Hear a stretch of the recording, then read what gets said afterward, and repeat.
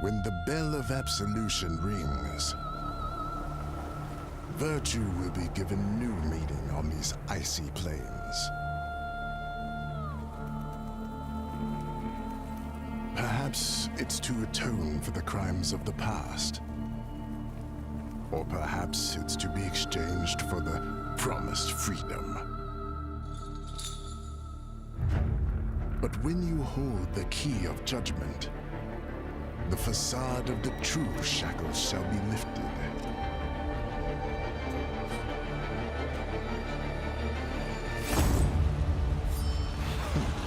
A fool who thinks he holds the torch. If you can really see through that illusory flame, you'd realize you're nothing but a deceived moth.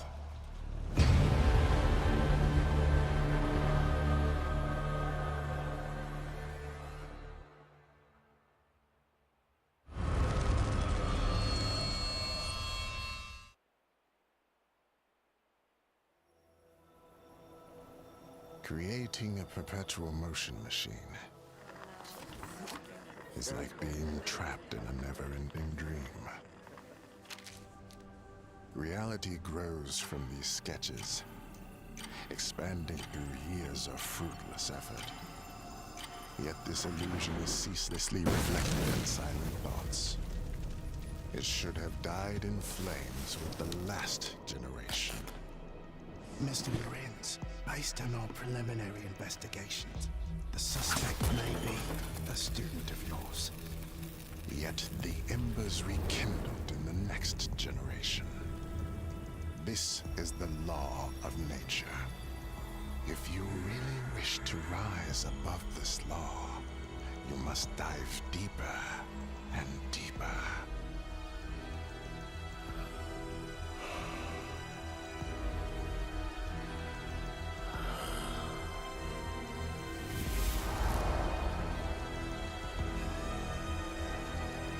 To the bitter end of darkness.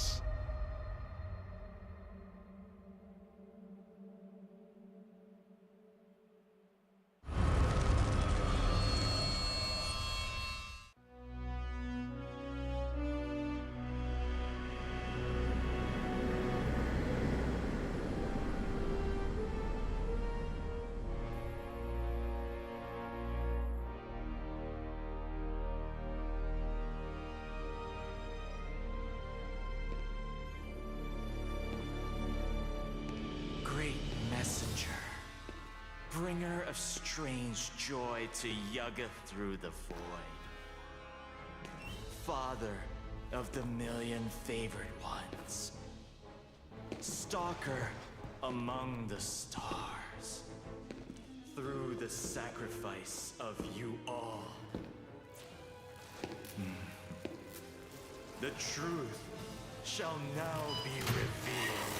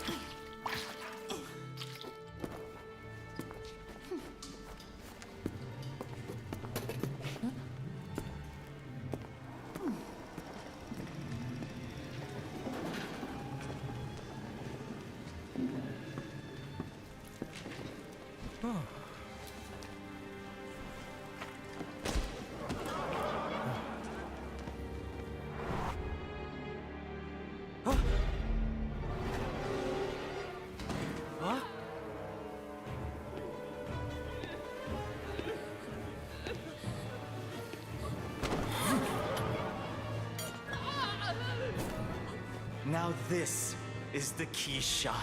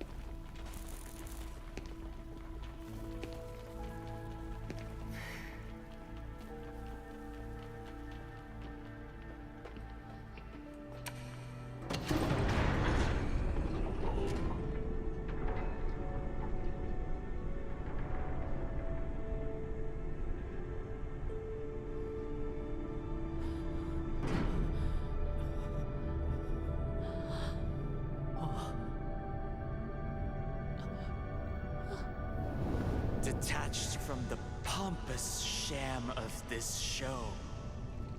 You can now listen to the Whisperer in darkness among the stars.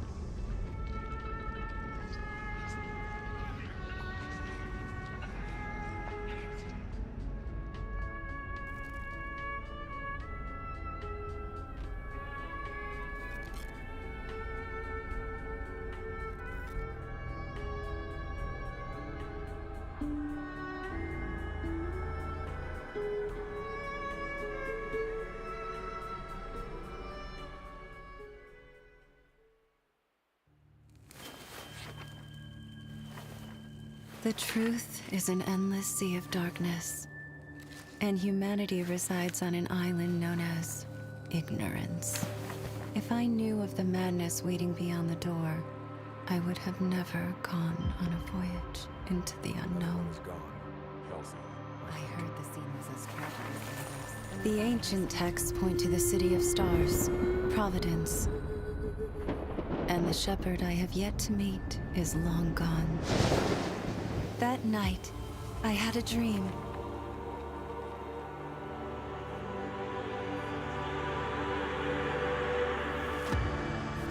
A new opportunity broke the deadlock. They heard my calls, the organization behind Halsey. I know now that they are not mad. They are searching, pathfinding, and calling to him. From then on, this recurring dream grew clearer every night. They truly understand my existence, and I yearn to be with them. Past, returning at last. Under the endless darkness, the mountaintop ritual is our final call.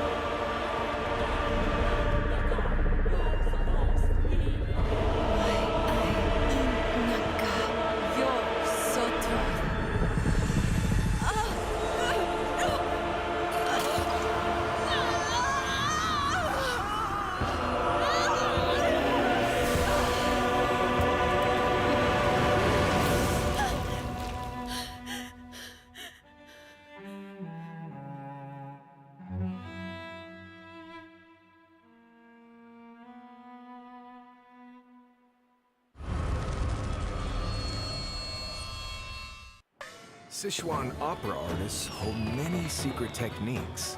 Performers transform themselves into legends of old. I heard a new face changer is performing in the Lion Pagoda.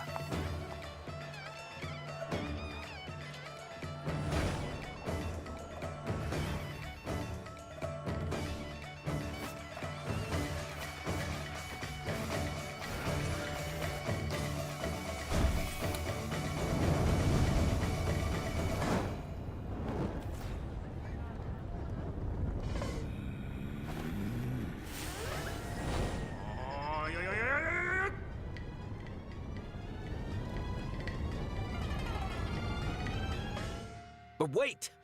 Not everything is as it seems. To truly understand the meaning of a play, you must perform it. Join me, and let us solve this mystery of the opera stage.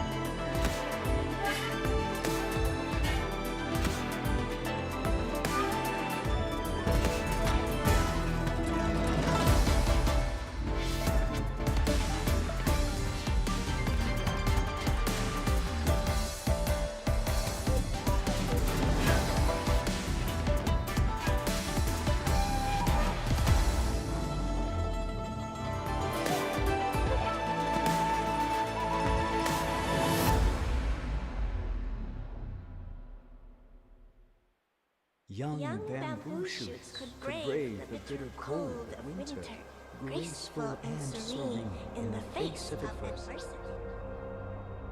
Father, you taught us that the Shao family must act like bamboo in the winter, unruffled and composed. But what if the powerful seek our downfall? What good is our composure if evil goes unpunished? Forgive me. I must defy our mantra. What?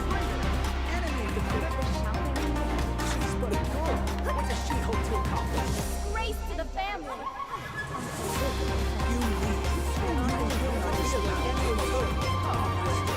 Was I the one who brought this misfortune?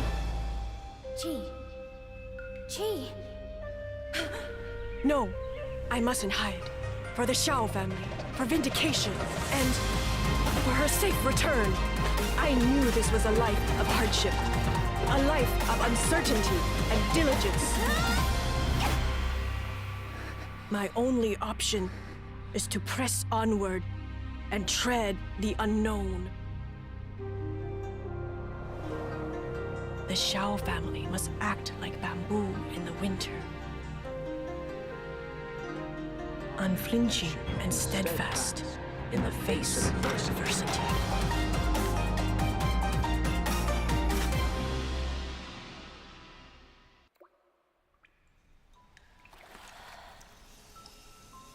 With steam dense as a veil, and wine sweet as honey, one can't help but relax at the hot spring. Return to basics. Surrender restraints. Relinquish thyself. Like the eagle plummeting straight down, lusting for lambs, hating all lamb souls.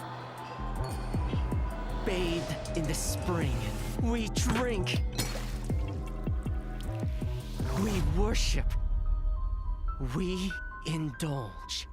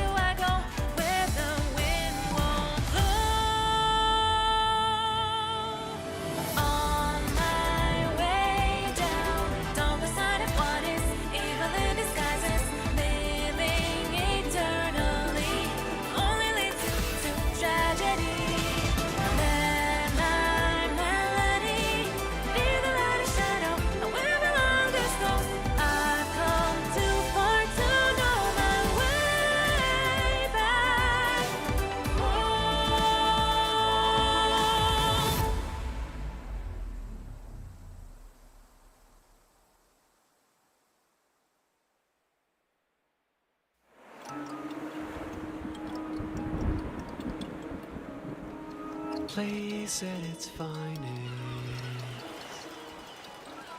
In July they came, and then in August, for flowers they were named. They stayed and dwelt in September, bathing in the sun, oh sway, she let down her guard. Grow, lurking Datura, feeding up Rosemary who couldn't let go of discards. Night and night stood aloof from the light, down and down fell into addictions and took to light. Time and time behind the curtain he hid till that came into sight. Place at its finest, bellow stain, where passionate vines often chase the butterflies. A place with fragrances, bellow stain, and now to dust the flower has returned.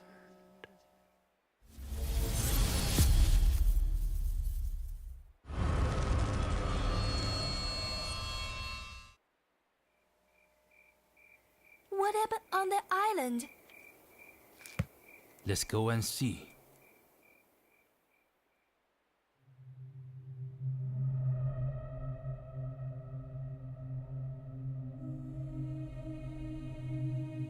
No flowers last forever.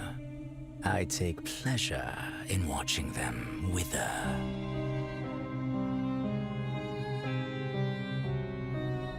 Calamus, turning hope to despair. Datura, severing love with grasping snare. Rosemary, indulging in past memories. Tuberose, falling off the edge of jeopardy.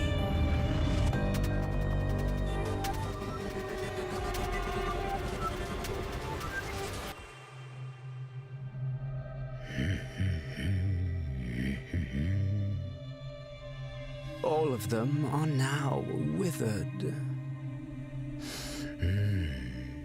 And more gorgeous than ever.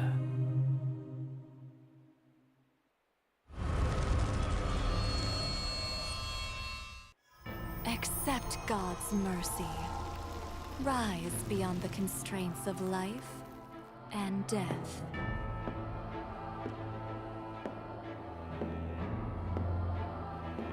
This is an endless game of chance. Greed has tainted the sanctity of faith. Pawn your lips and tongue, never to speak of the past. Pledge your beating heart, break free from the Reaper's hold. Surrender your soul, submit to eternal desire.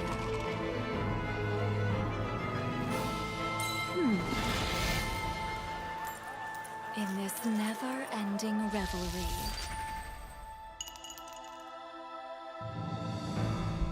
you must wager your immortality.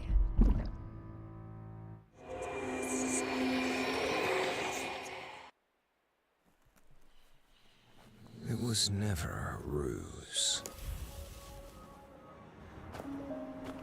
This is a requiem.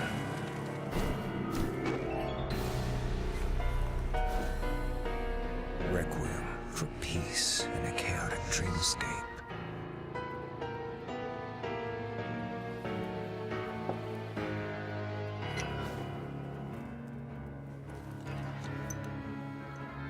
Even if it amplifies their fear.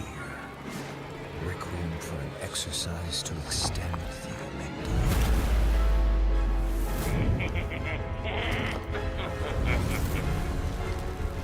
Extracting every last drop of that crystal dew. And cast their memories into the abyss. Again and again. As they stand on the border of truth and vanity, warning them. Don't look back.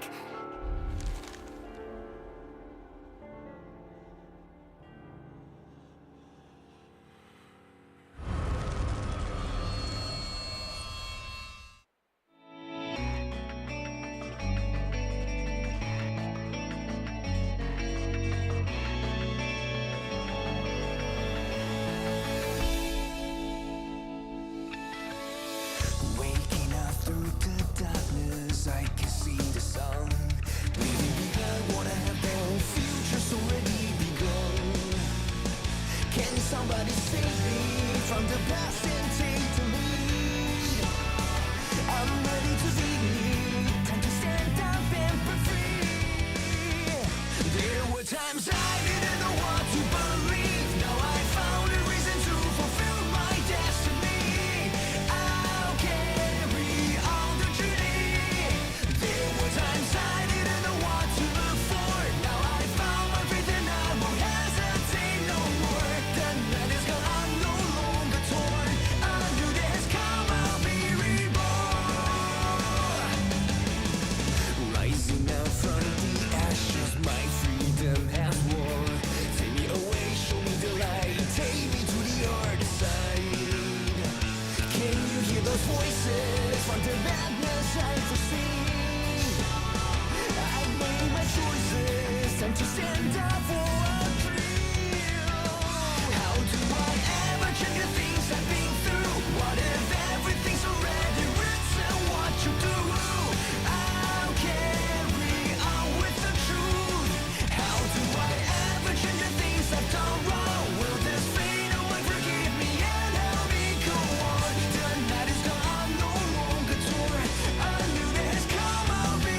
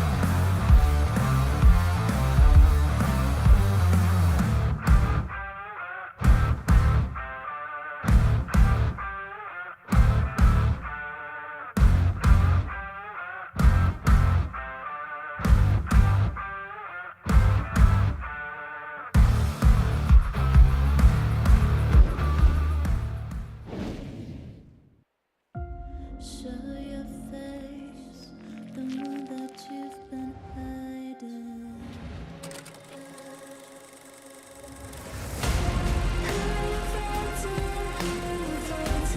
This is a nigga. Keep fighting, I'm waiting. Who would die for? Who would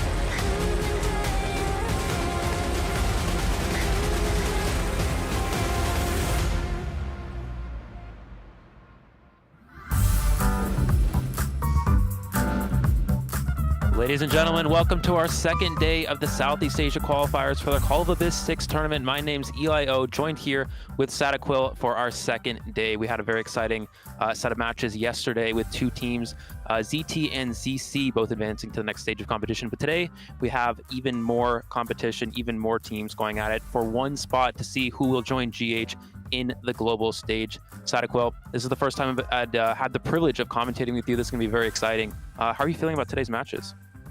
Well, I'm very excited, Eli. We are traversing across this galaxy where there are many shining stars, but there will be only one bright star that will shine at the end of this tournament. And today is day 2 of the qualifiers, and there are a lot of high stakes at the line right now. Yeah, absolutely. Looking at our teams ahead of us today, obviously yesterday we had some very nice matches, but for today's matches, it's we're gonna have some of the top competitors going at it. But before we get into that, we are gonna look at our prize pool here, which we did see yesterday. Overall, 4 million Chinese yuan, which is the currency for China. Of course, I again still have not converted that to USD, so that's up to you guys to figure that one out. But overall, this is the prize pool for each of the teams. Of course, this is not for the qualifier event. This is for the winner of this event. Will go on and compete for this with the other 19 teams in the global stage. We have teams from China, Japan, Southeast Asia, North America, Europe, Korea, and Hong Kong, Macau, Taiwan. We're going to look at a bracket for today. MP versus NM Future first. This is going to be a very anticipated matchup, something that I'm really looking forward to. MP Mad Penguins, the team out of Vietnam. They've been around for quite a while. And NM Future, a little bit newer, but a lot of these players are extremely competitive. These, these players, a lot of them came from BL, ZT. They've sort of created their own team here. And, these are two teams, two teams of players that have been around for quite some time. And then we have SIU, which is a mixture of Southeast Asian Japanese players, and WP, which last time we saw them with a Harry Potter style of usernames, but we'll see how it ends up this time around. But yeah, Sadako, first match, MP versus NM Future. Again, two very competitive teams, two very high-level sets of players. What do you think about this one? Who do you think has the advantage going into this matchup? I'd rather not give a caster curse onto this at the moment, but I will say that they're both really strong competitors. I will want to note that on NM's side, there are pretty notable players coming out. There is the reputation of an S-Badge mercenary on the field and a forward. And there's Kuga, who's a really well-renowned hunter on paper and is top ranks in Asia in general and Southeast Asia specifically. So definitely a lot to look forward to on NM sides. But, Mad Penguins has been here for a while and they've been known to be pretty strong as well. Absolutely, yeah. And especially, Mad Penguins, they've, as you talked about, they've come back for every one of these qualifiers. And they've always came very close in the past, but always fell a little bit short. But, I'm very excited to see how they're able to come out today. Moru, the main hunter on Mad Penguins, has always been known for a variety of different hunters, such as Breaking Will and Bon. Those characters recently have sort of fallen out of the meta, so it's very interesting to see how they'll actually adjust and prepare for this new sort of adjustments in the Survivor meta, in the Hunter meta. And as you talked about, Kuga as well, one of the most consistent hunters in Southeast Asia in terms of securing draws. We see how it's really shifted into becoming very Survivor-sided. If it wasn't already very Survivor-sided, it's become even more so. And when you're able to secure consistent draws as a hunter, that's extremely crucial. And Kuga, in my opinion, and honestly just based off statistics and his performance in the past, is one of the best hunters to do so. Yeah, absolutely. Kuga has been known time and time again to just continuously provide for his teammates, and when the survivors might be falling on the rankings, Kuga is able to bring back these points and allow his team to have a little bit more of a leverage to continue going on throughout the tournament. So it's definitely really important to have this kind of balance between not just like one faction being able to lead the team, but having both be able to fall on each other if need be. Right, exactly. And looking at the survivors as well for NM Future, I'm actually very excited to see how they're able to play here. Again, a lot of these players have come from different teams. They've come from BL, they've come from ZT, and they've really combined to create sort of a super team here. For those of you who don't know, of course, NM does stand for NMlFT. He is the organizer. Nel, this is his team, so I'm very excited to see, again, how his team is able to play here. So we're going to get into the player profiles as well for MP here. Just a 5-player lineup for Team MP. We have Moru, as we mentioned, on the Hunter side here. Listed as Hermit, we most likely won't see that utilized quite as much, as Hermit is really not one of the main meta hunters. Anomaly, Shuni, LC, and Zero as well. Again, this team out of Vietnam, they've been here countless times before. They have the experience. They have the competitive experience. They have the will to push for a potential COA spot here. So anything's on the table in this matchup here. Sadako, why don't you tell us a little bit about Moru here? Well, as you said, we're probably not going to be seeing the Hermit. I do know off the top of my head, along with the Bon and the Breaking Wheel, he does also have a Geisha, but looking at the player stats, that's a pretty impressive win rate, almost 50% win rate, so definitely something to look forward to in competing in this tournament here. But we are going to move on to Anomaly with the female dancer being featured as well. The 36% win rate in a containment time of 60 seconds, and it's been stated many times before, but being at this high level and being able to sustain at least 1 minute against these high level hunters, it's really impressive. Yeah, definitely. We also have Shuni as well, another player that's been around this Mad Penguins team for some time. 44%, and when you look at this overall win rate, for those of you watching, the win rate is actually calculated as only wins overall. So this includes if you have a tie or a loss, that'll count to actually bring your win rate down in this set of statistics. So 44%, anything above 40% is very impressive on the Survivor side. So Shuni, we should expect some very high level gameplay today. We also have LC, Seer player, 81 seconds of average containment time. Anything above, as we talked about, 75 to 80 seconds plus is very impressive. And it's really something we should expect to see come out here in this matchup. A lot of difficult hunters for this MP team to go against on the NM side, but I think overall this should be pretty even in terms of matchmaking here. But Yeah, and we also see 0.59 rescues, which means LC is a little bit less on the rescuer. Usually see about 0.8 and above if they're going to be playing a rescue player, which in this case, they are listed as mercenary 0.93, indicating that they are the main rescuer player of the team. And of course, listed as mercenary would definitely make sense.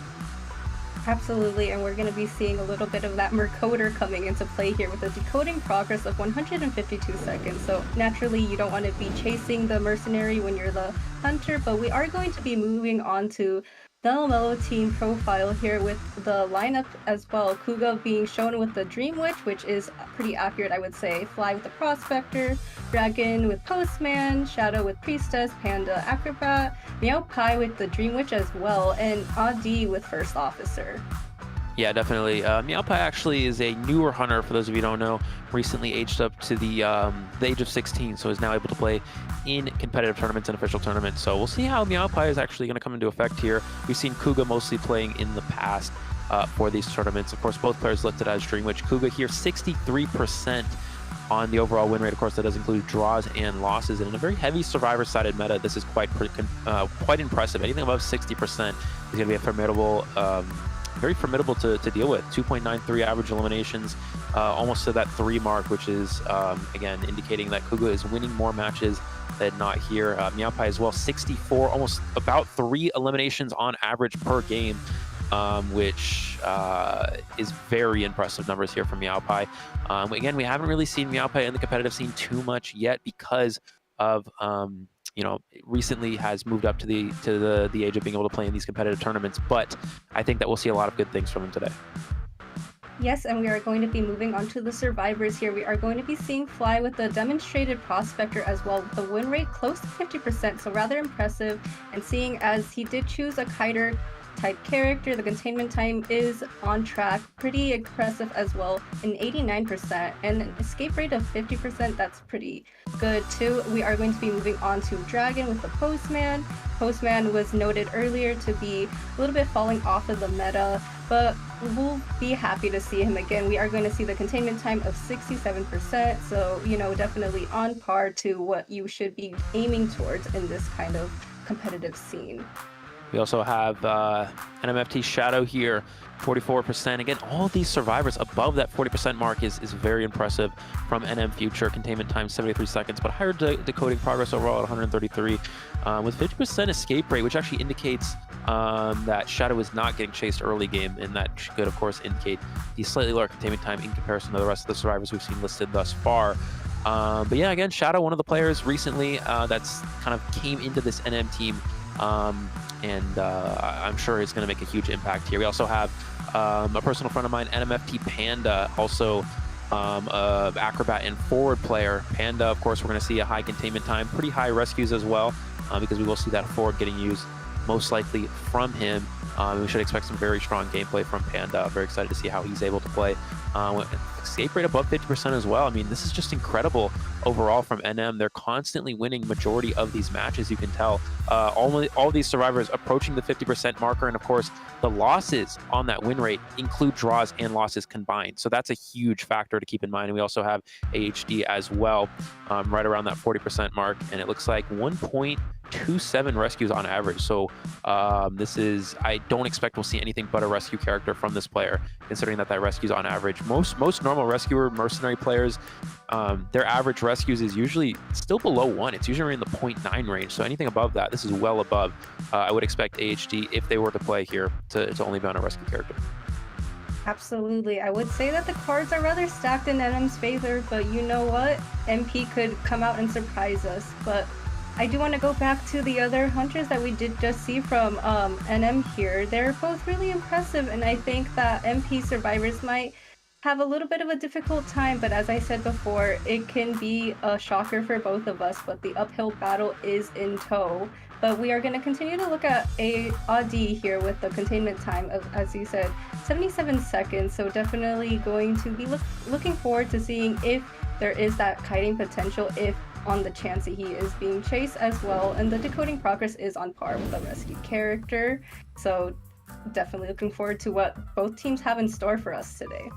Yeah, definitely. Again, statistic-wise, NM Future definitely seems to have the advantage. But again, we talked about how MP has had incredible amounts of tournament experience. They've been around this competitive scene for quite some time, for many Call of This qualifiers. We are going to have our first map selection here. It looks like the coin toss did go in favor of NM here, and they did go with the Arms Factory. Red Church was banned from Mad Penguin. So Arms Factory first definitely indicates that if Kuga is going to be leading the pack here for NM, we will see most likely a Dream Witch from him. Arms Factory, of course, one of the best Dream Witch maps. Not only is it very small, easy to pressure Cypher machines, you'll often have Cypher machines spawn, sometimes even 2 in the middle of the map, which is very easy for a Dream Witch to pressure as the game progresses.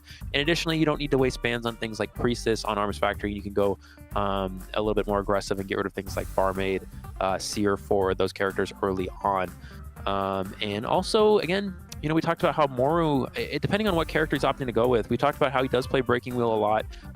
We don't know exactly how he shifted into the new meta, so we're not quite sure if he has a hunter that's prepared to play on Arms Factory, but we will find that out shortly. And definitely the coin flip is crucial here. I think NM is going to get a slight advantage because of that, but anything's on the table, and this should be very close. Again, we talked about statistics. We talked about MP having a tournament advantage because of how great team chemistry, right? They've been playing together for so long, and I think that'll definitely carry them through this match.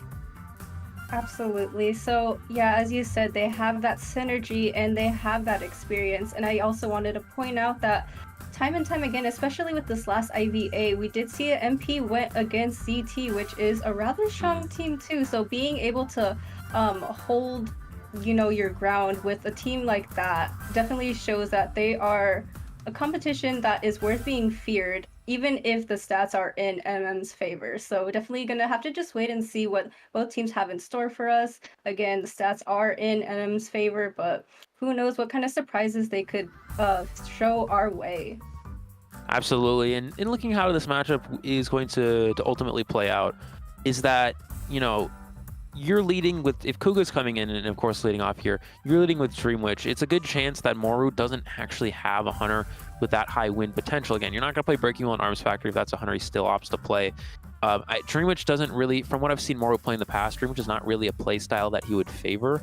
So I would imagine if anything, Moru is going to have options to play Clerk. That would make the most sense here on a small map like Arms Factory, and play more into the type of play style that he enjoys. So I think that's most likely what we're going to see from him here. Again, we're not sure exactly who's going to be playing Hunter and Survivor first just yet, but we do know that a lot of the time teams that opt to pick faction, or have the option to pick faction, which means the team that lost the coin flip, they love to go with Survivor first. And we are going to see shortly here, it looks like actually we're going to see Hunter side first here from Mad Penguins.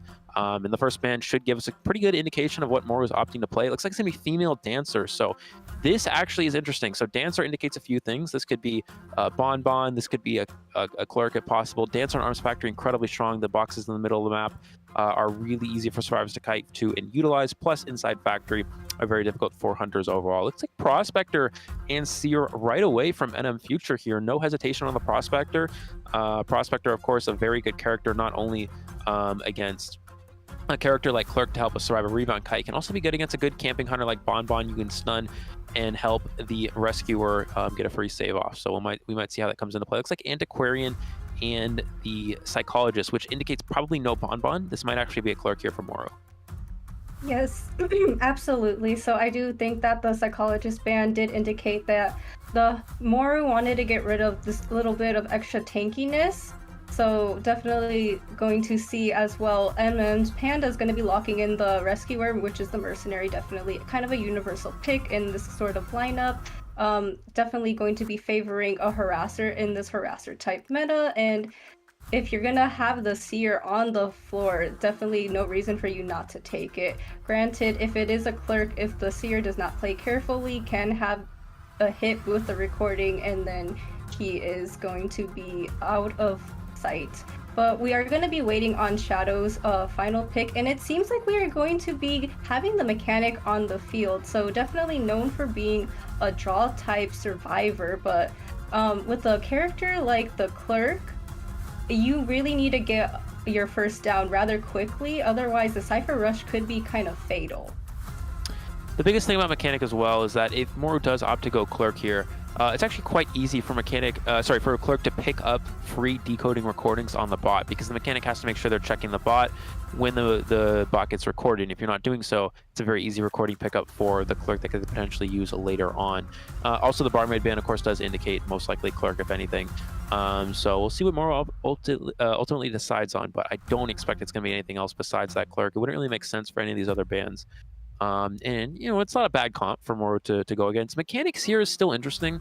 I'm a bit surprised to see this. You typically don't see mechanics usually there for characters such as Bon because they have very limited cipher control, and it allows you to play a little bit more aggressively with that cipher rush. However, NM Future really just really showing that they might want to play for more of a tie type strategy and rely on Kuga to have a successful Hunter match in the second half of this first round. Moro is still hovering, deciding what Hunter he wants to ultimately go with, but I think we're probably going to see the clerk, as you mentioned, there's article. Yeah, absolutely. So I don't think this is to their disadvantage at all. Kind of playing a little bit slow and steady, not wanting to test the waters here, as Moro is going to be pending on the Hunter lock-in. It isn't the worst thing to try to go for a tie, especially when you're trying to respect Moro as a hunter. And we are going to be seeing a potential lock-in on the clerk, as you said. It wouldn't really make much sense to be picking any other of his hunters, and it is confirmed. We are going to be seeing a clerk, so round 1 clerk. Everyone be sure to continue on and continue watching for some really exciting recordings here. So definitely looking forward to what this clerk has in store for us. We will see the ultimate spawn layout here in a moment. I would imagine that we'll probably see Prospector take the middle of the map, or at least somewhere where it's very easy to support the first kite, or get to the chair for first rescue to help a potential rebound kite. Now, the biggest downside to playing mechanic against a clerk as well is against a clerk, you want one of two things to happen, or both. You want the first kite to be very long, with good support, with good kiting overall. Because again, if you go down quickly to a clerk, it's very easy for the clerk to just record ciphers and slow down the cipher rush so much that there's not much that the survivors can actually do. The second thing is you want a long rebound kite. Rebound kiting against clerk is very, very crucial, because again, clerk doesn't necessarily have good chase. If you're able to create a lot of distance, there's not much the clerk can actually do. But Mechanic isn't really a character that can do that. She doesn't have good kiting early game, and 2, she doesn't have good rebound kiting either. So this is kind of the downside of playing Mechanic into a clerk here. And we're going to see how it plays out, but I'd imagine we're going to see Prospector spawn towards the middle of the map here. As for we're actually see Prospector go straight to Factory. So Prospector's unable to support at all from this area of the map. So NM Future with a bit of an interesting spawn. This could definitely be planned, but we'll have to see. Mechanic spawning over at the ruins area. We should see her probably drop bot over near the sandbags and then rotate either to deep sandbags or behind near the gate and then go towards the shack ruins. But the bot's going to end up most likely somewhere near the sandbags area. And as for builds here, we should see triple broken windows and Tide Turner Mercenary if they were indeed preparing for a clerk. Yeah, absolutely. I do agree that we should be expecting broken windows, as the goal against the clerk is to try to gain as much distance away from the clerk as possible to extend your kite for as long as possible to ensure that she doesn't get that first down rather quickly. So we are going to be pending as they load in here, but yeah, rather interested to see how they're going to work out this spawn selection that they did decide to choose. Mechanic is going to have to transition away, but Moro might just be trying to aim his sights onto Shadow to immediately get this down, as the rest of the other survivors might not be the most ideal target. However, we're just gonna have to wait and see. We can't read minds, and sometimes the play of the game is to try to mind game the survivors in playing in a little bit of a different way to catch them off guard. Right, and getting into our match here, it looks like Clerk is gonna head towards middle first, scaring the mercenary away a little bit. Actually, he's just going to go straight to the sandbags, immediately finding the Mechanic. Oh, Mechanic with a very late rotation, which means the Clerk's going to find the Mechanic really early on here. This is not a great start, unfortunately, for Shadow. He's going to pick up a vault recording there. He's actually going to vault a second time, and he does gain a vault recording in the process. He's going to be able to block the window here with the vault recording. Oh, no, he actually didn't. It looks like Shadow was able to get the vault off before he went for that, and he's going to create a little bit of a distance with that broken window. So we do indeed see the triple broken windows with the addition of the single Tide Mercenary is blocking off that window here. He should be able to get this first hit. It's going to be a mind game at the pallet. Goes for the charge attack and does get the hit on to the Mechanic there. We're going to see them transition away towards middle, but here, Sadako, this is where Prospector spawning at center would have been very crucial. Prospector has 2 magnets. He could have used both those magnets to potentially help the Mechanic kite. Instead, it's the Mercenary. So it's not quite as strong here for NM, and Moro additionally is going to pick up a pallet break recording in the process. Oh, Mercenary actually drops the elbow pads for the mechanic. He searched that middle chest and did supply the elbow pads for the kite here. So now I'm starting to understand why they go with that middle spawn. She's going to use both of them right away, which is not really ideal. I feel like Mechanic maybe could have used that pallet a little bit stronger there. Moro needs to be careful. Does go for the blink and does get it before the broken windows is able to get the Mechanic too far away there. So actually a very unique, very nice setup there from NMFT, but unfortunately it did not extend the kite quite as long as they would have liked there. And Moro has basement to work with as well, plus some we'll have a recording in 4 seconds to go after those Cypher machines. So not a bad start for this clerk by any means. Absolutely, and the saving grace here is that the mechanic did have the ability to drop her doll down, so that can lead to the progression of Cypher machines. We're gonna see the clerk pause a little bit, but it's gonna be hitting the mercenary as there's gonna be a 2-man rescue here in the basement, and now it's seeming like it's a basement party as the prospector throws down a magnet. Doesn't attract, but the attraction does land, and the mechanic is going home free as the prospector is gonna continue to body block here. Yeah, prospector actually stuns the mechanic accidentally. We are going to see the Seer Owl keeping the mechanic alive. This is actually very important. Prospector should go for a stun here to try to, slow him down a little bit. He is going to do so. And we'll see how this double rescue ends up being worth it. Unfortunately, Prospector missing the magnet and hitting the mechanic there was not ideal. He is going to lose a magnet in the process, and Clerk doesn't get too far away. You see right here, though, Sadaquil, a free decoding recording the Clerk's able to pick up right there because the mechanic spot is not getting checked. We are going to see that pallet break recording. And he actually uses the window on the wrong one. Prospector with no magnets, but he's going to come in for a body block and try to keep this mechanic alive as long as possible. Absolutely, gotta admire the team effort here, but the prospector does take a hit in the process. Gonna try to keep this mechanic up for as long as possible. The pallet is going to be broken, and Moro is going to be a little bit of a back and forth situation as Fly attempts to continue on with this attraction, and the attraction does land and allows a little bit of distance for the mechanic. The mechanic is going to be recording, and Moro, my mistake. Moro is going to have that recording end for the future as well. So Mechanic is in a little bit of a tough spot here, but it seems like the Prospector is really going to double down on this body block and does go down in the process. Yeah, now does Moro continue? No, he's actually in a chair Prospector. I guess this is okay. The only person that can rescue is Seer and Mercenary. Mercenary actually has a pocket watch, but there's no tide turner available. So you can actually just keep recording these Cypher machines and then potentially just try to farm the Prospector. Prospector also has no magnets to work with as well. We see the Mechanic was able to get her bot back. I guess the Mercenary must have dropped it back over there. We are going to see Mercenary coming for this rescue. He's going to use the pocket watch, so he's going to try to get this rescue without getting injured. If he's able to do so, it means he can save a second time. It's very crucial that Moro was able to hit this Mercenary. And he is able to get the hit on the Mercenary, which means Mercenary is going to go down. And Prospector magnets the Mercenary and pushes himself back into the Clerk there. Unfortunately, huge misstep from Fly here. Second chair Mercenary down as well.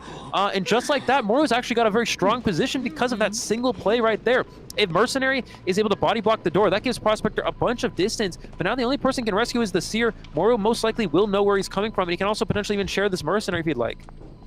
Absolutely. That was a rather interesting play. Obviously, you had to assume that was a mistake on the side of NM, but now we're in the situation where all the resources are dwindling. Shadow is in the area and is rather weak in that half injured state, and now Moro has another target that's able to be chased as the Prospector expires on the chair, and that long hit does land, and now there are 2 survivors on the floor, so definitely not looking good for the side of NM here. Right, this is an incredible start for Moro. Actually, this is definitely a winning position for a Clerk. He's able to turn the last Cypher machine. The bot really has almost no progress. He's able to record the bot as well, so the bot's going to slowly not be able to decode because it's being recorded. We're going to see, it looks like the Seer is going to come in for the rescue here, but Moro can just farm the Mechanic. There's no tide turner, so he doesn't even have to hit the Seer. Honestly, he can just stand here, wait for the rescue, and then just farm the Mechanic straight off of the chair here.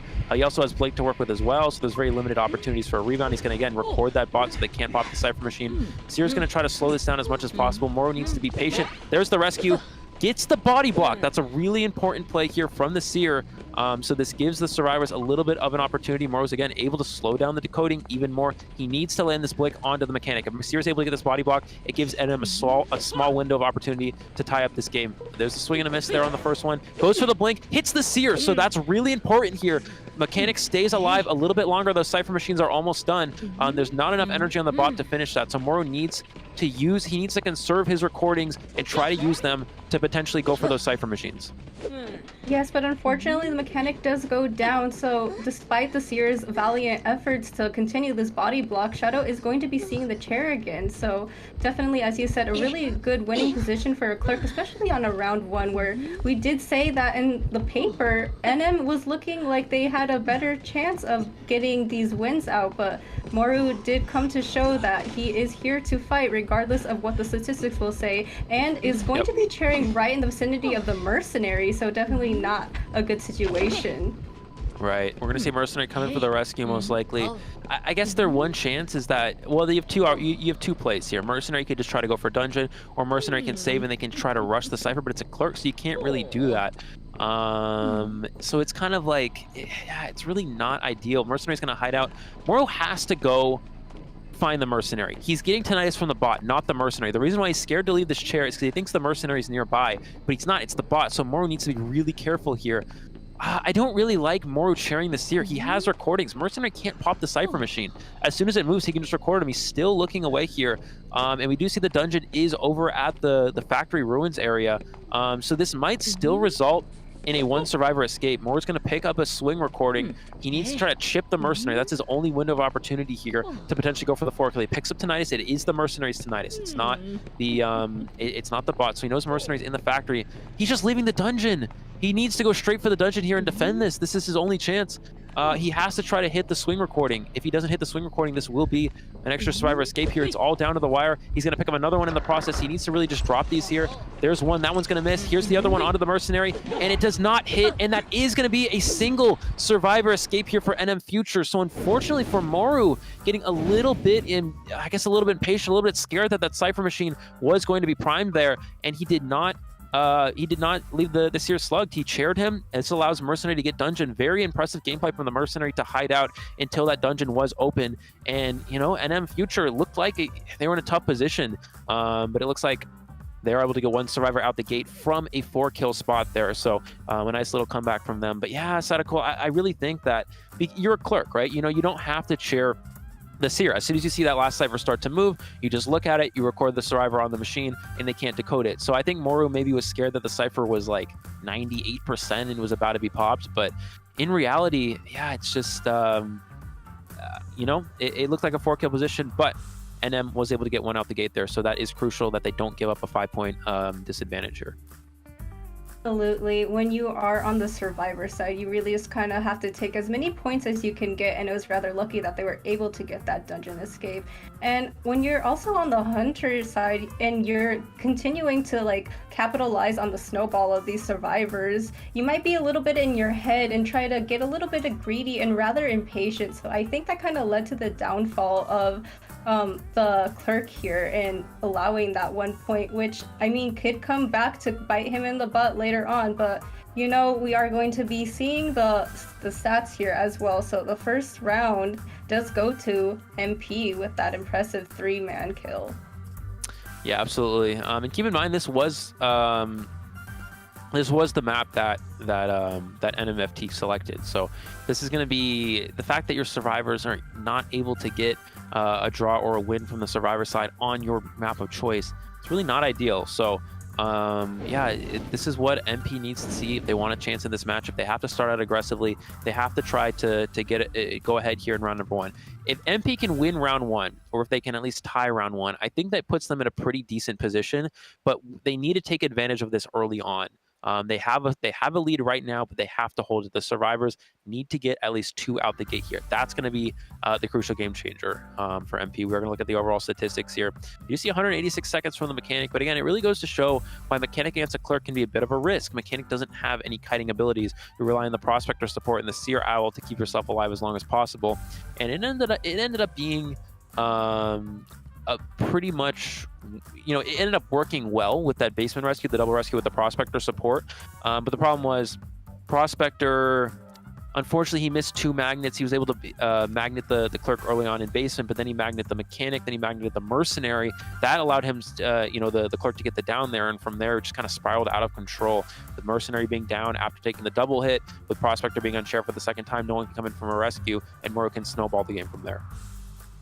Yeah, absolutely. Just a little bit of slippery magnets, I would say, but it really goes to show how much resources were pulled into keeping that mechanic alive, whether it was health states or even the items or the attempts at trying to contain the hunter with the support of the magnet. So definitely had a lot of interest in keeping that mechanic alive to allow them the second wings to continue their kite. But we did see that in the end, the survivors did what they could, but they could only get that one man escape. So definitely gonna have to pick their heads up and try to clear their mind and think about how they can improve for the next match. Yeah, definitely. So yeah, and you're also going into the map selection for MP in the second round, so maybe not ideal there, but it's gonna be crucial. What can Kuga do here? I'm very curious to see. Well, actually, I'm very curious to see if it is Kuga who's gonna lead the charge here for the NM hunting. I'd imagine it is. That's usually the kind of positioning these teams like this sort of team likes to do.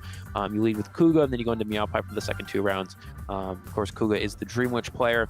You can lead with the Dream Witch in the first round, and then from there on out, you have options. Meowpie is the potential to play almost any hunter in this game, especially from the meta. So I think that's going to be the strategy here. And again, how is MP prepared for this? Because going into Dream Witch in the first round, Arms Factory, there's definitely a high risk of a 4-kill. You have to get a tie here. MP needs to take advantage. They cannot let this opportunity slip. Their hunter was able to get a win on the map chosen by the opponent. They have to take advantage of this and get a draw. So I think how this will most likely play out is we should see a Barmaid ban, as the first ban from Kuga. Sometimes we see Seer. Well, actually, we usually see Seer, but recently a lot of hunters have switched into Barmaid. I like the Barmaid ban first. It gets rid of that option. Then we'll probably see something like Seer and maybe a Mercenary forward, maybe Antiquarian, or some sort of other Dream Witch kind of like Psychologist or Acrobat. And then from there on, MP is going to do their best to build an anti-Dream Witch comp. Because the only other option Kuga has really in this sort of situation is a Sculptor Bonbon, which realistically are tie hunters, and that would be a perfect result for MP, is they only need to get a draw here to secure this first round victory. So they're going to do their best to get an anti-Dream Witch team comp, and just try to go from there and see how they're able to if they're able to hold this lead. Yeah, absolutely. So you're gonna kind of expect to see these rather traditional anti-Dream Witch bans on the side of Kuga as well. And when you are the survivors, you kind of don't want to play anything that's out of the conventional standards. We probably are going to expect to see something like a traditional rescuer and some kind of harasser, as that is the meta currently. So if there isn't a ban on the forward, then maybe forward, and then as you said, if the Antiquarian isn't banned, she's also a really good option to get rid of the Patroller, which can be rather brutal if you can allow that bite onto the survivor. So Antiquarian has shown she has a lot of usage against certain hunters in this meta, so definitely would be looking forward to seeing if she will be able to come out for this match. For sure. Antiquarian, extremely versatile. Not only is it a strong character against a clerk, can be very good against Dream Witch. We talked about this a little bit yesterday, but Antiquarian has the ability to, actually, if you use the flip ability, you can cancel one of the Patroller bites. For those of you who don't know, the Patroller bite activates every 14, 9, and 4 seconds. And you're actually, if you're able to interact with something, whether that's throw a pallet, vault a window, vault a pallet, or use some sort of ability such as Flywheel, or an ability like the Antiquarian's Flip, you can actually cancel those bites so you don't actually be affected by the Patroller. So Antiquarian ends up in, just having that ability makes her already pretty decent against Dream Witch, and the fact that you can also stun followers. If they try to go for a follower trap, you can stun one of the followers and get out of that trap as well. That can be very beneficial too. So I think Antiquarian, not only is it good against Dream Witch, it's good against things like Clerk, it's good against Geisha. It's really just versatile against most hunters besides Wax Artists. So something tells me we're not seeing Wax Artists here from Kuga. So I'd imagine that's going to be a character they're going to go to early on, unless it is, of course, banned. Antiquarian's kind of worked her way into being one of the best characters in the game. We saw it back in NAU qualifiers. It's been used a lot in the Japanese qualifiers, and it's also been used a lot yesterday for this Southeast Asia qualifier. Yeah, definitely. So as I said before, and as you said, she is very versatile, but we are going to be going right into the survivor lineup picks and bans here. So Kuga is going to be gracing our presence here, and we are going to see the very expected Barmaid ban. So we're going to see the lock-in. Oh, we have a psychic here, Eli the psychic. We are going to see a lock-in on the Antiquarian and the Psychologist. So definitely rather stable picks against the Dream Witch, as we talked about. Antiquarian has her usage, her versatility. The Psychologist can take a hit from the Leech with her stress relief. So I'm really looking forward to these picks so far. Yeah, absolutely. I think we'll probably see, now that Seer wasn't locked in, Kuga does have an opportunity to ban it here. The question is, will he actually go with that? He could go Seer Acro ban. Oh, he's going Prospector Dancer. This is very curious. This is not typical Dream Witch ban. So maybe it could be that Kuga's trying to play something else. Maybe Kuga has an opportunity to go Clerk here. That would make more sense for a Dancer and Prospector ban. You know, of course, Dancer and Prospector are also very versatile. Still good for Dream Witch. Still good against Dream Witch if utilized properly. But there's other characters that are a lot stronger. I feel like if he wanted to play Dream Witch, he would have at least used one of those bans on the Seer. I would imagine Kuga's probably going to go to a Mercenary ban. If he's still planning to play Dream Witch, we will see Mercenary or Forward ban here.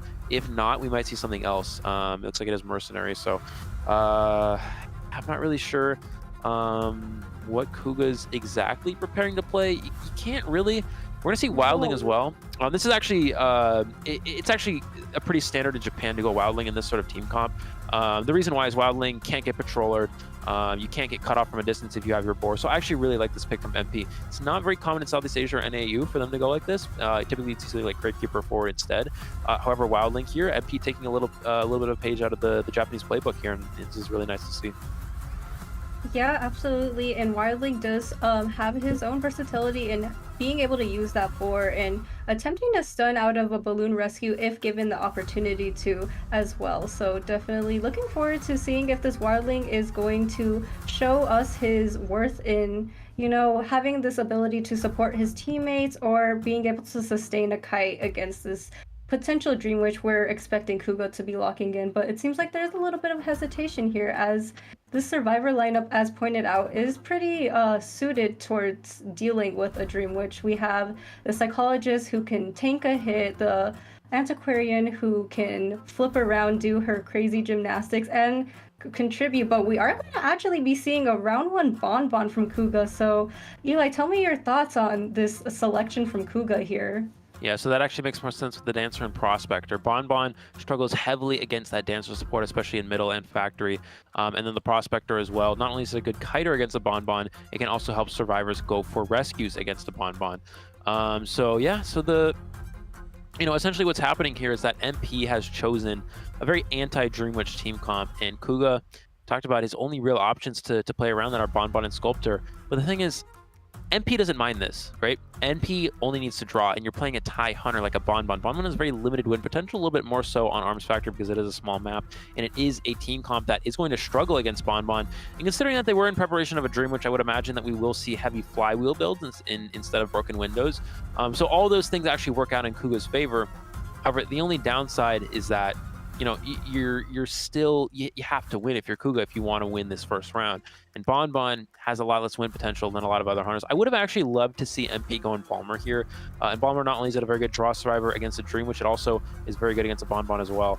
I think that would have been a good pick in preparation for both of those hunters. But it looks like they went very heavily with the anti-Dream Witch. We'll see if this actually plays into their favor, and the Bonbon is the hunter they're able to get a draw against with this team comp, or against them. It looks like we're going to have the standard spawn here. Wildling is spawning over Shack. We actually see Antiquarian at middle. I actually really like this. Survivors can easily kite towards the center of the map, and the Antiquarian can use that stick to stun the Bonbon, allow the kiter to make some distance. We're going to see Psychologist take the front gate area, Bonbon over at Factory, which probably means he's going to either go, well, he's going to go for either Psych or Seer. The question is, would he rather chase the Psychologist over in the front gate ruins? My guess is probably not, because not only can she take other hits, she also has the Owl available to her, and the Seer will be an easier chase in the sandbags. So we have to see LC rotate as early as possible. And again, for the builds here, I would imagine probably triple flywheel, because they were actually preparing for a Dream Witch, and then the Wildling with Tide Turner. We might actually see the Psychologist bring broken windows, but it's not too likely. But I think it is still a possibility, just in case they were worried about Bonbon. Yeah, absolutely. So as we pointed out, the ideal choices here is going to be the Seer or the Psychologist. I think Both are rather okay choices. As you said, the Seer's probably most optimal because the Psychologist can be a little bit of a hassle to deal with due to her stress relief. However, if Kuga is able to place down really precise bombs and get these survivors down rather quickly, then it won't matter. But we are going to be heading right into the match here. We do see that Kuga is in the vicinity of the Seer in this ruins area, so definitely going to be following this blood trail, going to go through the window, and the pallet is going to be dropped, going to throw down one bomb. But LC is really disciplined here in maintaining a line of sight away from the bonbon as well. But we are going to see one chip damage already land, and the owl will be used right away in order to gain this distance by vaulting that window. So we are going to see Kuga try to continue on with this chase here. No, rather not. He's going to, or maybe he just lost sight of him, and we're going to be seeing a slow vault of the Seer, and doing a pretty okay job so far. That chip damage is not ideal, but he's avoiding all of these bombs, and it's doing a pretty good job. But he does land the basic hit, and now he's one chip damage away from falling down, Eli. Right, we do have the control bomb available. It looks like he's just gonna go, yeah, he's just gonna continue with regular bombs here. I mean, Seer's already doing a good job. We are going to see him most likely go down at this window. Not going to take the vault. That's very smart. Doesn't want to feed extra presence if possible. 2 Cypher Machines already done, though. Wildling Cypher already done as or almost done as well. So this is a really good start for MP. It's not a winning position, but it's easily a draw position for them. I would expect no rescue at all. Wildling will probably come in, feed Tinnitus here, and keep the Bonbon at bay. And this is actually why Wildling is actually a very good character against Bonbon as well. Is because Wildling can simply go up to the chair, sit there on the board, and just wait for the survivor to expire, and the Bonbon cannot go pressure Cypher Machines at all. So what's going to happen here, Wildling's going to pop the Cypher, he's going to get on his board, most likely, and he's going to ride it over to the chair and just pressure the save, keep the Bonbon at bay, allow the survivors to easily push those last 2 Cyphers without the threat of being pressured.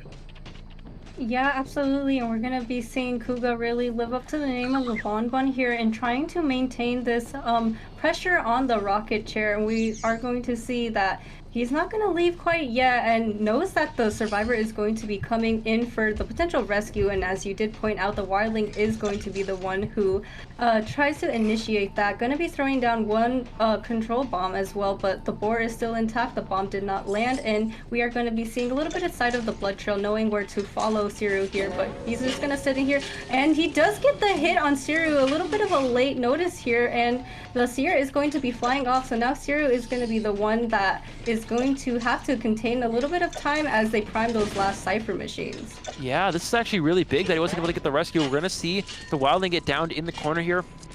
But Sadako, this is actually fine.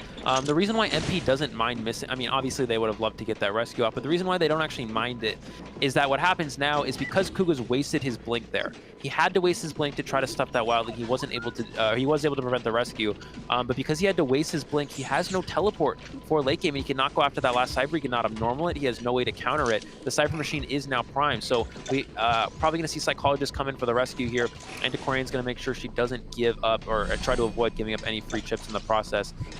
And the other thing is Wildling has his boar available, so once he's rescued, he has a free rebound kite. He can just get on his boar, and there's nothing the hunter can do about it. Kuga needs to be careful that he doesn't get too far away. MP needs to play this safe.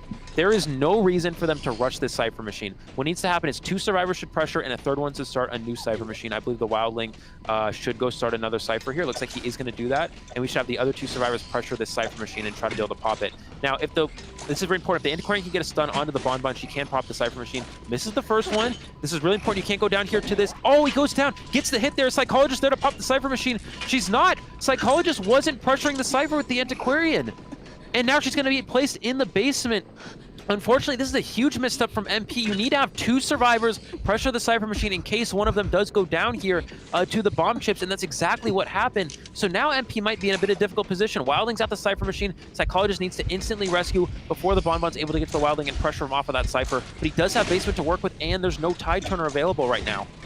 Absolutely, but Psychologist did have her stress relief, so a little bit of a safety guard here, but we're going to see the Antiquarian going to be going right back into the basement here. Psychologist is going to take the hit, and the last Cypher Machine is popped, but we do see that the Antiquarian is still stuck in this basement area. Going to try to be avoiding these bombs as much as possible to buy a little bit more time. Does get the stun, gets 2 stun onto Kuga here, and we're looking rather interesting as the tension is online, but Still find a lot of time in this basement area. Gonna be having a little bit back and forth. That flywheel does land, but Kuga's doing his best to just get that main hit, but it looks like it's still good on the side of MP. As long as they're able to get these two survivors out, then it's fine. But teleport is online.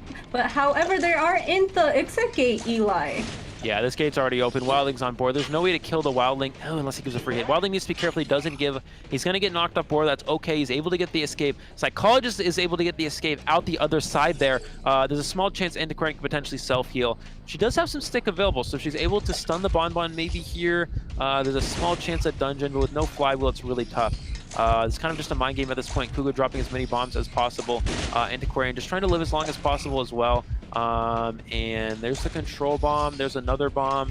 That one missing. Excellent job from the Antiquarian, not giving up any free bombs here. Able to dodge all of these. Kuga, again, doesn't want to get stunned if possible. It's really just coming down to a mind game. And he does get the down onto the Antiquarian. That is going to secure the draw here for Kuga. But that is a 2-survivor escape here for MP, which means they actually will be winning round number 1 here against NM Future.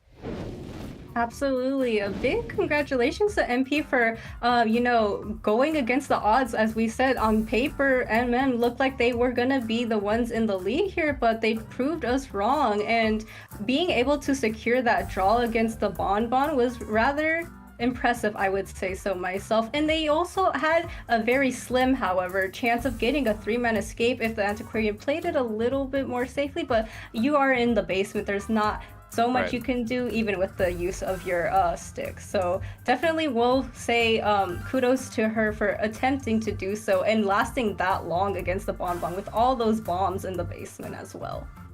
Exactly. Yeah, but again, that it's all they needed was a tie, and this is exactly what MP wanted. They wanted Kuga to go into Bonbon, and you actually saw the builds from the survivors. They went with 2 broken windows, which means they were actually preparing. I guess they were trying to prepare for both. I think the idea here is that they were going to play an extremely anti-Dreamwitch team comp, and then they were going to take a gamble that Kuga might switch to Bonbon or Sculptor, and a few of their survivors were going to bring broken windows, which in this case the Seer and the Psychologist did. I might have played it a little bit safer myself and had Seer bring Flywheel and maybe just give Broken to the Psychologist, but the Seer having broken windows extended that kite a long period of time in that first kite, so excellent job from LC. And, that was the big difference maker. He was able to kite long enough until that Cypher machine, until 3 of those Cyphers were done. Wildling comes in for the pressure. He does get, he does get down. He doesn't get the rescue off, but it doesn't matter. The Cyphers were already far enough along. The interesting thing about that as well is if Wildling actually got the save with Tide Turn, they might have actually had enough time to go for a win. That's how long the Seer's first kite was. So definitely MVP of that round is the Seer there. With that first kite, that's really the game changer. If Seer goes down quickly, it opens up the Bonbon it gives them a small opportunity to potentially go for some extra kills. But Seer's first kite was just way too long for the Bonbon to have any chance at more than a draw. Absolutely. We did see that, or I did note before that, if you're playing Bonbon and you're chasing a character like the Seer or the Psychologist, you do have the ability to get them down if your bombs are precise, but the Seer was doing such a great job of kiting and avoiding those bombs and also avoiding line of sight for quite some time around that ruins area, which is also a pretty beneficial spot to kite if you're a survivor. So a little bit of a tough situation from the Bonbon, and the Seer played it very well. So definitely gotta give our kudos to them as we go into our match stats here. So definitely we are gonna be seeing Shuni lead with the most containment time with 84 seconds. We did see a lot of that happen at the end there, so definitely something worth applauding if you are on the side of MP. Gotta say that each teammate and each survivor has to pull their own weight, and you can see that they all pretty much did a really good job and able to pull that draw out.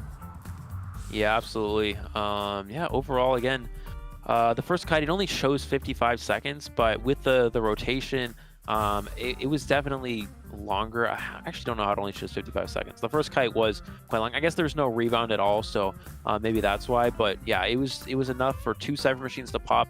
Wildling with a 30% decoding debuff still had their Cypher at 85% by the time the Seer was placed on the chair, and that's all you need. That's all you need to tie against the Bonbon. They didn't have to win. They didn't have to play aggressively, and their strategy worked out. MP did exactly what they wanted in this first round. Mori was able to start out with a win.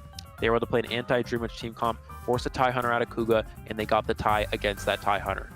That was the game plan, you could tell, and it worked out perfectly for them. So 5-3 lead here for MP, which again, talked about how NM Future going into this matchup, statistic-wise, has the advantage on paper. However, with the amount of tournament experience that MP has had in the past, it's really showing their experience. I mean, the first round, Moro not only played very well, was able to get a 3-kill right away, which is, obviously going for a 4-kill would have been a little bit stronger for him, but still able to get a 3-kill, nothing wrong with that. And then the survivors there, you saw they did make a mistake at the end. Not having 2 survivors pressure that Cypher Machine almost cost them.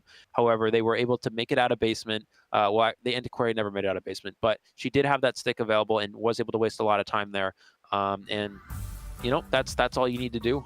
You wasted enough time for the gate to get open. Bonbon teleported to the gate that the Wildling already finished, and from there on, MP really showing their competitive experience here, taking game number 1. So for NM here, it's difficult because now you're going on your opponent's map selection. They lose the round on their own map selection.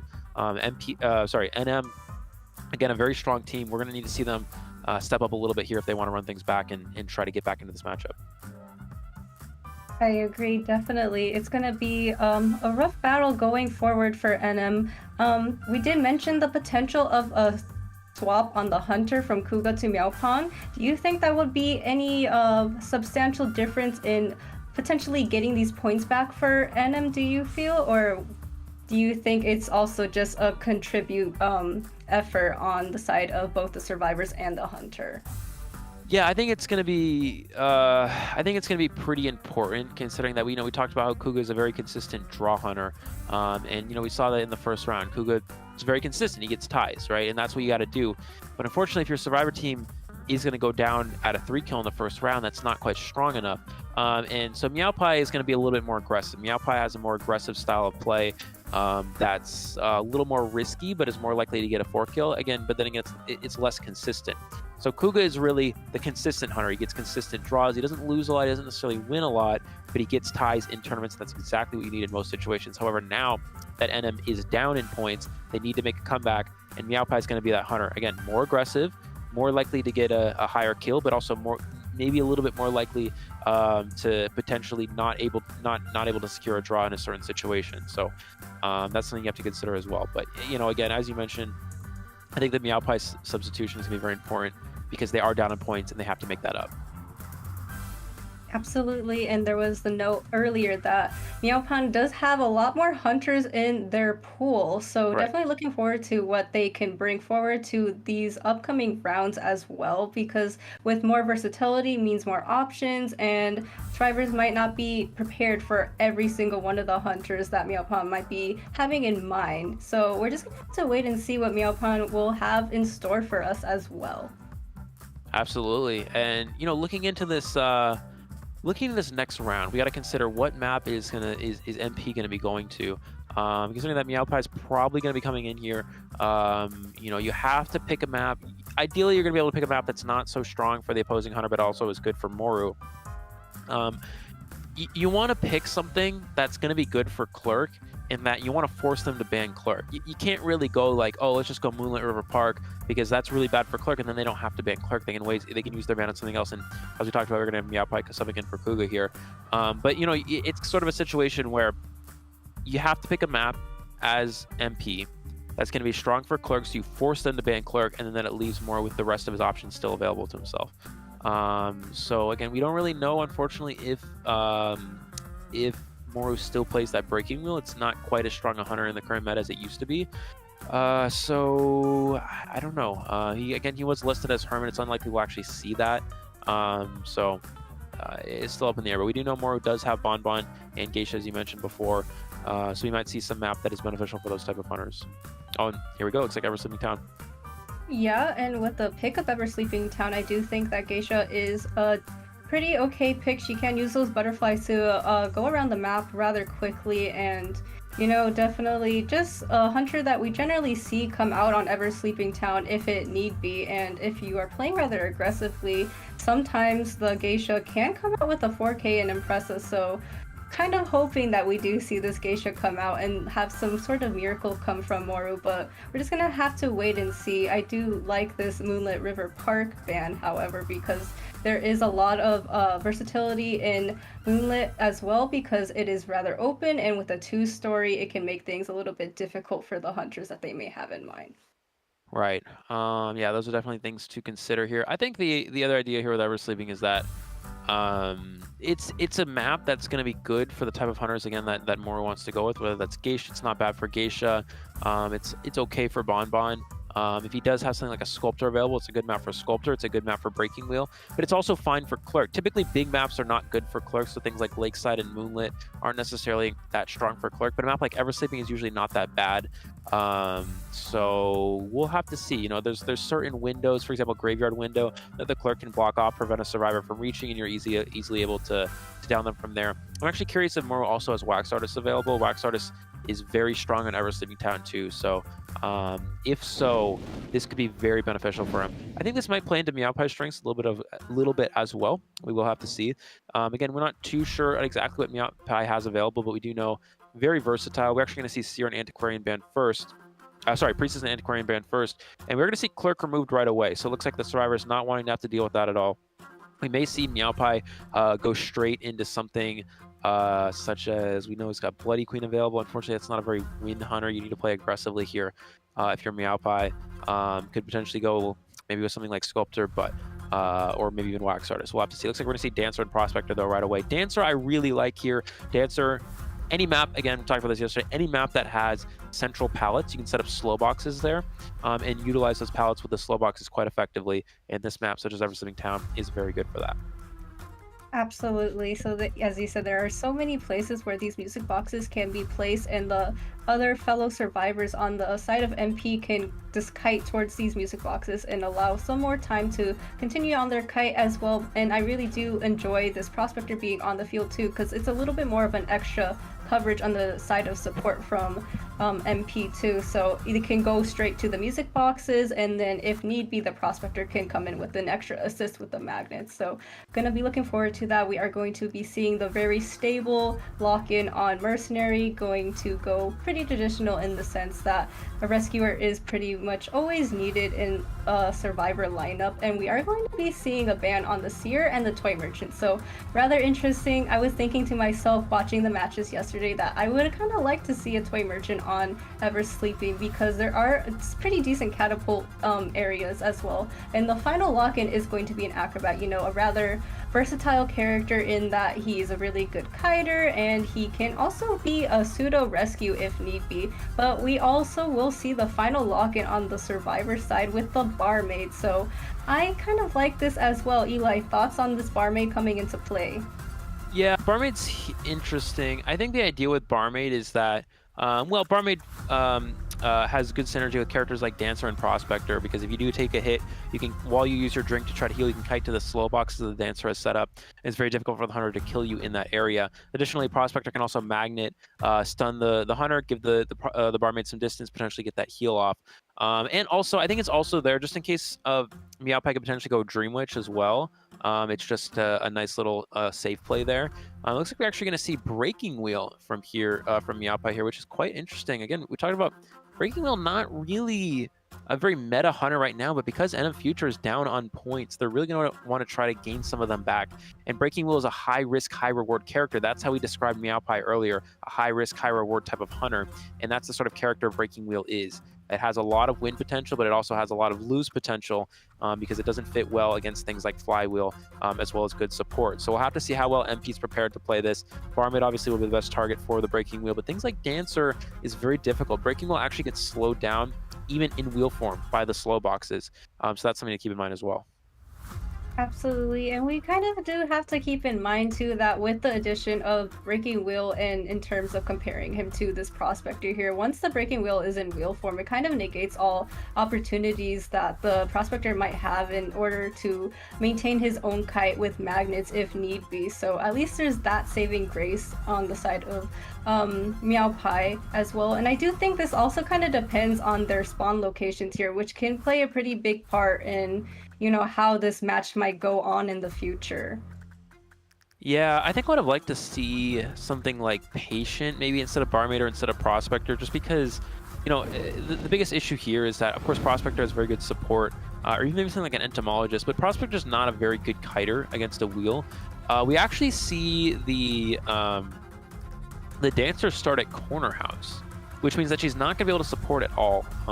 So that's an interesting spawn here from MP, but the key here is that the barmaid is able to locate to a strong kiting area such as graveyard. That graveyard window, there's nothing Breaking Wheel can do unless they have confined space. They get out, vault the window, put up that confined space. That's the only way you can deal with that. So I'd imagine we might see the barmaid try to rotate early towards the graveyard area, or maybe at least just use the Geisha Gate window. Now the question is, did they prepare for a chip hunter such as Bonbon, a sculptor, bring broken windows, or did they bring Flywheel in preparation of Breaking Wheel? If they did bring Flywheel, this could be very strong for them. Even a character such as Barmaid, which is a weak kiter against a wheel, is going to have an advantage there if they have Flywheel, because Breaking Wheel is so is pretty heavily countered by the wheel. You can Flywheel the snap, you can Flywheel through traps. You cannot Flywheel the full presence anymore, but there's still a lot of other things that Flywheel is very effective against. And we should see Mercenary, of course, with Tidrunner as well. Yeah, absolutely. So it is a matter of if they were expecting this Breaking Wheel as well. We do know that Ever Sleeping Town is a pretty standard pick for a Breaking Wheel back when he was more in the meta. But as we stated earlier, he's not so much meta anymore. But we are going to be heading right into the match here. We're going to see that the female dancer is going to be the first chase here in the corner house area. There is a speed box placed down, and the wheel form is already in play. The female dancer doing a really good job at avoiding these hits here from the spikes as well, and just kind of taking really good use of her own music box here, buying a little bit of time as the Cypher machines are beginning. Does take one spike, and it's still kind of traversing around these pallets. Curious that Dancer doesn't have a slow box set up. Slow box here would be very strong because, again, not only does it slow down the Breaking Wheel while it's in wheel form, he actually misses that spike. That is a huge miss for the Breaking Wheel. He's going to be able to potentially get this hit unless Dancer can spin away here. Is able to use that spin to make some distance. Flywheel is available. Anomaly can Flywheel through this trap, and we do see Flywheel straight through the trap. There goes for the swing. Oh, gets the hit through the pallet. He does have Blink available. He may just blink straight through this wall here. And Dancer's going to go down right away unless Prospector can get a stun off. He gets the stun, cancels the attack recovery. So two big missteps from MP here, unfortunately. It was looking very good for their start there, but all of a sudden, Meowpie able to turn that around there. That was a very nice setup from the Dancer, able to Flywheel through that trap. He needed to camp the pallet, but didn't actually drop it on the wheel. So a little interesting there, but looks like we're going to see Mercenary come in for the rescue. Yeah, I would have loved to see a slow box setup there. It would have not only slowed down the wheel, when he gets out of wheel form, it makes him incredibly slow as well, allowing the Dancer to make even more distance. So we are going to see him get out of wheel form, go for the Mercenary, goes for the swing, is able to get that hit there. And we may see Prospector potentially come in for a little bit of support here. Yeah, absolutely. Gonna be utilizing that magnet as well to gain a little bit more time with the stun, and it seems like Meowpie is gonna actually try to stop him with that trap here. Does Flywheel away from it, so that's something to look forward to, but just goes right back into wheel form to hunt down Anomaly, knowing that the speed of Breaking Wheel is nothing to be joked about here. But Anomaly doing a good job, has one spike, did drop down, and has another speed box, rather interestingly enough. Gonna utilize the Dancer's buff here and able to gain a little bit more distance and speed by jumping off of a high terrain. It's gonna take another spike, and it's only a matter of time, but does have the stun on the pallet drop, so gonna be buying a little bit more time. The pirouette lands, but the spike does too, and the female Dancer goes down yet again. Yeah, I would have liked to see a slow box set up there. I mean, there's another opportunity for Dancer to put the slow box.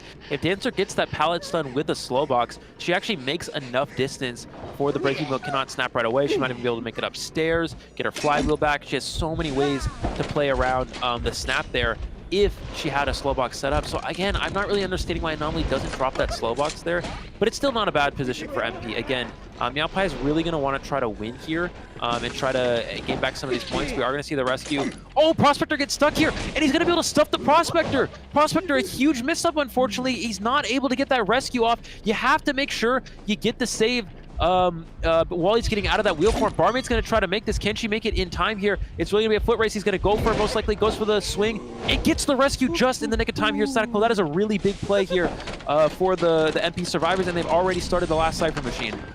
Yeah, absolutely, but he's just going to continue his focus onto Anomaly. Going to be placing down another box. Finally, going to have that slow box that we really wanted from him. We do see that the Prospector did get up. The female Dancer has 2 spikes already, is going to pirouette away from the area, and now we're going to see 2 survivors try to fight for the female Dancer, but the Prospector is going to also come in for the support here, allowing female Dancer to go back into these music box area in the corner house. And it seems like Meowpie is going to continue his sights on the Prospector, getting the Prospector down, knowing that he's a little bit of a nuisance and throwing down this peeper and going right back into wheel form. Yeah, he actually missed the snap on the female dancer. That was a huge moment there. Prospector was able to get the stun. The dancer flywheeled out of range here. And it looks like he is going to change targets onto the Mercenary, but Mercenary has elbow pads. He should be able to live this here and stay alive. He's got an elbow pad to a pallet to something to kite with. He is going to go towards these 2 pallets over here. This is not very strong. It risks him potentially going down here. He's going to use all 3 elbow pads just not to take a hit here. And he's able to make it to the trim, it looks like. Now, something to keep in mind is that the dancer was healed up with the barmaid drink. She's the survivor that's dead on chair, but she is healed, has a box to work with, so if she does get chased, she'll be in a pretty good position. And we're going to see Mercenary most likely just go down in the corner. He's not going to chair Mercenary, just going to use a peeper here. We're going to see Prospector start extra Cypher Machine. But Dancer actually reveals her location. This is a little bit risky, but I think he's trying to draw the Hunter away from that last Cypher so the barmaid can go and finish it. Yeah, definitely. When you're on the side of Meow Pie, you kind of want to try to get as much points as you can, and knowing Anomaly is going to be dead on chair, that might be what the thought process is. The magnet is going to land on Meow Pie, is going to take another stun down, allowing Anomaly more time to continue on with another life here. So Meow Pie, knowing that there's something amiss here, and it's going to go right back to that Cypher Machine, but he might not make it in time as the Cypher Machine is getting closer and closer. However, it is really close. It is at 98%, 99%, and they just decide to pop it. Yeah, they do pop it, but Barmaid's going to go down right away because of this. I don't know if that was really worth it here. Meowpie's going to drop a peeper. He's going to go straight to the exit gate, and it's not going to be open in time. He's going to get there. It's about 60% of the way done. The survivors need to sweat up. They need to be careful that they don't play too aggressively right now. This could potentially give Meowpie a chance to actually tie from this position if they play overly aggressive here. We do see that Mercenary does have the fast box to work with to potentially kite out this spike. He does have the tram there as well, so I believe Mercenary's going to want to try to push the tram. He's going to take that spike there. He's going to get on the tram, and he is going to snap him off the tram. So he really wanted to get on that before. And he's actually going to push the gate. He's going to force the wheel to down him. This is very smart. If you force the wheel to down you, he's not able to go to the other exit gate in time, and I don't think he's going to be able to actually get it open. He's going to be a little bit short here. But the question is, can Shuni get this other gate open? It's really just a matter of time.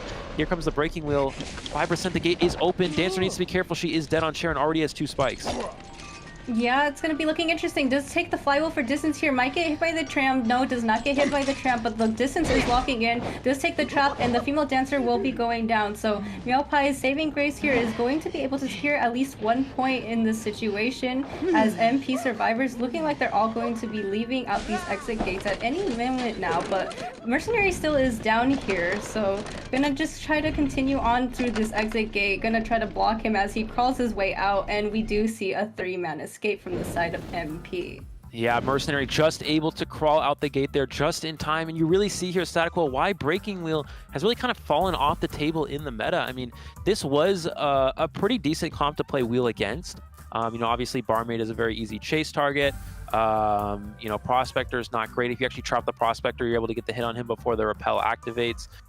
Dancer can be a bit of an issue, and you see why. This is why I didn't really understand why the Breaking Wheel actually opted to chase the Dancer first. Dancer is actually the best kiter to go against the Breaking Wheel. You have fast boxes, you have slow boxes, you have 2 stories, you have drop down speed boost. The 2 stories can be difficult for a wheel as well, any sort of drop down area.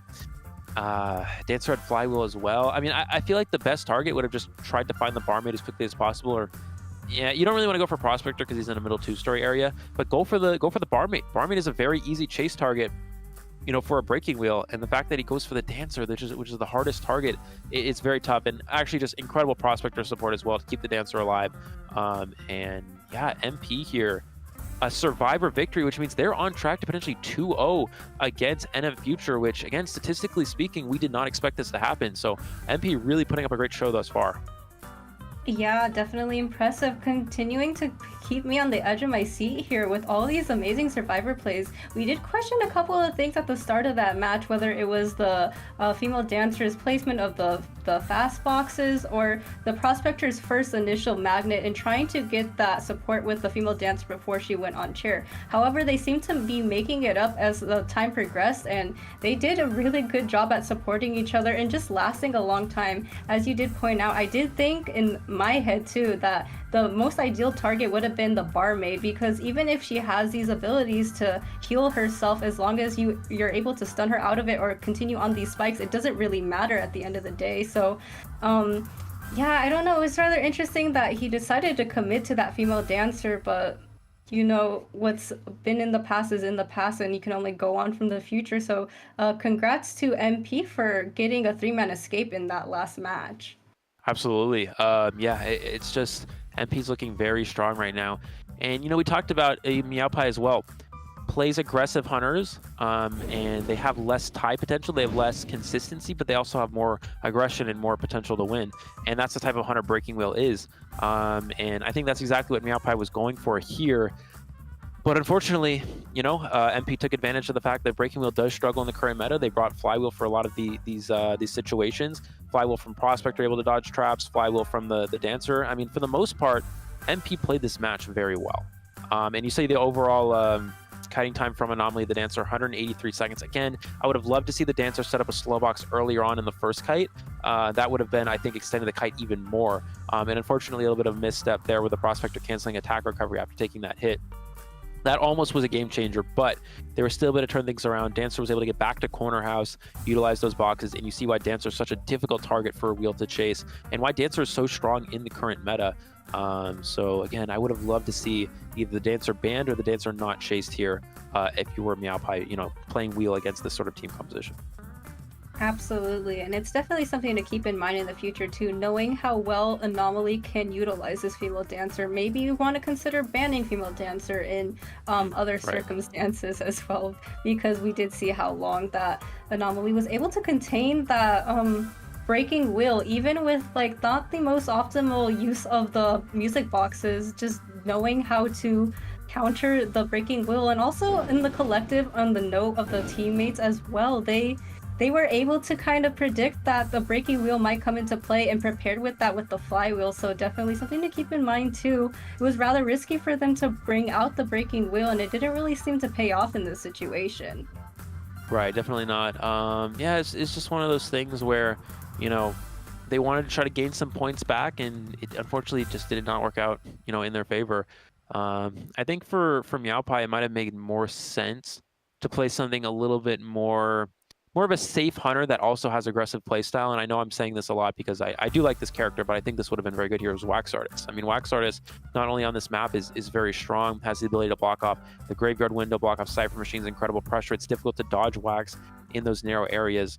It could be that Meowpai didn't have that as an option, but in a situation where you need to gain some points back, while also trying to play a little bit conservatively just to make sure you don't lose. Wax Artist is not only a very consistent tie hunter, it also has win potential. And that's why you see Wax Artist as one of the best hunters in the game alongside Clerk and Dream Witch. And on top of that, it's pretty good against this team comp. You know, Wax Artist has a pretty good chase against something like a Prospector, has good chase against something like a Barmaid. The Dancer, though, is the game changer. Dancer is just so strong against so many characters in the meta right now. And I think the results of this match could have been completely different if he chose a different chase target. Chasing, not only chasing Corner House is difficult because Corner House is a very good kiting area. Chasing a Dancer, which is in theory a bit of a counter to Wheel, it's just a lot to work with. So yeah, again, as you mentioned, Meowpai took the risk, went aggressively, unfortunately did not pay off, and now MP has a huge advantage. All they need for Moru is to get a tie here, and they will be advancing to the next stage of this competition. Yeah, absolutely. And even if it wasn't a female dancer in the corner house, hunters should keep in mind that whoever is going to be spawning at the corner house is going to be inherently a tough chase unless they are making a mistake or something, because it is such a good kiting area. And to have that mindset that you are going to chase the survivor that is at corner house and then it be the female dancer was maybe a little bit of a committal that I wouldn't personally pick, in my opinion. Yeah, it's tough. And, the spawn as well, we talk about how Dancer, ideally can spawn towards the center of the map so you can set up the boxes in the middle. But in this instance, Dancer was just a raw kiter, and, it worked out perfectly. We are going to see the win condition here for Mad Penguins again, as we talked about. A 2-survivor escape, 1 survivor, or 0 survivor. Moro needs any of those situations, so that's a tie or a win on his side. Will secure the win for MP. Now, a 3-survivor escape here for the survivors. For the survivors of NM Future, will force a 3rd round, but they're still down 2 points. They're still down a round at that point. If they're able to get a 4 escape, they will be able to take this round and gain the advantage that way. So, yeah, we'll see what Moro was able to do. They did have a bit of a tough first round on the survivor side, but let's see how they can potentially come back from this. Keep in mind, this was MP's map selection, which means this is going to be a map that Moro is definitely prepared to play on.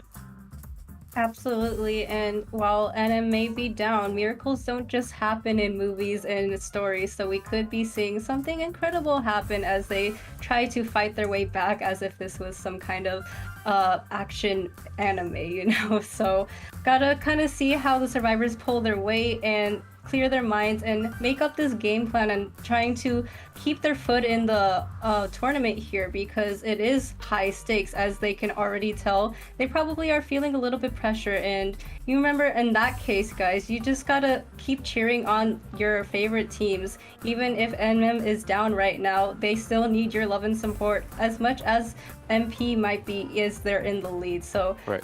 Just remember to continue cheering them on. Just continue with the positivity as they continued their fight in this tournament. Yeah, so here we go. Again, this is now an uphill battle. It was an uphill battle after the first round, and it still is. So let's see what NMFT can do. Again, they came into this event, I think arguably on paper the strongest team. So they definitely are not out of this yet. They definitely have some stuff to work with here. And the question is, how are they going to go into this matchup? We should see a Clerk ban most likely after the first round. While it may be a larger map, so it's a little bit difficult. It's a little bit more difficult for a Clerk on something like Ever Sleeping Town. I think you have to eliminate that. You cannot give that as an option. Not only is Clerk Clerk is actually pretty consistent in time, because even if you do get kited for the majority of the game, you can still pressure Cypher Machines, pressure exit gates. We're actually going to see Priestess and Dancer Wax Artist ban. So this is why, okay, so now I understand this a little bit here, is that the reason why they picked Ever Sleeping Town, why MP picked Ever Sleeping Town, is they were hoping that Clerk was going to get banned and then Moro could go into the Wax Artist. So instead what they're going to do here is they're going to ban Wax Artist, and they're going to try to play an anti-Clerk team comp, and that's why we see Antiquarian here as well. Antiquarian's very good against Clerk, Prospector's very good against Clerk. So maybe Moro goes with something a little bit different other than the Clerk, but I don't know. We'll have to see. This is, again, Antiquarian, Prospector, 2 direct counters to the Clerk. So this might be a bit of an uphill battle for Moro, actually. Absolutely, we're going to see the continuation of bans on the Hunter side from the Seer as well as the Toy Merchant. We are going to be having a lock-in on the Mercenary, as said time and time again, rather stable rescuer that is pretty essential for these kinds of teams. Going to have the double harassers, which Clerk does not like, because of course Clerk again needs to try to get it down on the first chase as fast as possible to continue on with the camping and be able to record and do that oversight ability on the other Cypher Machines to cause the other survivors a little bit of a harder time to continue on with the Cypher Machines. But we are going to see the final ban on the Acrobat, again a character I would have much liked to see because of his own versatility in kiting and being a rescuer if need be, but I digress as we continue on and wait for Shadow to lock in the final survivor here. Yeah, the merchant ban, the toy merchant ban could be that Moro might try to play Breaking Wheel. We saw Meowpie in the first round, or the first half of this round, also go with the merchant ban. So I think that maybe Moro might also try to play Wheel, but I feel like that's too risky. I mean, you have the lead, you only need to get a tie here. There's no reason to play a risk hunter like Wheel. But yeah, the merchant ban, just getting that out of the way here, and Acrobat as well. What does NM ultimately end on? I don't think that's what they had in mind. I think that it could be that there was a slight technical difficulty and they weren't able to select their character. We'll have to see in a moment, but yeah, currently we have Lucky Guy as the last character for NM, which again, very unlikely, considering that Lucky Guy is really not a tournament level character. Yeah, but Eli, you gotta let them cook if they want to pick the Lucky Guy. But no, in all seriousness, I am wondering what Moru had in mind, because we do know that Moru also has that Bonbon, but with the ban of the Seer, it really doesn't indicate that that was an option in his mind either, because Bonbon doesn't mind a Seer. So we're kind of going down the list of hunters that Moru might be having in mind, and well, Bonbon not being one of them and the Wax Artist being out of play, that really just leaves you with what to my knowledge, was just the Geisha, which is alright, but is kind of a little bit of a risk as well. Right. Yeah, and additionally, against this team comp, it's not great. Antiquarian is a direct counter to Geisha, whether that's supporting, whether that's kiting. As soon as you do the dash, you can just go for a single stun, and you can kite that dash easily. With certain hunters, you need to stun them multiple times to try to get away, but with Geisha, you can just literally stun them one time, and there's nothing they can do. And yeah, I imagine we're having some technical difficulties with the character selection there. So we should be back to that in a moment after we have that resolved. But yeah, so far we have Antiquarian, Prospector, and the Mercenary there. So yeah, what is Moro going to go to again? Probably not Geisha based off of this team comp so far. But he still has some other options available. He still has the Clerk, but again, Clerk's also not too good here. I would have actually liked to see Antiquarian banned first. The reason why he didn't ban Antiquarian because he wasn't predicting the Wax Artist to get banned. So I think this is actually a very smart play from NM. I think Moro would have been better off banning Antiquarian in case Wax did get banned, and that way he could still play Clerk. But now that Clerk is less likely to be picked because of this team comp, he may have to go into something else like the Bonbon, as we previously mentioned. So I don't know. It's tough. This team comp from NM, it's really smart. Taking down the Wax and playing sort of an anti-comp to the rest of his characters should be a pretty good strategy for them here. Absolutely, and there are, as stated before, pretty optimal spots where you can kite an Ever Sleeping Town, even against the Bonbon. If you drag him away into the graveyard, that leaves him with just so many different Cypher machines that were completely away, and if the survivor is taking so much time kiting in that area, it buys so much time, as stated, and it might not even be worth it. Corner House is a little bit tricky for Bonbon too if that were to come out, right, because of the placement of the bombs and being able to traverse around the second floor and then back down. It's really tough, I think.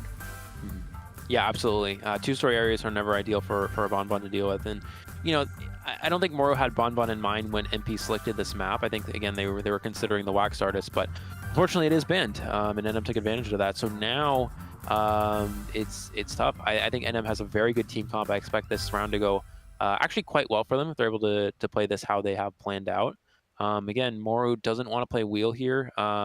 Wheel's not really a consistent draw hunter by any means.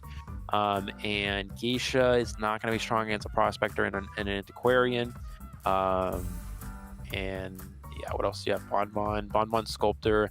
I think Sculptor might make the most sense overall, because again, Bonbon struggles heavily with those two-story areas, as you mentioned. But Sculptor can deal with the alleyways very easily. It's very easy to place statues and block up kiting routes using those statues. So I think Sculptor or Bonbon. Well, Bonbon's not great in two-story. It is a good tie hunter, so I think Sculptor or Bonbon technically makes the most sense for Moro. Yeah, absolutely. I think I would love to see a Sculptor in the sense that, as stated before, the Bonbon has a lot of difficulty on a map like Ever Sleeping because there's two different areas with two stories, and then there's the graveyard area if he gets dragged out. Then it might be a little bit of a time-consuming manner if he's not able to get a down on that survivor he is chasing rather swiftly. Right. And Sculptor does have that 4K potential, but, it is also kind of risky against... just in general, sometimes the Sculptor is known to be 4K, sometimes it doesn't pay off well, but it is probably the most optimal choice against this survivor lineup. You can kind of negate any opportunity for, especially like if you're chasing the Prospector, he can't really get that far if there's statues like locking him in from potential kiting path. So kind of would like to see that too, and also can potentially negate a Mercenary, but also I wouldn't chase a Mercenary ever. So right, exactly. Yeah, so let's see how this is gonna play out. Again, waiting on the last character selection here. I think for NMFT, since they have to get a 3 survivor escape here, you're probably not gonna see any characters like Mechanic and Bomber. There's gonna be no tie comps here. They have to play aggressively. They have to go for a win. So you still have things such as Entomologists that are open. We might see something like that. I believe Patient is still on the table. So I think Patient would be very good here. Not only is Patient a very good kiter for Bonbon, it's also good for Sculptor as well. It's also good for Clerk.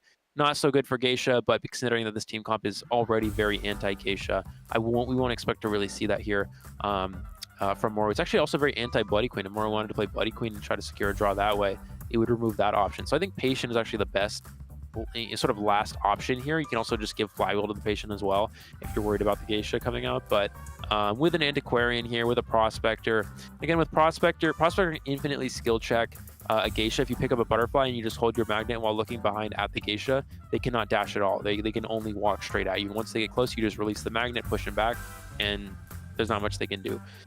So Prospector, very good against Geisha as well. I would really like to see like something like a Flywheel patient here. I think would make the most sense.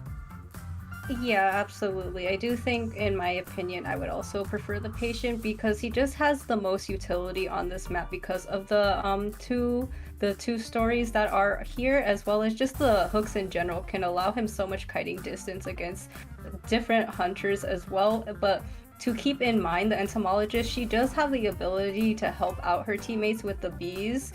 And I guess that can be beneficial in some circumstances, but I still would personally prefer the patient.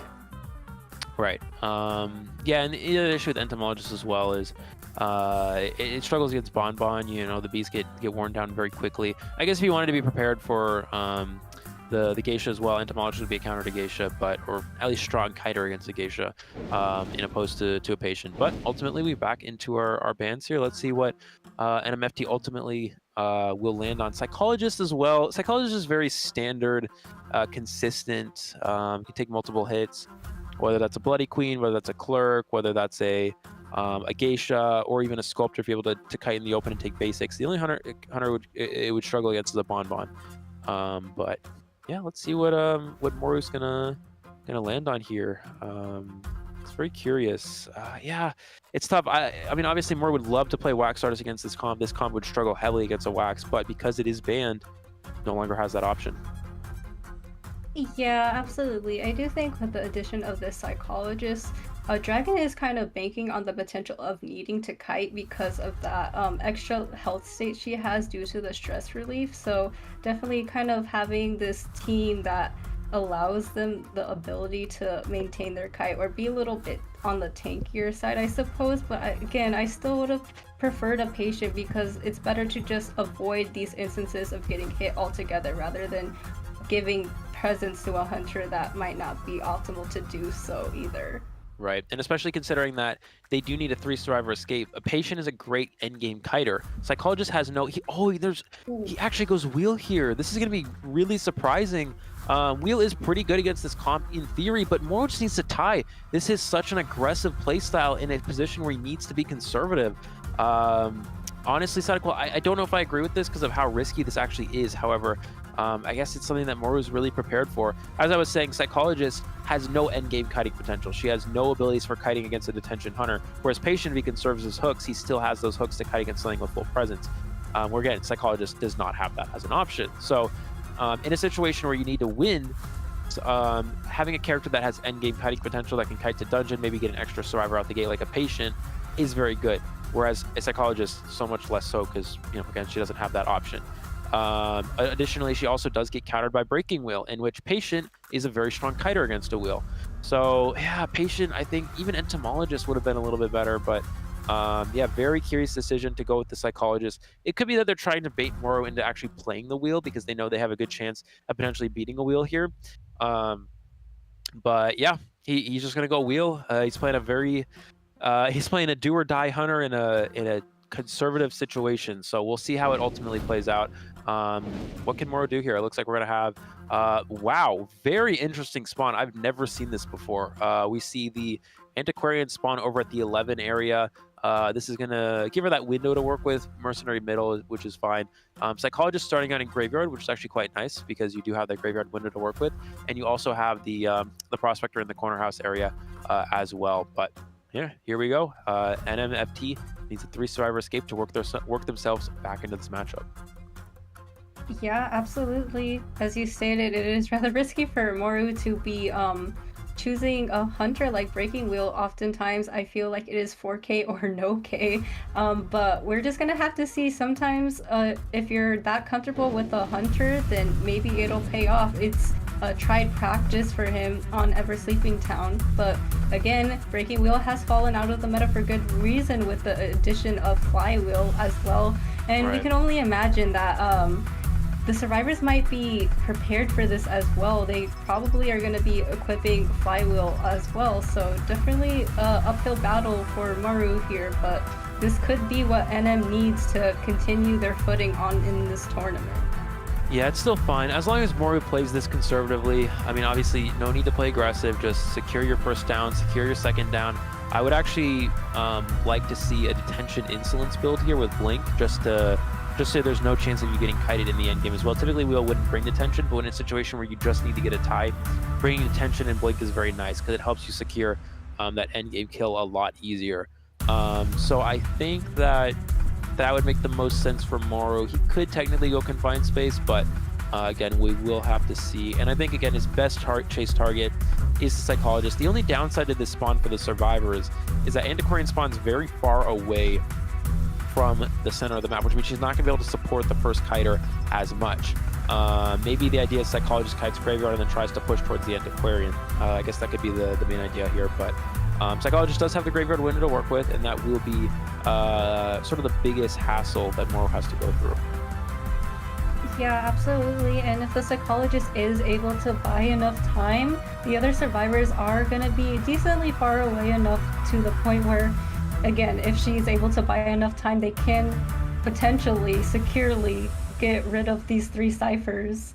So we're going to just have to wait and see how Dragon, again, I kind of asked myself if they picked the Psychologist in kind of having the confidence in knowing that he was probably going to have to kite and having that extra health stake with that in mind, but we'll just have to wait and see here.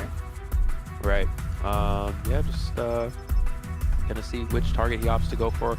I would imagine it's probably gonna be the Psychologist.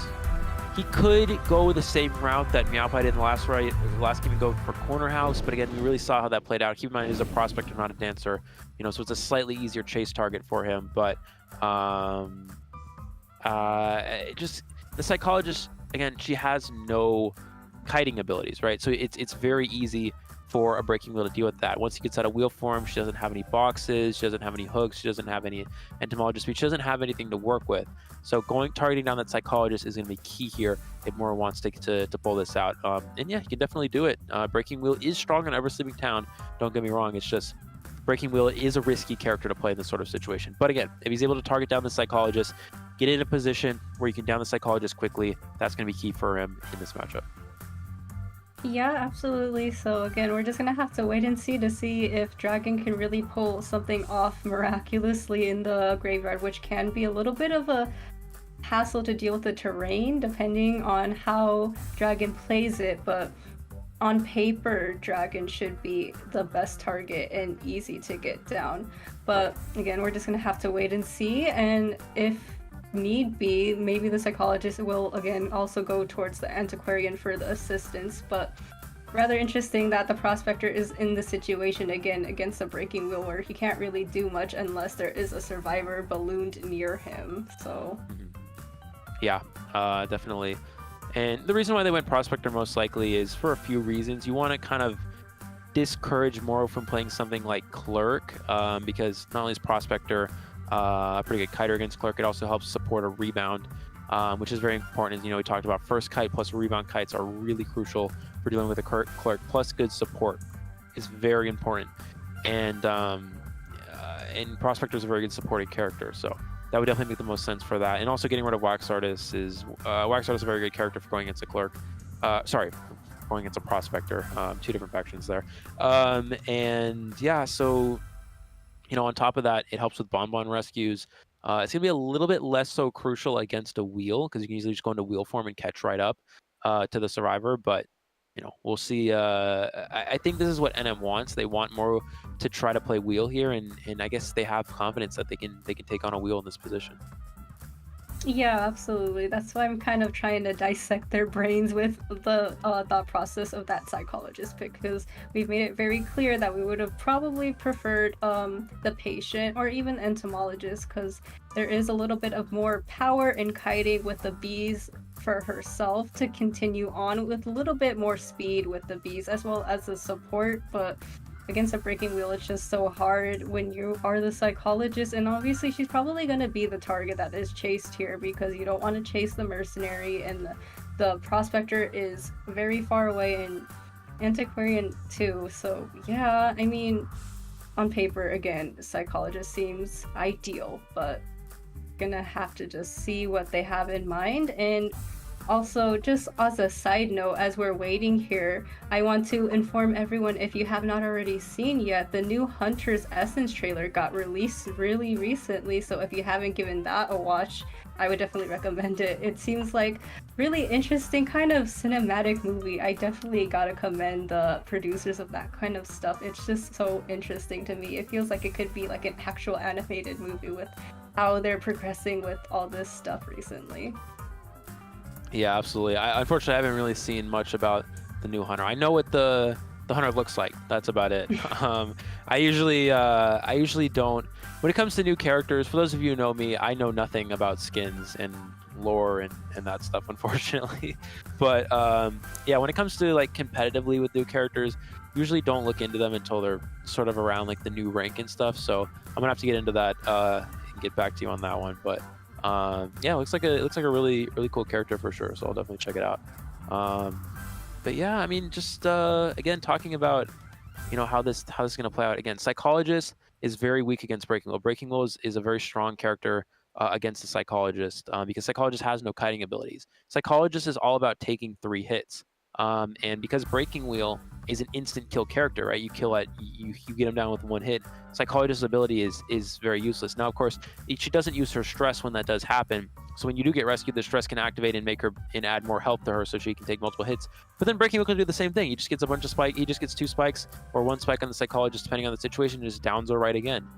So even if you of course, people can say, like, oh, Psychologist can be good against Wheel because she can get a heal off of the stress. But in reality, Psychologist is very weak against Wheel because she just instantly goes down, and that triple hit ability is really no longer on the table.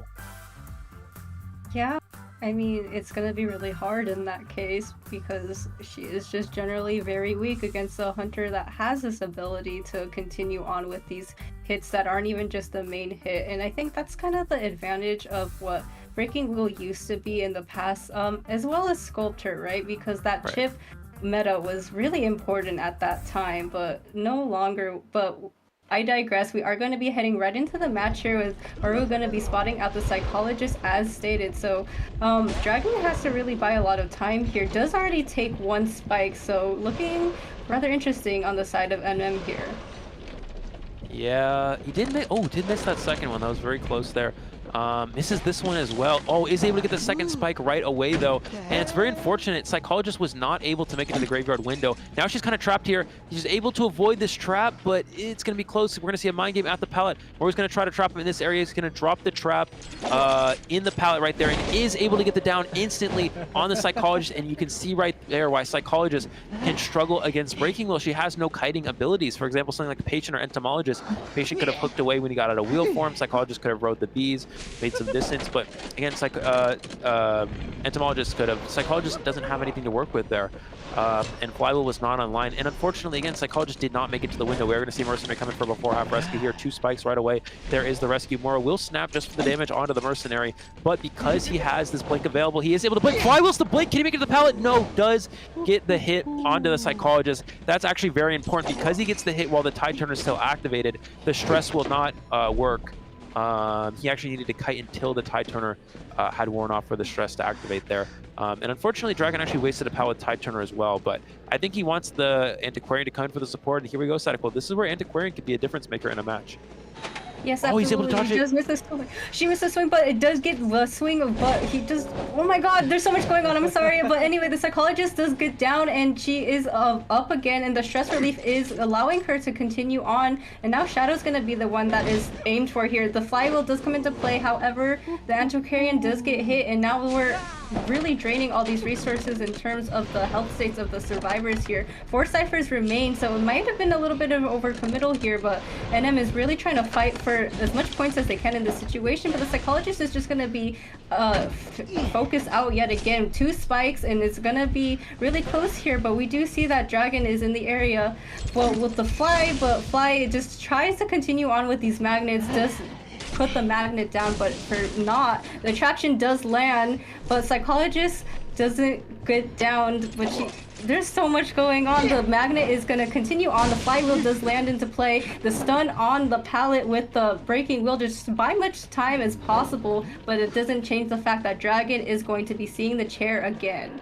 Yeah, excellent support there from the Prospector, but unfortunately it doesn't matter. There's a chair nearby. It does waste some time, so that is nice. But the thing is, NM hasn't even started their last Cypher. They have to get 3 survivors out. They haven't even started their last Cypher machine yet. And it still begs the question, if Moro has Detention plus Blink, as this game progresses, this could be very strong for him. We are going to see Prospector come in for the rescue. Breaking Wheel's just going to try to farm him. I don't think he's going to get a wheel farm. I think he's just going to sit right here. No, he's actually going to get out. He's going to force it out a little bit earlier here.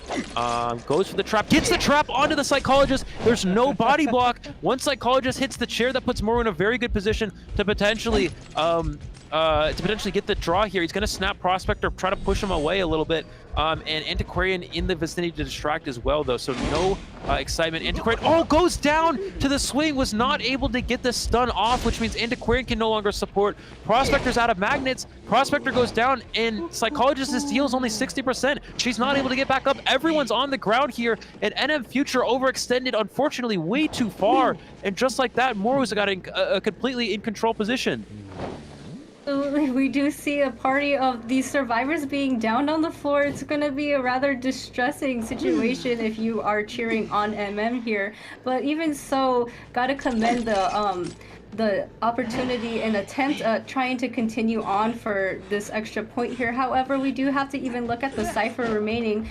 But I digress. We are going to see the Breaking Wheel drop the Prospector, go into wheel form, and try to get this last survivor, as he knows that all the time in the world is on his hands here. He's going to spike the Mercenary. One's going to try to prevent this rescue here. The rescue does go off. Mercenary is 2 spiked. The Antiquarian did get spiked in this situation as well. Does vault this window here, but the blink lands, but also the flywheel gets the distance here. A lot going on in this situation. Shadow really fighting for his life in this situation. Does take that 1 stun, but Shadow will finally be going down.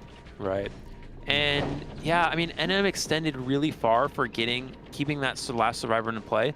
That's really important when you want to get a 4 survivor escape. But these characters all have endgame kiting potential. Antiquarian has endgame kiting potential with their stick. Prospector has magnets. Mercenary has elbow pads, or at least can take multiple hits compared to other survivors. So them all trying to keep that Psychologist alive and dying in the process is not worth it. It's better to just play conservatively, push for a 3 survivor endgame, and help that last survivor kite to dungeon. That's the best way to play that sort of positioning. Is to position themselves that way, and it just didn't really work out for them. We're going to see Antiquarian is rescued here, but they don't even have the last Cypher. I mean, the Mercenary's on one of the Cyphers, but they don't even have the second one yet. So now all he has to do is just down this down the Antiquarian here.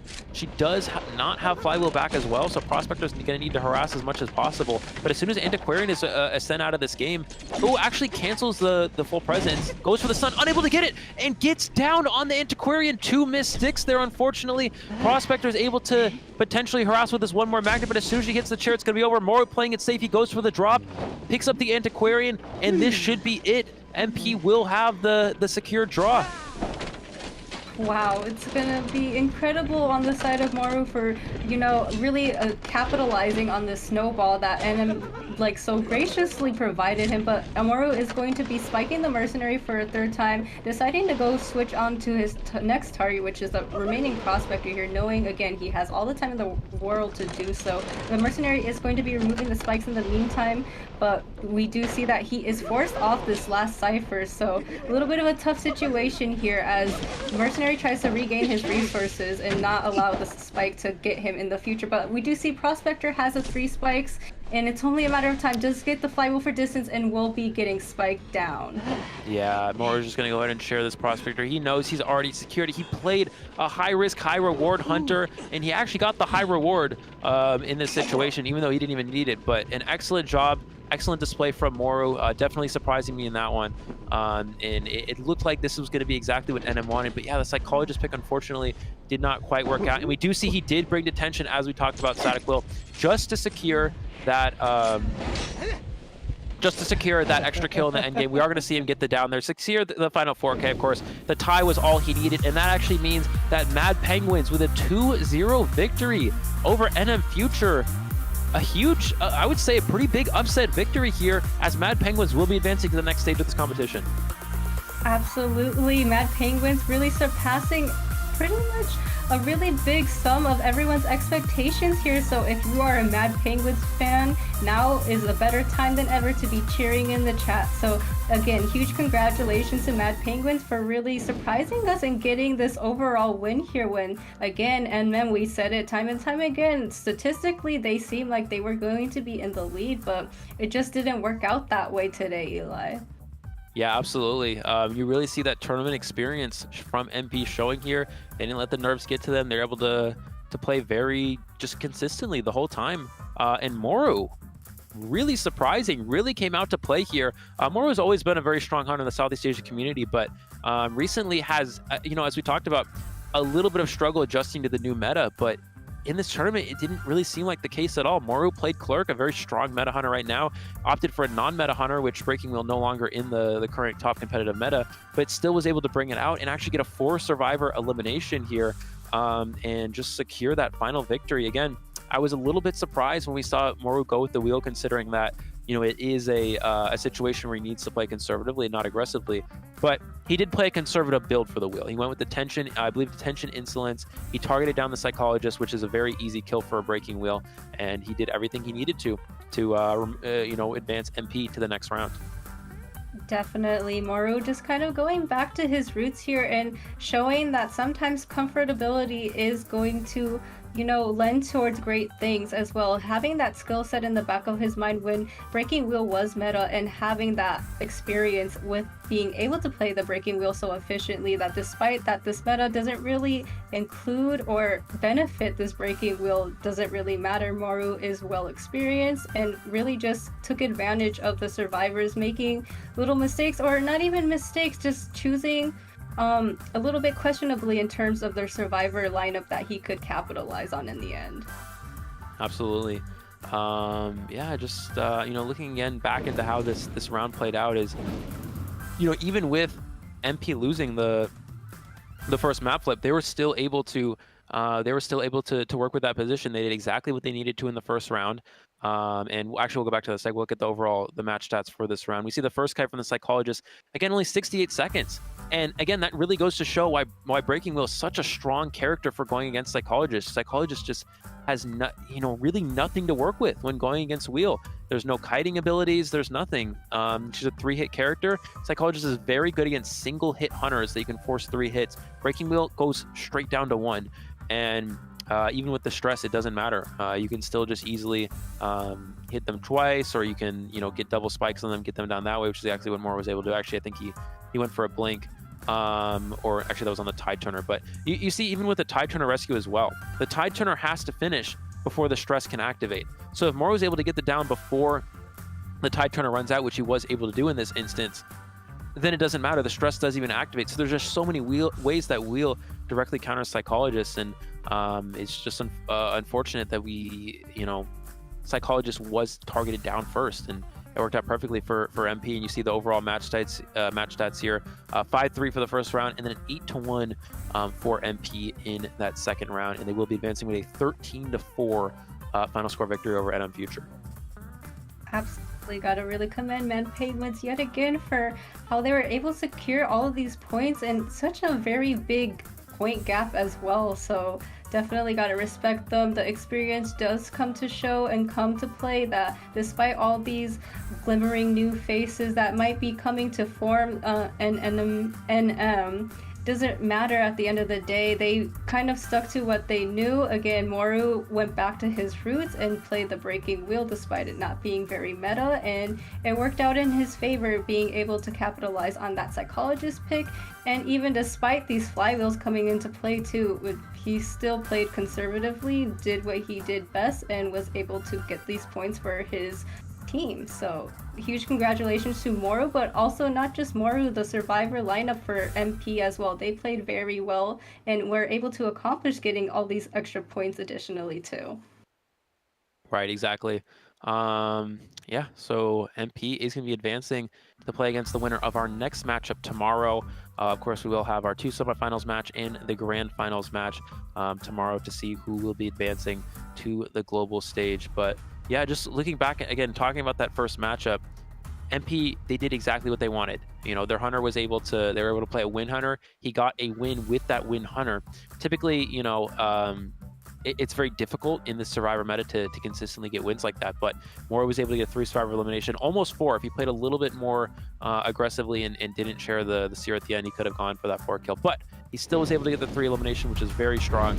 And then from there on, we saw the survivors were able to force Kuga onto Bon playing an anti-Dream Witch comp, and it worked out quite well for them. We're going to see, of course, more with the MVP in this one.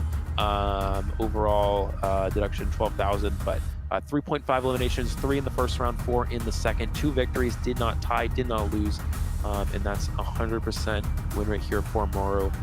Very impressive indeed.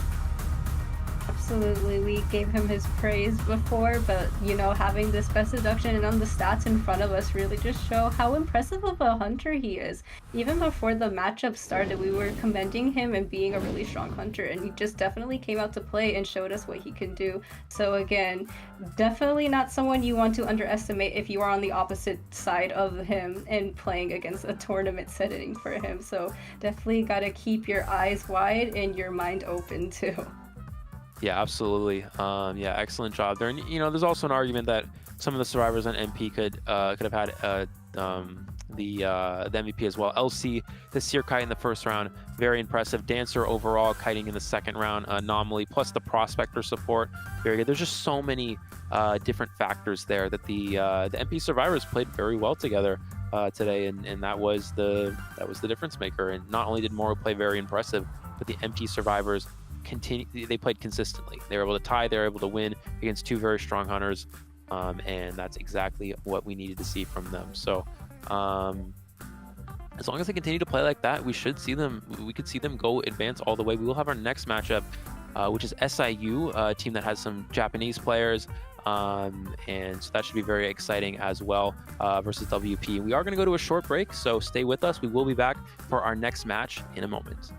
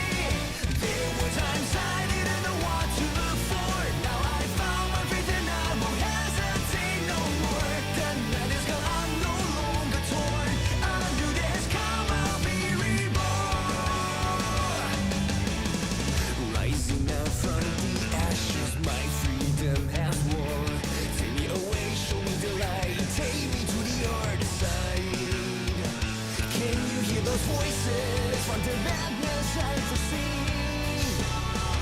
I've made my choices, time to stand up for a dream. How do I ever change the things I've been through? What if everything's already written? What you do? I'll carry on with the truth. How do I ever change the things I've done wrong? Will this fade away? Forgive me and help me go on. The night is gone, I'm no longer torn. A new day has come, I'll be reborn.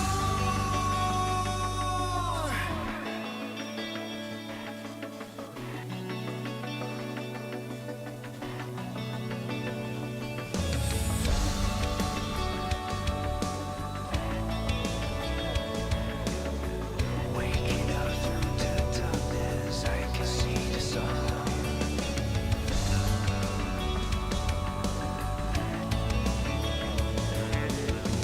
Rising up from the ashes, my freedom has won. Never give up, never compromise. Always keep up, always be your eyes. To my sins I washed away. No matter how hard I try, I still go lost. But now chances are I don't care how much it costs. I'll carry on with my force. There were times I didn't know what to look for. Now I found my faith and I won't hesitate no more. The night is gone, this is where we start. A new day has come to my heart. The night is gone, I'm no longer torn. A new day has come, I'll be reborn.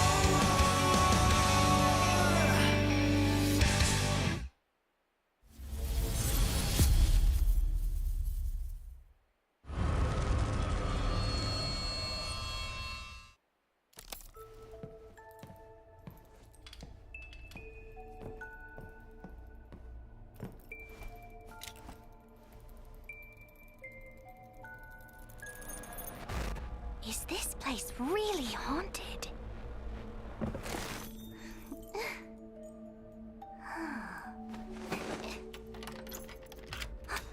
Who's there?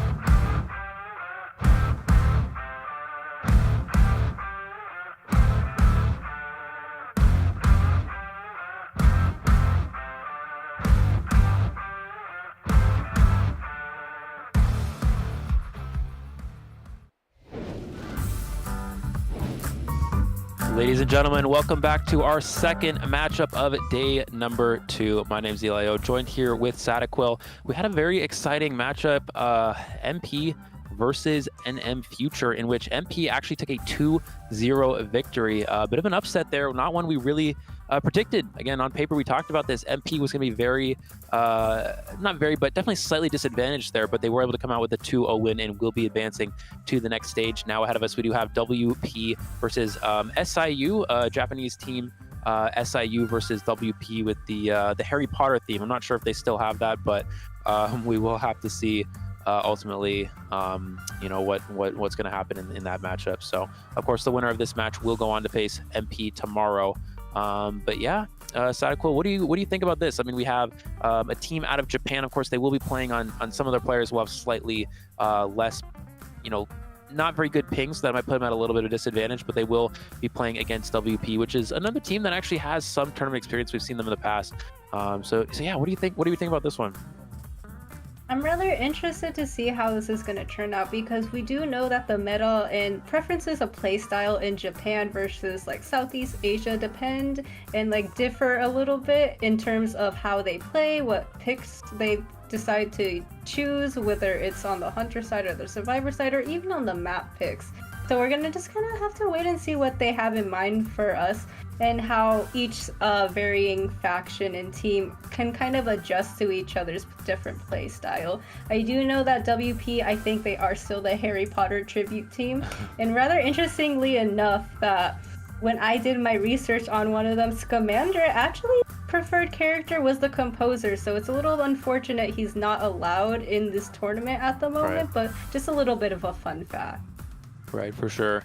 And yeah, when I mention Japanese team, I do mean I am referring to the hunter, if I'm not mistaken, is a hunter out of Japan. So we'll see how they're able to play against these Southeast Asia survivors. Of course, Japan is a very strong region, but we are here for a Southeast Asia qualifier. So let's see how this one will resolve.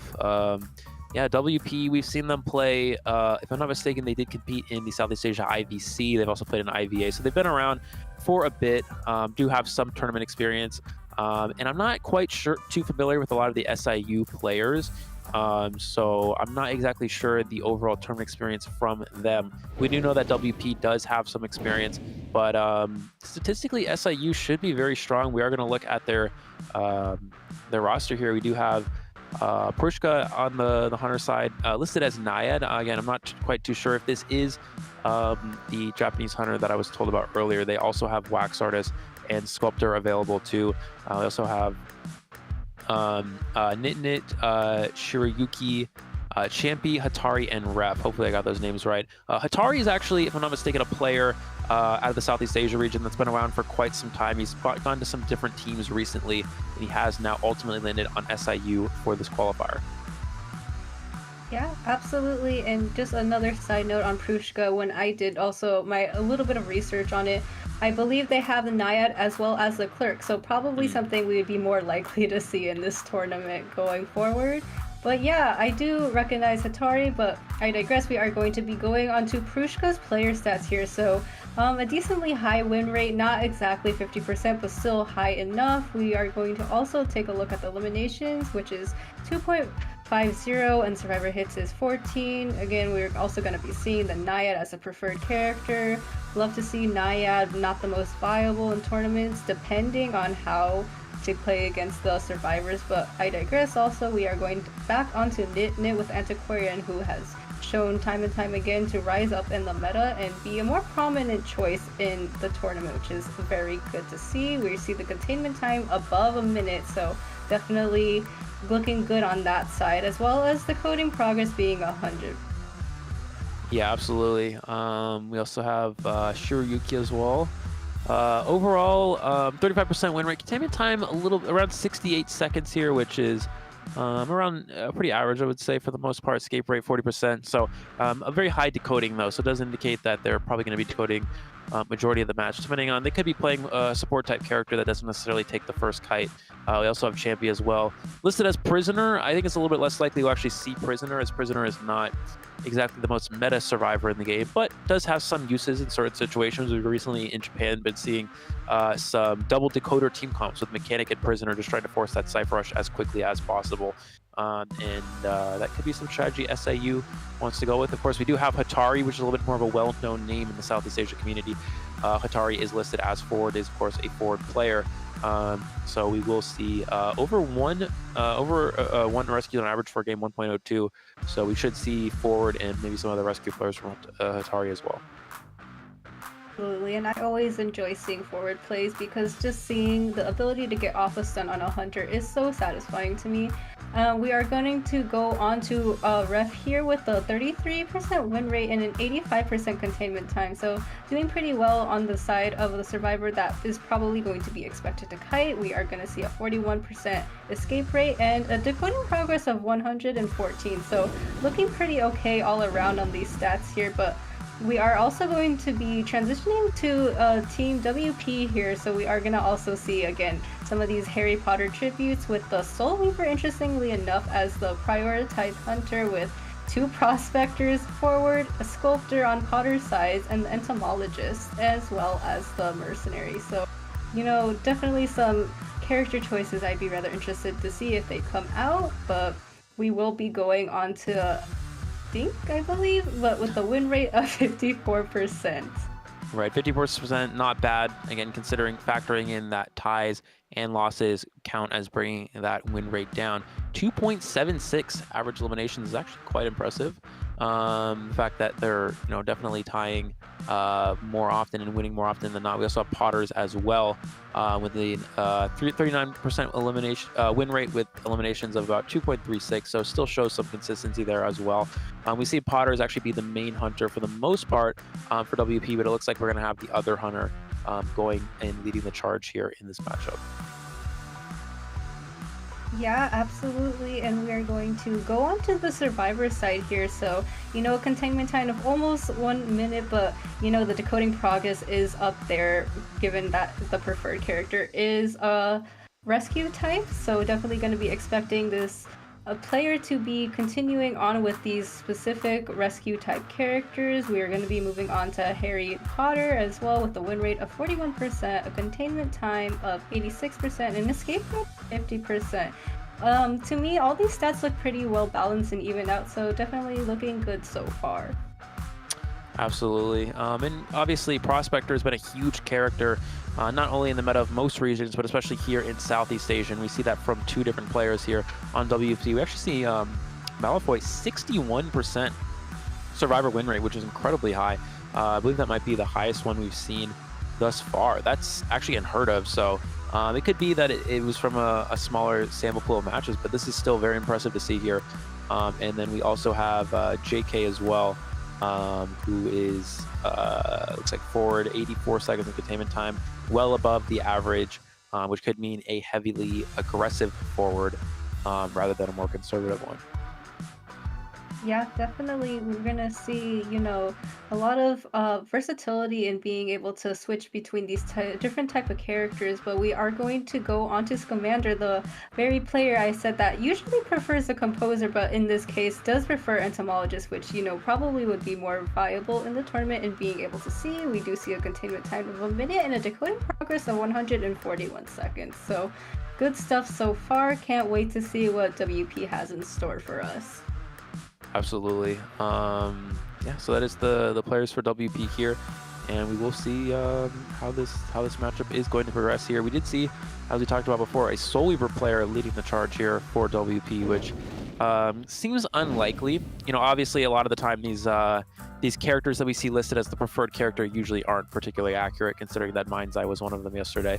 But we actually did see Mind's Eye get played, so I guess anything's on the table in this Southeast Asia region. So, but yeah, I mean, it could be that Soul Weaver is just one of the characters they play often in rank, or it's a character they do like to play, but maybe won't necessarily lead it with round number 1. Considering that Soul Weaver, isn't particularly a very aggressive character. It's more of a tie type of character. Soul Weaver does have some win potential if you get in a situation where you have 3 survivors up at the exit gate, which normally would be a tie. Soul Weaver conserves their webs. They can use their webs very quickly to instantly down a survivor, and then just go ahead and teleport to the gate to get an extra kill. We are going to have our maps here. It looks like WP did ban Red Church, and SIU actually going on Leo's Memory. This is a very sort of non-traditional map. Doesn't really come out, especially in the early rounds, but it's a very curious decision here from SIU. It's the reason why Leo's Memory isn't often selected is that we talked about this a little bit yesterday, but Leo's Memory, it has a lot of areas that are not very good for survivors, but then Factory is insanely good for survivors. So it's kind of a trade-off, which means that both hunters and survivors don't like it because hunters don't want to deal with Factory, but then they also like being able to chase in some of those weaker areas, whereas survivors don't necessarily like it because if they get trapped in one of those weaker areas, it's not ideal for them, but if they do make it to Factory, they can kite for a long period of time. So that's why a lot of sides usually don't pick Leos at all, but SIU going with it right away. Again, very uncommon, but we'll see what they have up their sleeve. Yeah, absolutely. I guess for round 1, you kind of want to, well, it depends on the situation, because sometimes you do want to play more conservatively, more traditionally, in knowing what you have in mind and play it safe. In terms of picking Leo's memory, I guess it's a risk that they do want to take, and we're just gonna have to wait and see what they have in store for us. Again, Factory is a really good place to be able to kite. If you are on the survivor side, of course, it's a hassle for many different hunters, but we are going to be going into the selections here, and it seems like SIU survivors are going to be up first, so gonna have to just wait and see, as Stink is gonna be banning out the mechanic first. So rather interesting first priority ban. I'm not sure I agree with it, but it also could be an indicator of what they have in store. Yeah, mechanic ban first is very rare. I actually have no idea what this could be. We actually saw mechanic, it used to get banned a lot back when mechanic was an S tier survivor. A lot of players like a lot of hunters like Bonbon, Sculptor, a lot of Thai hunters would ban mechanic, but now mechanic is just not really where she used to be. So mechanic ban first. We should see Antiquarian and Seer as well. Again, not really sure what we're expecting to see here, but it looks like we're gonna have Patient, Toy Merchant. Patient is very strong in Leo's memory. It's very easy for a Patient to hook up the stairs into Factory, which can create a very strong kiting area. Merchant as well can fly from that 2-story area. And then Prospector, as we've seen, just a very good supporting character, very good kiting character in general. So we're actually gonna have forward ban last, which does open up Mercenary for the final SIU selection. Yeah, absolutely. So we're gonna be seeing on the survivor side pretty much all these survivors that are able to sustain and maintain themselves for kites. You don't want to chase the mercenary. The Patient can hook away, and the Toy Merchant has so many escape getaway options, whether it is her catapult or flying off the Factory. So just gonna have to wait and see, as well as, you know, the Prospector being able to abide his own way. If the hunter is one that can be easily stunned and repelled away via his magnets, is a really good support in the situation too, to allow these other survivors to continue on with their kite and maintain their kite with the support of the magnets. So, you know, all around pretty good, but it does depend on what WP has in mind for their hunter here. It's seeming like it's a little bit of a back and forth in their mind, gonna try to, you know, analyze what they have in mind with these bans that they decided to pick, but I just can't seem to wrap my mind around what Sync might be having in store for us. Right, we'll have to see that in a moment. Yeah, mechanic lead ban again, this is not very common at all. So still waiting to see what they're gonna opt to go with. I would imagine based off of these spawns, looks like it'd be Wax Artist. So I mean, I guess this makes sense. Like, you want to ban a decoding character so you have win potential, but like it's still just kind of like it doesn't really. I feel like there's just a lot better bans you could have gone with, but they actually don't take Dancer and they don't take Priestess. So looks like those were bans that if I was playing Wax Artist I would go to right away. But it looks like Survivor's opting not to go for it at all here.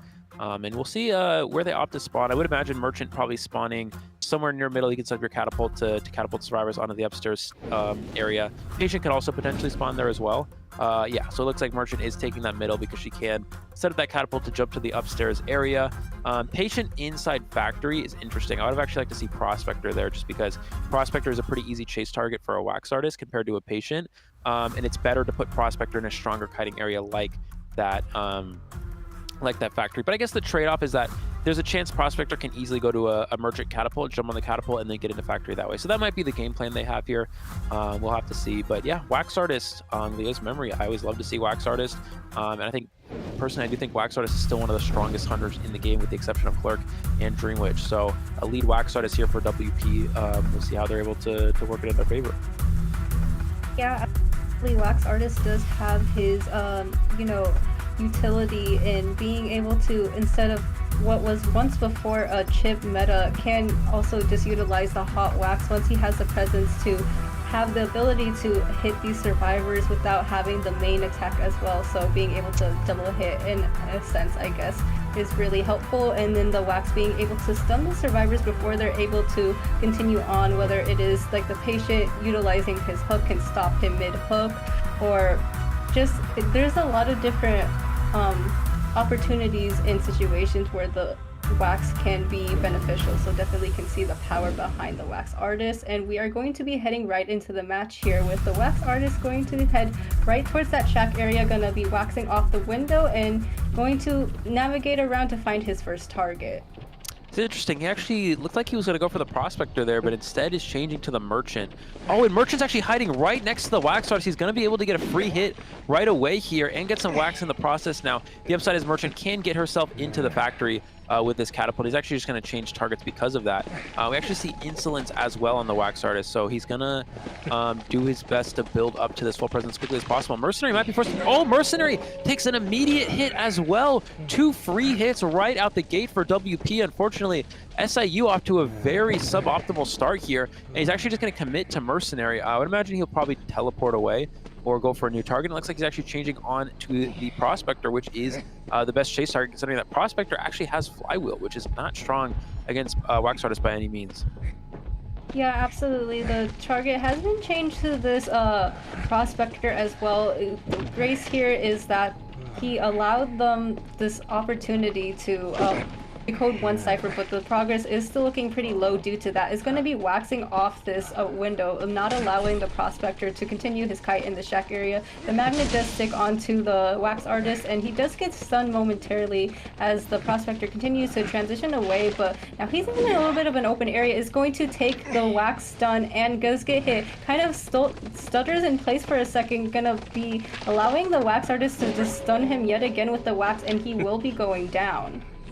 Yeah, you see why Prospector Flywheel can struggle against the Wax Artist. The Wax Artist can just stop using their wax once they get close to 100. They bait out the Flywheel, and then they just get the freeze after that. I'm not really sure what happened there. The Prospector looked like he was trying to take the catapult, and it could be that he got it canceled while he was trying to go on the jump or something. I'm really not sure, but yeah, just an unfortunate misstep from the Prospector. That allows a fast down for the Wax Artist, and just like that, this Wax Artist has a very strong position against these survivors. Prospector's going to relocate towards the triple pallet area. Again, you see the downside of not spawning the Wax Artist in the factory area. He's going to get hot wax. All he has to do is go for the wax bomb here, and that is going to get the down onto the Prospector. Still 4 Cypher Machines remaining and almost no progress on any of them, and this Hunter is looking very strong right now. He's going to be able to chair near this near the Mercenary Cypher. He can use the wax bomb to block off that Cypher Machine, and it's kind of an uphill battle here for ISU. Absolutely. The Wax Artist is playing very well. I will say he's definitely just capitalizing on a lot of tiny mistakes on the side of SIU survivors here. So we are going to be seeing the Prospector expire on this chair here with the Toy Merchant a half-injured state. And, you know, they just provided a lot of resources that they could not allow to be, you know, handed down so easily to this Wax Artist, but he is going to be changing targets now onto Ref here, the Mercenary, who does have those 3 elbow pads, so maybe not the most optimal choice in being chased as well. Will wax off this window, not allowing the Mercenary to continue on in his kite in this area, but it's gonna be navigating around it regardless. Just drop that wax, but Mercenary is still going strong at this moment. Absolutely. I don't think chasing Mercenary is that ideal. I think he's maybe going to try to get some items out of the Mercenary. As soon as he enters this factory, though, he should change targets. He's going to get the 100 wax here. He's going to go for the basic swing there and get that hit onto the Mercenary. And I think he's going to probably opt to teleport. He's going to teleport away. Does find the Patient, which is not the most ideal chase target. Oh, walks straight through the pallet and gets a free hit onto the Patient. Excellent, excellent prediction. Excellent mind game from the Wax Artist.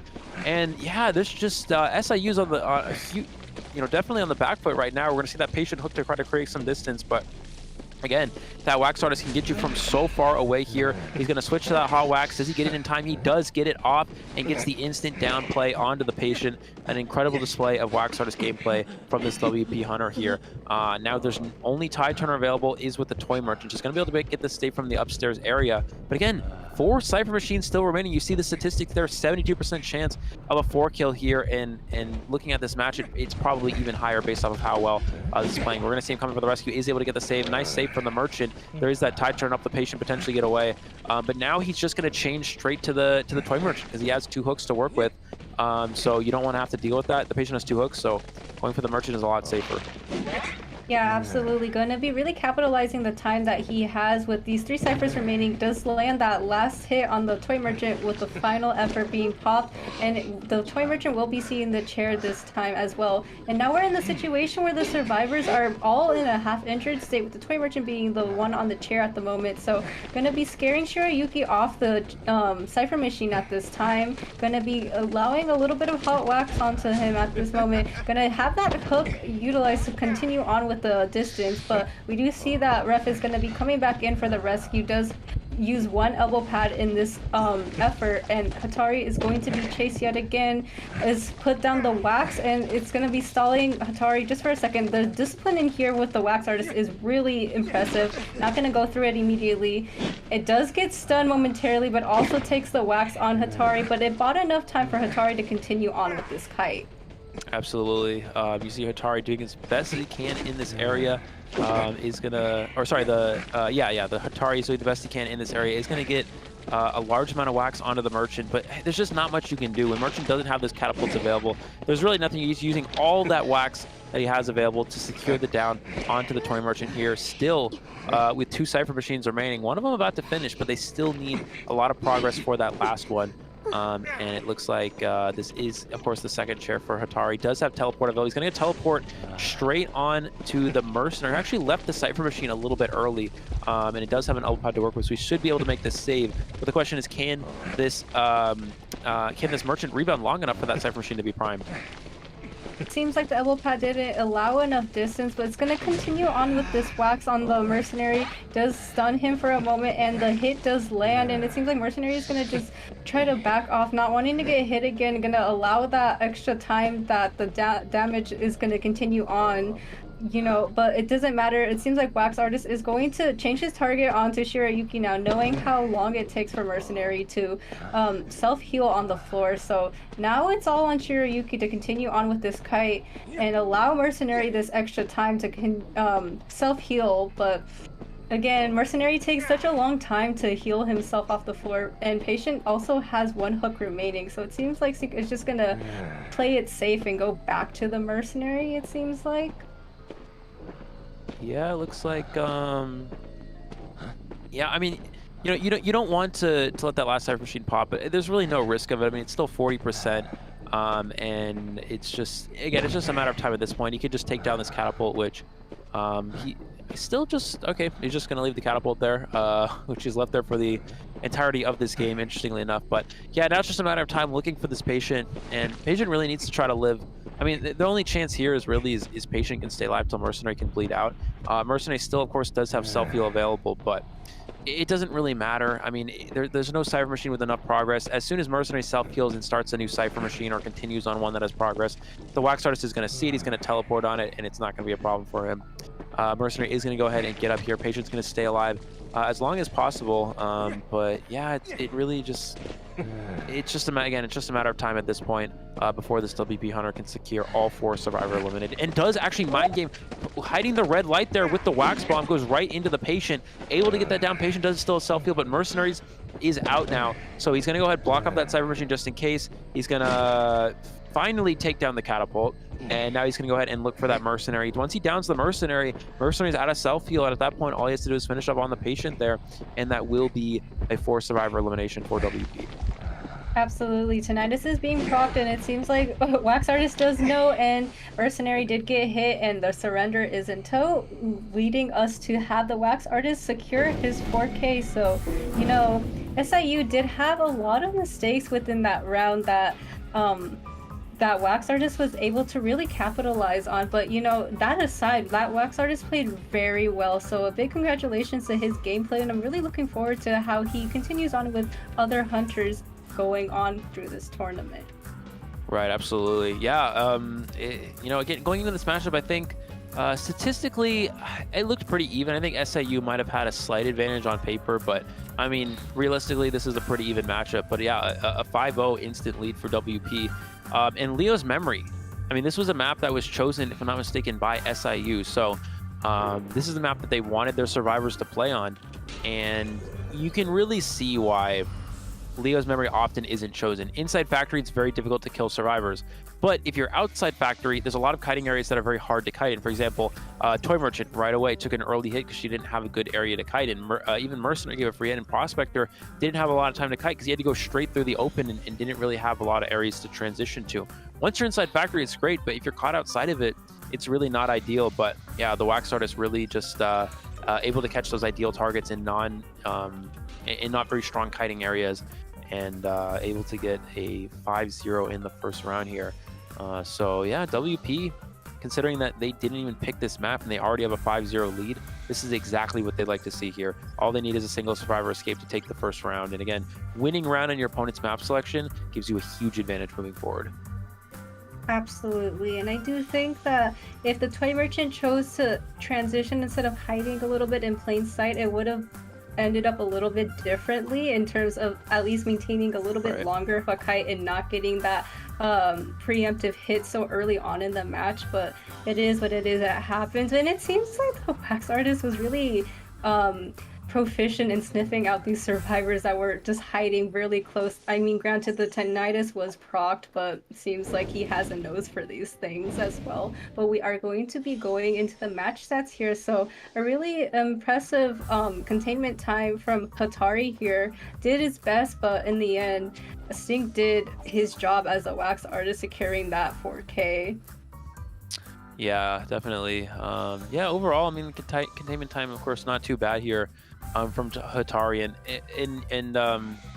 Hatari is a very strong player. You know, you saw he was able to kite in a difficult situation, but unfortunately, even then, it was already kind of a lost cause. The Wax Artist just had such a huge lead. Being able to down that Prospector, take out the weakest kiter for going against a Wax Artist, that was key. He was able to find Prospector. He actually went for going for Merchant first, was a bit of a surprise, but he was able to get an early hit, forced the survivors to slow down the decoding and heal up. He was able to get a free out on the Mercenary. Again, slows down the decoding, forces the survivors to heal up, and then from there was able to get the Prospector down relatively fast, and that is how you're able to win with a TIE Hunter. And honestly, and Wax Artist, of course, has win potential, but he's still on a map like Leo's Memory, it's going to be more of based towards Wax Artist only getting ties, because Leo's Memory is such a weird map. If survivors get into factory, it's very difficult for Wax Artist. But he's able to catch them outside, and out there, Wax Artist is incredibly strong. The Mechanic Man, again, very surprising, but technically it works. It could be that, you know, this SIU team is very commonly known to play Mechanic to secure draws, and he wanted to start out very aggressively and try to go for a win. So eliminating that Mechanic would have been a very good option to do so. In this case, it actually works out nicely for him. Yeah, absolutely. And, you know, again, to go back on the match itself with SIU, allowing the Wax Artist to continue on with these extra resources and getting the hits, it allowed him more presence to get that hot wax really quickly. So definitely was not in their favor in allowing him to do so. I think a little bit more respect should have been shown towards Stink in terms of when that Toy Merchant was hit and she used the catapult to get onto the stairs, that maybe the Mercenary should have, you know, transitioned away at least momentarily from that cipher instead of being caught out in the open. I know that Mercenary is generally not a survivor that hunters want to go for, but he still was able to get a hit onto the Mercenary because he was lingering around too long. So yeah, definitely. You know, sometimes as a rescuer player, especially a Mercenary, you have a certain, you know, you feel very safe because it's easy for Mercenary to get away if a hunter goes to you. But again, you got to be careful. You cannot afford to get free hits as a Mercenary, because the more you get injured, the more, you know, the longer it takes for you to heal. As the game progresses, it means you need to get healed up before you can go for a rescue. You just really don't, as a Mercenary, you really do not want to give up free hits at any point. Unfortunately, that Mercenary did get a free hit to the Wax Artist there, and yeah, he's just able to capitalize from that position. So now, looking into the second half of this round, SIU really needs to they really need to try to turn this around. I mean, you're on your map selection, you want to win here, but you're on a weird map. I mean, if the survivors play this well, they can position themselves where they put their weaker kiters inside factory, and you end up with strong characters like rescuers out in the other areas of the map. So yeah, very interested to see what they're going to do here. Of course, WP, you could easily go something like Mechanic, play for a tie strategy. Actually, Embalmer is very strong here.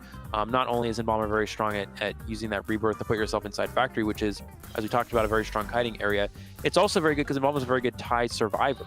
When Embalmer gets placed on the rocket chair, he can self-rescue himself, which means that the survivors don't have to stop their decoding to go save. They don't give any free hits when rescuing, and the Cypher Rush stays intact. Embalmer can self-rescue against a good Camping Hunter as well. And like we said, position himself in Factory, which is a very good kiting area. So I actually think Embalmer would be a good option for WP to go to right away here. Yeah, absolutely. With the ability to rebirth himself like that, it just also allows the other teammates so much time to continue on with their Cypher machines. Obviously, it doesn't disrupt their other Cypher machines as well, but it also just buys a little bit extra time so that they don't have to go towards that chair and rescue them. And even if they are on that factory area with the coffin rebirth, it allows them even a better chance at having a rebound kite getting off that chair as well. So definitely so much time wasted if you do bring up an Embalmer into this potential lineup. So I would be rather interested in seeing an Embalmer, but I'm not sure if that's kind of the playstyle that they have in mind. Yeah, definitely. And again, we're not exactly sure what the SIU Hunter is going to lead with as well, considering that they want to try to win this round. Maybe play something aggressive, but because of Leo's memory selection, it means they're probably not playing Dream Witch. Dream Witch is quite weak on Leo's memory. It's very difficult to trap survivors in Factory, and overall, it's just a really weird map for Dream Witch to have to play on. It could be that they're trying to go with something like Clerk, but even Clerk, again, Factory, it's just so difficult. There's so many characters that can easily create distance outside of that Factory area that Clerk can struggle. That Clerk can struggle against. So. Yeah, again, Leo's memory, you pick it because you have a type of hunter that doesn't necessarily mind dealing with Factory, but there's so few hunters that are actually like that. The only hunters that are really like that are Soul Weaver, Geisha, Bloody Queen. Even Bloody Queen can struggle in Factory because of the 2-story. There's just not a lot of hunters that like Leo's memory. So it's a very interesting decision, but it could be we're also seeing a Wax Artisan return as well.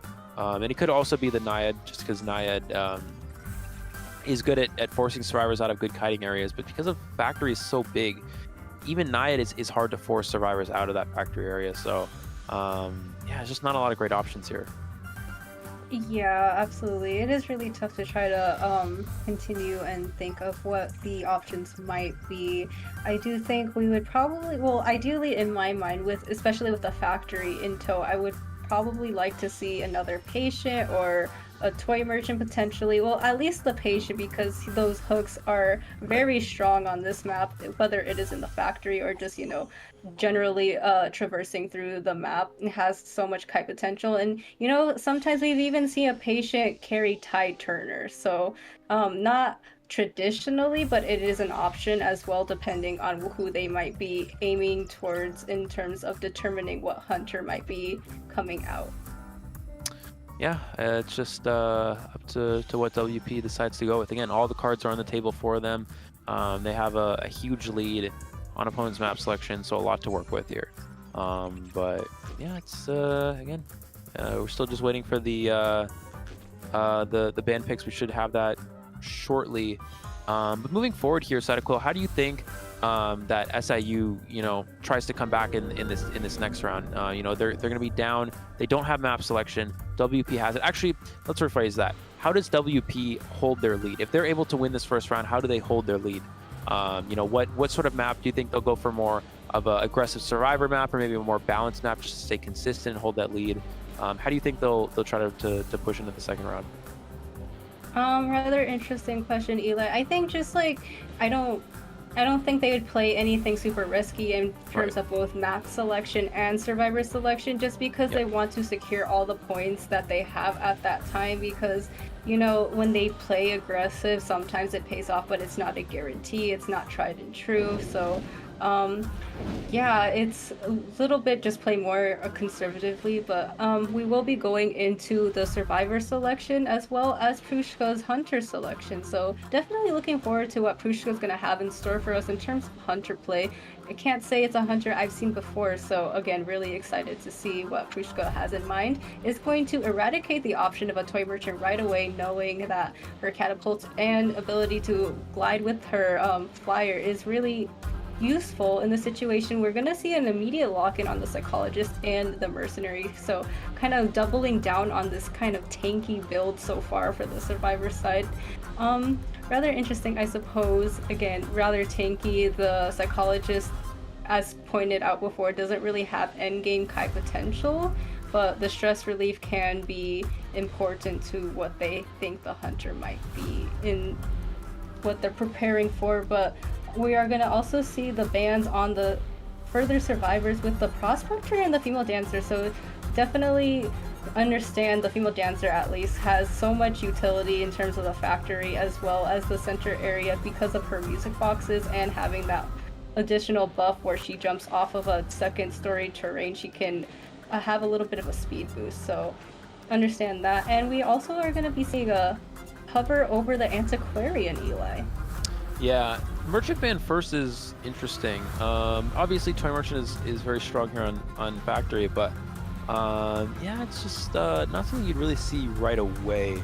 But yeah, we're gonna see merchant ban first, I guess, and into prospector dancer. Again, these have been the two most common characters we've seen from Southeast Asia, so just limiting those options. This does, of course, as you mentioned, opens up antiquarian, which is really not a character you want to have to deal with. I would have actually liked to see maybe a dancer anti-ban instead, but does give antiquarian, or maybe just antiquarian first, because first ban merchant doesn't seem incredibly strong, and we actually are going to see the potentially embalmer here, and this could be a very strong strategy for them, again, in just securing that draw.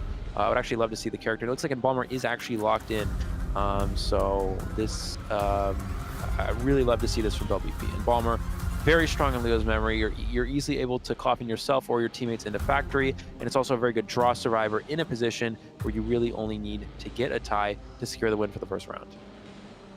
Yeah, so rather interesting, Eli. I did note that Pushka was known for that Naiad as was shown on screen by the graphic, but also the clerk, so gonna have to, well, it's interesting to see if he might have any other hunters in mind for this kind of lineup, as it is pretty, again, tanky, and the embalmer kind of throws a wrench into things because, again, this is a pretty tie secure survivor, so having him in the mix can throw any kind of 3 or 4k potential out the window if they do not play your cards right. So kind of just gonna have to wait and see what Pushka has in mind for the hunter with this in mind. Right. Yeah, I mean, Clerk obviously would be good to try to get a 4K, but this comp is really difficult for Clerk. I mean, Antiquarian not only directly counters Clerk, it's also a good supporter against Clerk. Mercenary is a very good rescuer. Psychologist takes 3 hits against a single hit hunter such as Clerk. And then also, and we're going to see Clerk, but the problem is as well with Embalmer is that Clerk doesn't have map pressure and that she can't get around the map quickly. So if you die away from your coffin, you just coffin yourself across the map into factory, and there's nothing the Clerk can do other than walk across the map, and it wastes so much time. So this comp directly counters Clerk. I would have actually liked to see maybe Patient or Acrobat instead of Psychologist, but yeah, still Psychologist works. You can take multiple hits against the Clerk, and that's all you really need. The Antiquarian with good support. First Kite should be very long, and Bomber Coffin should have a big impact as this game progresses as well. Yeah, this is just really anti-Clerk team comp. But I mean, unfortunately, the SIU Hunter doesn't really have a choice. They have to try to go for a win if possible to try to put themselves back into this first round. Yeah, absolutely. It's just, again, as you stated, it's really hard for the Clerk. She doesn't have that strong mobility that some other hunters do, like if you were to bring out the Naiad, but again, that's even more of a risky situation. We will be going into the spawn selections here. We are going to see that the Psychologist is actually centered with, you know, kind of more expectingly that the Embalmer is going to be in that factory area, gonna place his coffin probably way up top to allow him that opportunity to have that coffin ready, of course, whether it's for himself or for a teammate in the chance that they need it, which, you know, just allows them that extra safety blanket in that situation. Yeah, here we go. We're going to, of course, Mercenary with Tide Turner. If they were expecting Clerk, we should see 3 broken windows here. And then, of course, yeah, Tide Turner on Mercenary. Now, if they were expecting something else, we could potentially see something like Flywheel. Something curious as well is occasionally Embalmers will skip on Borrowed Time, and they'll just go ahead and go Flywheel and Broken Windows, because you can just rebirth yourself if you have your coffin available when they pop the last cipher. But of course, Borrowed Time is just the strongest trait in the game, so for Survivor, so it's very good to still have that. So I'd imagine we'll probably just see 3 broken windows, and mercenary with tide turner. Now it could have been that they were preparing for a different time. If they're preparing for something like Naiad, a flywheel would be a lot stronger. You get flywheel to 100 water. They're preparing for Bloody Queen or Geisha, flywheel would be a lot stronger. But as you talked about, if they were preparing for the clerk, broken windows would make the most sense for sure. Yeah, absolutely. And we are going to be heading right into the match here. It seems like the Antiquarian is having a little bit of a heartbeat here, but the Clerk is not going to be committing to that. Going to head towards this factory area. Rather going to be going towards the vicinity of the Embalmer, actually. So, granted, he is a little bit away from his coffin, but is going to be hiding in plain sight. Prushka knows this and is going to try to get the hit on him right away. Does get that hit, and now Embalmer needs to continue on this kite for a little bit longer, as there's only 2 ciphers being worked on at this time. Yeah, interesting choice for the Embalmer to not stay in factory. I mean, obviously you want to die away from your coffin, but you can easily just do that with a tide turner rescue. Like, factory is such a good kiting area. We actually see no oh, we do see the flywheel getting to the pallet there. Can he get the pallets done as well? Tries to bait the drop. Is going to get the drop. He's going to get the pickup on the pallet, and this will down the Embalmer. So a very fast down for the Clerk. This is already looking very good for Clerk here. I'm surprised, yeah, that Embalmer actually opted to leave Factory, because Factory is such a strong kiting area, and for a character like Embalmer that doesn't have any kiting abilities, by itself, you need the support of that Factory kiting. So, or at least maybe kite towards the Antiquarian so the Antiquarian can support the kite. But yeah, I mean, just kind of kiting out in the open, giving a free hit there is really not ideal. And this is a pretty good start for this Clerk. Absolutely, and we're going to be seeing this overhead sight as Embalmer does not choose to rescue, or rebirth rather. It's going, and the Mercenary is going to take the hit in terms of getting that rescue off, but the Embalmer is going to be on his second legs here, as the Clerk is actually going to be redirecting the target right back onto the Embalmer, heading towards this Christmas tree area. Last effort is proc despite going over that pallet. And now we're going to see the Embalmer go on the chair for a second time. There is 2 ciphers that have been done with 3 ciphers remaining. Yeah, we should see, I think the Antiquarian maybe will come in. No, it looks like no. I think the Antiquarian, okay, so the Antiquarian is actually going to go to the coffin instead, and just going to wait near the coffin to help support that kite. The problem is the cipher progress is just so low. Like, it's so behind. We actually see a switch to teleport as well, so we can get straight to that Embalmer. And the coffin's actually not set up upstairs, it's set up behind Factory, so unfortunately, that's a misstep from the Hunter. Actually misses that, misses the swing, and does get the hit. Misses the stick there. He's going to break the pallet. Antiquarian's going to try their best to support here, but unfortunately, a misstep from the Antiquarian there. They are on to their last few ciphers, but as soon as this Embalmer goes down, this could be a difficult situation. We are going to see the heal from the Psychologist on to the Antiquarian to help support this kite. And again, Embalmer leaves Factory. He's going to go to these outer pallets here. And let's see what he's able to do. Antiquarian's going to body block, try to camp these pallets. Goes for the stick there. Is going to slow down the Clerk. Into the pallet. Oh, but misses the pallet stun, unfortunately, and will take that hit. She actually had flywheel, opted not to use it, but I guess just waste as much time as possible for this Embalmer to get far away. We're going to be seeing, a little bit of a committal here to trying to support that Embalmer to continue on with the last legs. Is going to take the stun, and we're going to have the overhead sight kind of be pressuring the ciphers for a moment. Has the recording to get rid of the pallets. Is going to take 2 more stuns from the Antiquarian's bamboo stick here. Cannot hit her as that stun recovery continues on. Is going to hit her now, and Antiquarian does go down. There is 1 cipher that's almost done, so 2 ciphers remaining, with the third going to be really close to being finished here, as the Clerk opts to chair this Antiquarian, and basement is here. Yeah, there's an upside and a downside to this. The upside is that the dead on chair Embalmer does get away, but the downside is that you do get basement with no tide turner available, so this ends up being not quite as strong. And Antiquarian actually had flywheel and didn't use it, so unfortunately a little misstep from the Antiquarian. Clerk has almost 3 recordings available, which means these ciphers are going to be slowed down significantly, and the rescue will be coming after half, in that they do have to heal up this Mercenary first so he does not get double hit. Which means the tie's still on the board. The fact that Embalmer has managed to get away, it opens up an opportunity for the survivors. They are down to 1 cipher, but because Clerk again has almost 3 recordings, it's going to be very easy for her to stop the last cipher machine. Yeah, absolutely. We're gonna have her see the overhead sight to try to pressure the Cypher machine. Is going to land the hit on the mercenary who's going down for this rescue. It has overhead sight again. There's gonna be a little bit of a scramble here, but the Antiquarian does go down despite the mercenary trying to body block for her yet again. We do see that she is going to be ballooned and put on the chair for a second time, but is going to be sent back to the manor because the rescue was over half. So now Clerk is going to be transitioning away and finding her next target.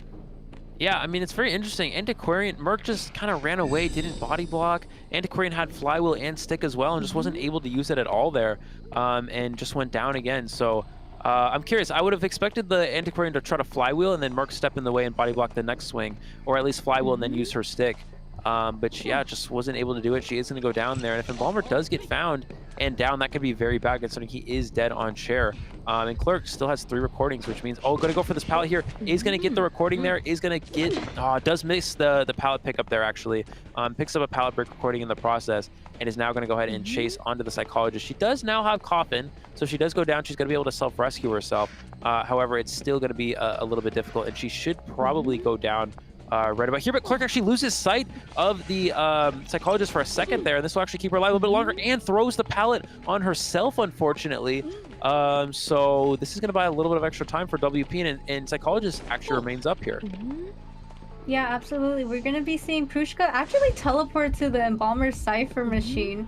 So interesting again that the Embalmer is going to be targeted out in this situation. Going to be heading towards the factory area, I believe. But no, actually going to be staying in this outer area instead. Going to be circling around this pallet. And, you know, Prushka is going to catch up with this in the second here. Oh, does get the pallet stun on the Clerk. So definitely able to conserve that resource here. Is going to be pressuring the Cypher machine with the recordings and the overhead sight here, but we do see Embalmer actually going to commit and going towards this factory area to continue on his kite. The distance is going to be too much, and he does take his half injured hit. Yeah, keep in mind Embalmer is dead on chair. Oh, but the Clerk's actually going to leave Embalmer. This is interesting. I think what she's going to do here is she's going to go to this cipher. She's going to go to one of the ciphers, and then she's just going to record the other one. So she can camp one, record the other, force them to start an extra one. But the problem is, Embalmer was dead on chair, so maybe it was worth it to commit to Embalmer here. I'm not really sure. But it looks like actually going to change to the Psychologist. And Psychologist does have Coffin, so yeah, she can just self-rescue herself. And you really see why Embalmer is a very nice tie survivor. If there's no Coffin here, Psychologist goes down. Mercenary has to come in for a save, which means that Coding's going to stop and Mercenary will get double down. But since Psychologist can self-rescue herself, it doesn't really matter. And we're seeing Psychologist try to mind game around here as much as possible. He's going to go for the window block recording and is able to get the down on the Psychologist with the block. But again, the Coffin is available. He's going to wait for the chair, and then they're going to self-rescue the Psychologist. They're going to go ahead and just use this time while they're rescuing to heal. I'm actually going to drop Psychologist here, but she still has... Oh, wait, Psychologist has no self-heal. I don't think Psychologist has self-heal on her build, so this is going to be a bit of a problem. He can just leave Psychologist on the ground.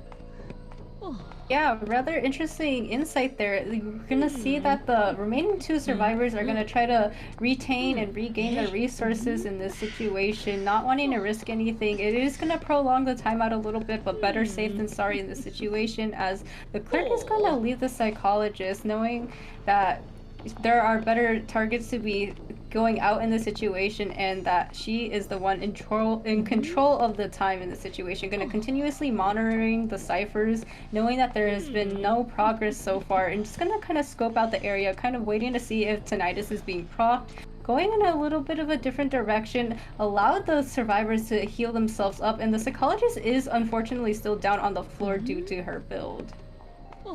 Yeah, she just doesn't have exit path on her build there. From at least from what we can see on the screen, could be wrong, but it doesn't show exit path. So interesting. It looks like, yeah, Clerk's just gonna keep looking for a target now. It was very important that the survivors were able to heal up. This does give them an opportunity to get these cipher machines finished without much of an issue. We're gonna see Clerk teleport here. Is going to go on to the Embalmer. Embalmer doesn't flywheel. Embalmer could have flywheeled that hit, wasn't able to do so there. Keep in mind, Embalmer is dead on chair. Embalmer cannot afford to go down here. And he's going to wait. He's going to vault this window. He's going to get, he has no speed boost, unfortunately. He needs to go to this outside area, but they're not decoding. Yeah, the survivors are not decoding. They're now on the Cypher machine, but Embalmer needs to kite until the Cypher's primed. If he's unable to do so, this is going to be a potential winning position for the Clerk. So I'm really curious why Embalmer was the one doing the Cypher. I feel like it would have been a lot safer for Mercenary to do it. It's just a matter of time here. He's going to record the Psychologist. Mercenary's on the other one. He needs to flywheel this swing right here. Does flywheel? Can he dodge this hit? No, is going to go down here. He is dead on share. They might be able to pop the last Cypher machine, but keep in mind, a 2 endgame Clerk is easily a 4K position because you can just record the gate over and over and just chase the other target.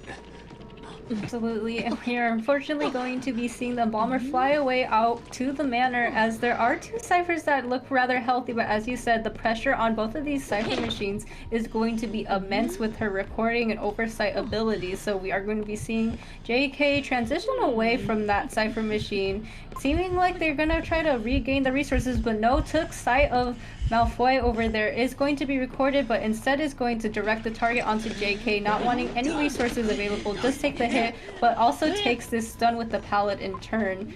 So luckily it was just a chip damage due to the recording on the Mercenary, but still not something you want to give up so easily. Right, it looks like just gonna continue after the Merc here. Does have an elbow pad. Ideally, Mercenary can save this elbow pad. And he, oh, wow, does get the pallet stun. Very nice drop from the Mercenary. That's gonna buy a little bit of extra time, but still stuck in a bit of a tough position. That Cypher machine is almost primed. He's gonna get the hit on the Mercenary. Can Psychologist pop the Cypher before she gets recorded? It is able to pop the last Cypher and push for the end game. Now, of course, the Mercenary does have an elbow pad to work with. He can get himself to factory, potentially kite there. That's going to be the goal, is get to that factory area. But it looks like he's actually taking a bit of a different route instead. He needs to make sure he uses this elbow pad before the Clerk's able to get a hit here. He's just going to record the gate. He's going to use the elbow pad now, but he put elbow pads away from the factory. He's putting himself in the back corner area. This is not a good kiting area by any means. And the Clerk can just record the exit gate over and over, and Merc has nothing to work with now. Absolutely, and this is just goes to show the strength of Clerk. It does get that pallet stun, but it's still so oppressive when you're playing an endgame Clerk and you are on the survivor side. Look, it's constantly recording and stopping that exit gate from being open while still mid-chase on this Mercenary, so not allowing either of these survivors a breathing space at all, and Mercenary does finally go down. And he is going to teleport to the gate here, and again, Psychologist does not have self-heal, so if Psychologist goes down here, the Clerk can leave him, leave the Psychologist on the ground. I actually think that the Clerk, this might actually be, this is going to be interesting, because the Clerk doesn't know Psychologist does not have self-heal. She thinks that she might still have it, which she never had it originally. But the Clerk does, the Mercenary does still have self-heal. So if Psychologist does go down here, she's going to vault this, she's going to get a speed boost, and she's going to transition around here. If Psychologist does go down here, then there's still a chance Mercenary can wait until the Psychologist dies and then go for the dungeon. Oh, Psychologist doubles back for the pallet stun, but doesn't actually drop the pallet there. Mercenary is able to get up, but no, he's actually going to leave the Psychologist on the ground here, and that is actually the correct play, even though he technically doesn't know he doesn't have self-heal, but it ends up being the right play, and all he has to do is find this Mercenary, down him, and that will be a 4-kill for this SIU Hunter. Absolutely, and it seems like JK is actually going right into the direction of Prushka. Granted, the factory is rather big, so not going to catch sight of him just yet.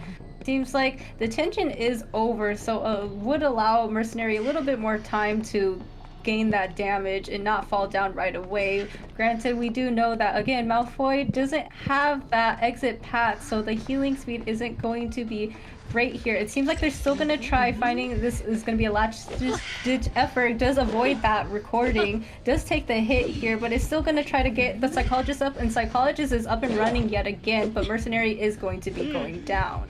Yeah, Mercenary doesn't have self-heal, so all they have to do is go for the Psychologist, and this is going to be a 4-survivor elimination for Prushka here, which means that we're going to have a guaranteed 3 rounds and a tie for this first one. So excellent positioning, considering that the Clerk had a very bad team comp, a very quick down onto the Embalmer, and then now able to, after downing the Psychologist is able to get the pallet stun. Of course, it is irrelevant at this point. It's just a matter of time before this Psychologist goes down, and a 5-point game will be achieved here for this SIU Hunter, and there it is. Yeah, gotta commend them for trying till the very end, but the Clerk here was just so oppressive, really showing the strength of how powerful Clerk can be. They do surrender and it does secure that 4K, so really great job all around, but at the end of the day, the Clerk was just so strong, knew exactly what to do, and then at the end there, the pressure on the Cypher machines and even the exit gate was just way too strong. They couldn't really do much against it. And then another fault was the Psychologist not carrying exit path. That really kind of hurt their team in the end and potentially getting a different outcome. Yeah, it's interesting. If Embalmer doesn't get teleported on there, what has to happen is Mercenary needs to be the character to decode that Cypher machine, because as soon as Embalmer gets teleported on, he's dead on chair. So if he dies before the Cypher's primed, then it's over, right? It's a 4-kill because he's dead on chair, and then obviously, as you saw, the Clerk endgame with 2 survivors is a free win for the Clerk. So what has to happen there is that Embalmer needs to stay away from the Cypher, and Merc needs to be the one to pressure it. If he teleports on Merc, Merc has an elbow pad, he's not even been on chair, he takes a long time to die with his extended time, so it's perfectly fine with the survivors. If Embalmer gets teleported on, he dies, and he's dead on chair, and the game's over, essentially, from there. So unfortunately, that was kind of the big game changer there, is that just slight misstep from WP is going to cost them that tied position. So, but still, excellent job from the Clerk to take advantage of that. Able to get a 4 survivor elimination. Yeah, 5-5 for the first round. So we will be going on with a tie here. It's still not too bad for WP. They still got a draw on their opponent's map selection, but they definitely would have liked to try to take a win there. And then on the side of WP survivors, you are going to want to ban out this Clerk the next time that they are on the Hunter side. So rather interesting to see what the Hunter will come out with after that. Again, we do know that there is a Naiad that Prushka has, but again, it's really kind of risky to pull out the Naiad. We have seen big successes before, but they are little in number, so gotta hope that the Hunter pool is a little bit bigger than just, you know, a Naiad. Hopefully there is a little bit more meta inline Hunters that they can pull out just to be safe. Right, so yeah, now we'll see what where WP is going to go with this next round. They have map selection, no more Leo's memory, I hope. Hopefully we'll see a little bit more standard selections. You know, you really see why Leo's memory is just so weird for both sides to deal with, right? You know, the Wax Artist in the first game was able to catch survivors outside of factory and is able to down them quickly. Same here. You know, you saw the Clerk caught the Embalmer outside of factory and was able to down them very fast because they were just, you know, they were just kind of out in the middle of nowhere, and there's not a whole lot of great kiting areas. So he was able to down them fast. There unfortunately was no support from the Antiquarian early, and that was very important for this Clerk's victory. See overall 166 seconds from the Embalmer, some rebound kites, plus the Embalmer getting healed up and kiting again later in the game. But overall, yeah, the first down was relatively fast for the Clerk, and if a Clerk gets a fast down, they can easily take control of the game from there.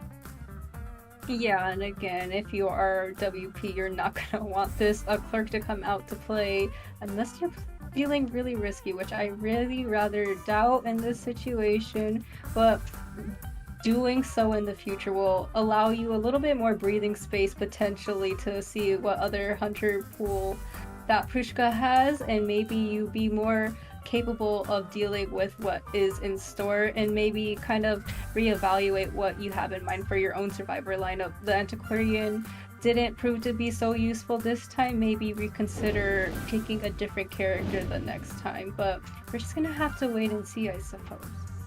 Yeah, I think it's not even the team. Like, the team comp is good for Clerk. It was a good comp to play against Clerk. It's just, it wasn't exactly executed, I think, exactly the way that WP wanted to. I mean, you want Embalmer to set up Coffin in Factory, and you want to actually kite. It's fine to kite in Factory. If you kite in Factory, that's okay, because even if you die in your Coffin, Mercenary comes for the rescue, and use that Tide Turner once rescued to then get away from the Coffin, and then you rebirth on the second chair.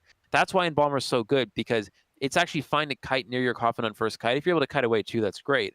But if you're able to, even if you kite in a strong area like Factory, you know, you kite in Factory, you die in Factory, Mercenary saves you, use the 20 seconds of Tide Turner to die away from the Coffin, then Antiquarian goes to your Coffin and then helps you kite in Factory basically until the ciphers are primed after you use that rebirth. That's how Embalmer works, and that's the sort of situation you want to use Embalmer for.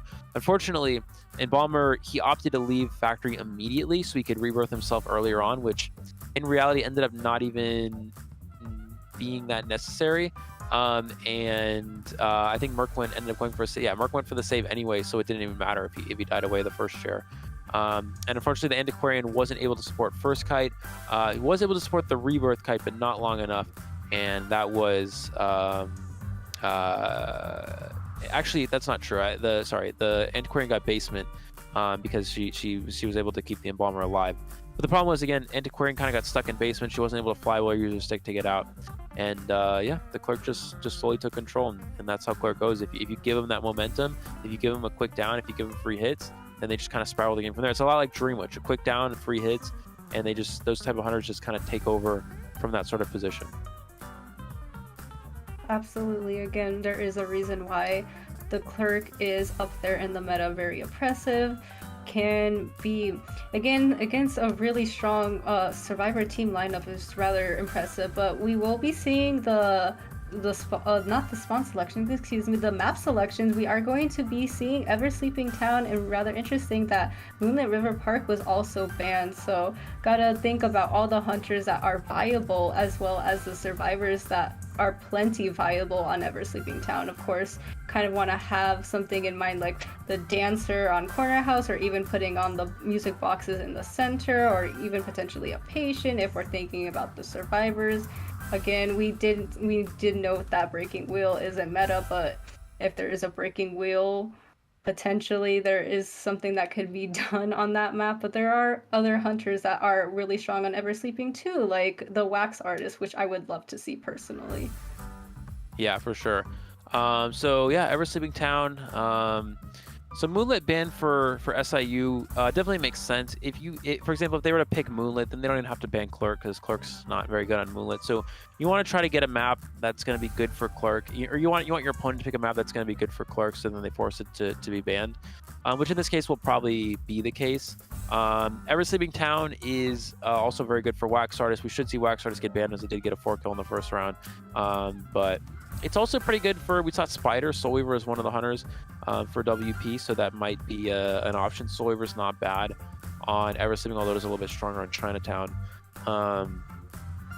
But characters like like you said, characters like Wax Sculptor, they're both good on this sort of map. Wax will probably get banned, so it still opens up something like Sculptor. We've seen Breaking Wheel to Southeast Asia. Southeast Asia kind of has their own sort of meta. A character like Breaking Wheel wouldn't really be used in Japan, China, NAU, or maybe even Korea. But here in Southeast Asia, we've seen it get utilized a bit. So that might be something that's going to be used in Ever Sleeping Town. Sculptor is an option. And with Wax banned, it's interesting to see if he continues to go with the Mechanic ban first. Mechanic, again, it's not really a character. Not only is it not a particularly common character because it's only really there for draws, it's just not, Mechanic Cypher Rush is not as fast as it used to be, and it's just not quite as viable. So we may not see Mechanic ban first, but I guess we're gonna find out. Yeah, can't always determine what is going on through the team's heads. Again, I'm still very thrown by that Mechanic being the priority fan, but if that is something that is that big of a concern to you, why not? It seemed to work out in the end regardless. So needless to say, I still want to see a female dancer on this map as well. Potentially a toy merchant due to her catapult and being able to glide off the 2 stories. And all of these characters that have the high mobility, have the ability to kite, and also have the potential to support their teammates. I would even be fine with seeing an acrobat. But we are going to be going into the survivor selection as well as the hunter selection, so we're just gonna have to see what they have in mind first.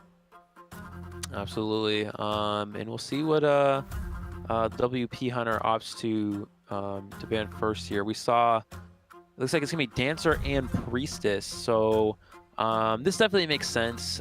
Dancer is incredibly strong in the current meta, especially in a map like Ever Sleeping Town. You never want to deal with those slow boxes in the middle. We will see Wax Artist ban, which definitely is logical considering how the first round played out, and now that this is an even stronger map for Wax Artist than Leo's Memory, you definitely don't want to have to deal with that with extra bans. Priestess here as well. Just a very good support character for this sort of map. We're actually going to see Antiquarian and Seer first. So this is interesting. It's pretty, actually not so much. It's pretty standard. Seer obviously is a character you take early on. It's good against pretty much any hunter as long as you're able to force basic hits, and Antiquarian being one of the best characters in the game thus far. Looks like we're to see going back to the mechanic ban, so really just don't want to have to deal with mechanic at all here. And then Toy Merchant again as well. Both of these teams just really trying to avoid having to deal with the merchant. Absolutely, and we're going to be seeing a lock-in on the mercenary, so nothing unusual here. I do expect Atari to pick someone who is teamwork viable and also kiting viable, so I mean there's so many different survivors in that situation. We saw him pull out the Toy Merchant before, but no, we are going to see the Entomologist, so definitely has that support with the bees, can have kite mobility with the bees as well, so kind of looking forward to seeing what they have in store for us, as Entomologist being on the team can be a great asset, as well as the Seer with the Owl. So gonna have in mind what Stink is going to consider with this team lineup in front of him. Yeah, so with the wax off the table, I think Sculptor's not bad. Sculptor can usually deal with Antiquarian a little bit easier than most hunters. The statues, you gotta avoid statues and still get this done, so it's a little bit of a challenge for an Antiquarian player. Seer as well. Obviously Seer's fine as long as you can force basic hits, not running into any statues, but the Entomologist support could be a factor. Entomologist, not a character we've seen so much out of Southeast Asia, but it's very strong. It's very good for creating distance, very good for kiting. So I'm a bit surprised to see we haven't seen more Entomologist overall. But yeah, just waiting on the hunter selection here. Based off of this team comp, based off of what we know, I definitely feel like Sculptor would make the most sense here. Breaking Wheel's not great. Breaking Wheel into Entomologist is an easy kite. Antiquarian can wait till Wheel gets out of wheel form, then go for the stun to help them kite that way, and can also support a Wheel kite as well. And then Seer can easily farm owls against the wheel form. So I would imagine with the Ever Sleeping pick here, we'll probably see either Soul Weaver as listed or maybe a Sculptor as well. Yeah, absolutely. Both of those hunters kind of negate a lot of these survivors' abilities, whether it is traversing with the bees from Entomologist, but no, actually we're going to be seeing a lock-in on the Clerk. So, gonna have to just see if Stink thinks that he can deal with this, but the Antiquarian is a direct counter to the Clerk, so I don't know, I guess he seems rather confident that he's able to deal with this as well as the Seer's Owl, but we will be going into the spawn selections here, with Stink gonna be kind of centered between Shirayuki and Mercenary, with Antiquarian being center, which I do personally agree with, as she's able to help anyone who needs it in that situation, has a lot of mobility, or they can kite towards her and she'll be able to assist them with the stuns and the stick in general. The issue here is this comp is really tough for Clerk. I mean, we said that about the last one, but this is also still very challenging. Like, Entomologist can loop Corner House for a long period of time against the Clerk. The bee support is very big as well. Seer can if the tight kiting is good, Seer can farm owls against Clerk as well. And then Antiquarian, of course, direct counter to Clerk. Obviously, if you stun, Clerk can't hit you. She's a single hit hunter. She has no abilities that can deal with that sort of thing. And she's also a very good support character against Clerk too. And then Mercenary is a very balanced rescuer. So yeah, I mean, it's really again, this is not a great comp for Clerk at all. I would have liked to see something maybe a little bit different like the Sculptor, but I mean, considering that Clerk's been quite effective in this match, we saw in the first round Clerk was able to get a 4K against a bad Clerk comp, against a tie comp as well. You know, maybe this is something that this WP Hunter has prepared for. You know, obviously when you see Antiquarian as well, you'd like to bring excitement. And you can also excitement through Entomologist Beast, because there's a Seer Owl, and Seer Owl can force extra hits. You're kind of forced into bringing Plague, so you don't really have that excitement as an option. If you do go excitement, there's a good chance the first kite's gonna be a lot longer than you would prefer. And actually eyeing up Antiquarian. Antiquarian is actually the weakest chase for the Clerk, in terms of it's not good for the Clerk to chase, is what I mean. And it looks like he's actually going to go ahead and leave Antiquarian, realizes that I cannot chase this character, I will get kited, this is a hard counter. And now going to be going for the Entomologist instead. Even Entomologist, is going to have a lot of kiting potential with those bees, and it's going to relocate straight to corner house. Yeah, absolutely. Sync having a little bit of a hard time finding his ideal target right away, allowing a little bit more time on the Cypher machines to progress on. It's still looking pretty healthy. It's going to have Hatari be in the vicinity of corner house, but basement is over here with the bees going to be planted right in that area. But you know, going to utilize that recording. The bees are going to halt the clerk yet again, really showing the strength of the entomologist being able to stall and, you know, traverse the map with the bees is going to recall these bees again and gain a little bit more distance and speed well in that bee state, but it's going to be put in this corridor area. Utilizes the recording, but not in the right area as Hatari continues to go back to this corner house. Does get recorded. The Seer Owl does come in right on time, so rather impressive. Love the teamwork going on as the entomologist gets recorded. The flywheel comes into play, but entomologist still gets hit. Yeah, we are going to see bees are back online, so entomologist can make this distance here. And here comes the antiquarian for the support. This is going to be the big difference maker here. No excitement available. We're going to see him use that stick just to push the clerk back, just going to slow them down a little bit there. Trying to, the bees as well, forcing the clerk to swing is going to keep, yeah, and this is why this comp's so tough. I mean, not only do you have a counter with the antiquarian, this is an excellent kiter with the entomologist using these bees to constantly just keep distance and slow the clerk down every time she stops to swing at the bees. So, and here comes the antiquarian again, just going to support this even longer. And there's really nothing clerk can do against this. Yeah, absolutely. We are going to be seeing a doubling down of the Antiquarian. Does utilizes that stun, is going to really capitalize on allowing Hatari to continue on. The blink does hit the Antiquarian, and now she is also in a half injured state. Still has plenty of stick to utilize, but Hatari is in the vicinity here as well. Gonna be forcing him off that Cypher, unfortunately. But Hatari is playing the smart move, gonna be transitioning to the graveyard area to not disrupt any more Cypher machine progress, is going to fault that window in time, but it has that recording in the back of the clerk's mind, is going to use the overhead sight and is going to continue on with this chase on Hatari. Yeah, and it looks like trying to get in, the Cypher machine's almost done here, 75 and 50%. Hatari trying to mic it with the pallet. He walks straight through the pallet and he is able to get down on the entomologist, but is this going to matter? I mean, there's so much Cypher progress. Looks like the survivors are prepared to get off of that Cypher as well. They are prepared to play against this clerk here. Mercenary's going to come in for the rescue. Seer Cypher machine almost primed. Antiquarian on the way here. Is going to get recorded, so he's able to block off that Cypher, but it's still, look at that, 77% of the way done here. Still the first chair. This is looking like a very good position here for SIU. We're going to see Mercenary take that first hit, and there's the rescue. I mean, the clerk's only chance is that he catches one of the survivors decoding, but looks, they're predicting when the clerk is going to go for the look, and that's exactly how you have to play this, and they're doing an excellent job. And two survivors here just trying to prime that Cypher. Goes for the swing. There is the hit. Gets the hit onto the entomologist, and they do have the Cypher machine ready, and they will be pushing for the end game here. Absolutely, and it was really decisive of that entomologist to throw down that pallet to allow the distance there to continue on as the Cypher machine is popped. The tension is in the air, and it's going to go back and forth. Does throw that pallet down just in time, utilizes the recording, but does get hit through the window. So entomologist will be seeing the chair here. It's going to have the overhead sight recording that exit gate, but unfortunately, the downfall of the clerk is that when there are two survivors at the exit gate, the other one that isn't being recorded can simply go onto the exit gate.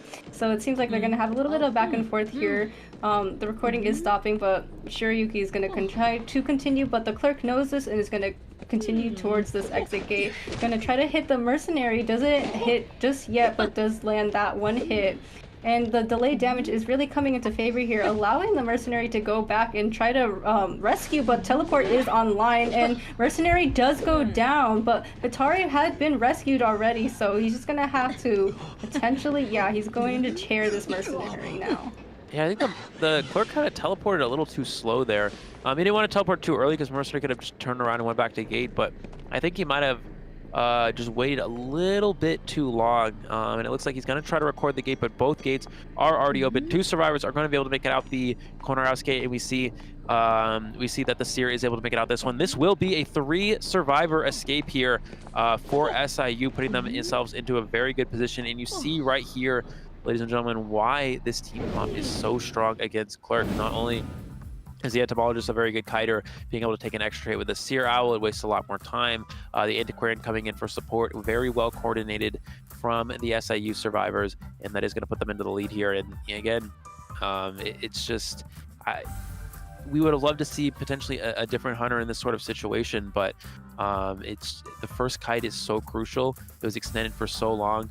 Again, Seer Owl, bees, Antiquarian support, that's all you need, and they were able to get a 3 escape here.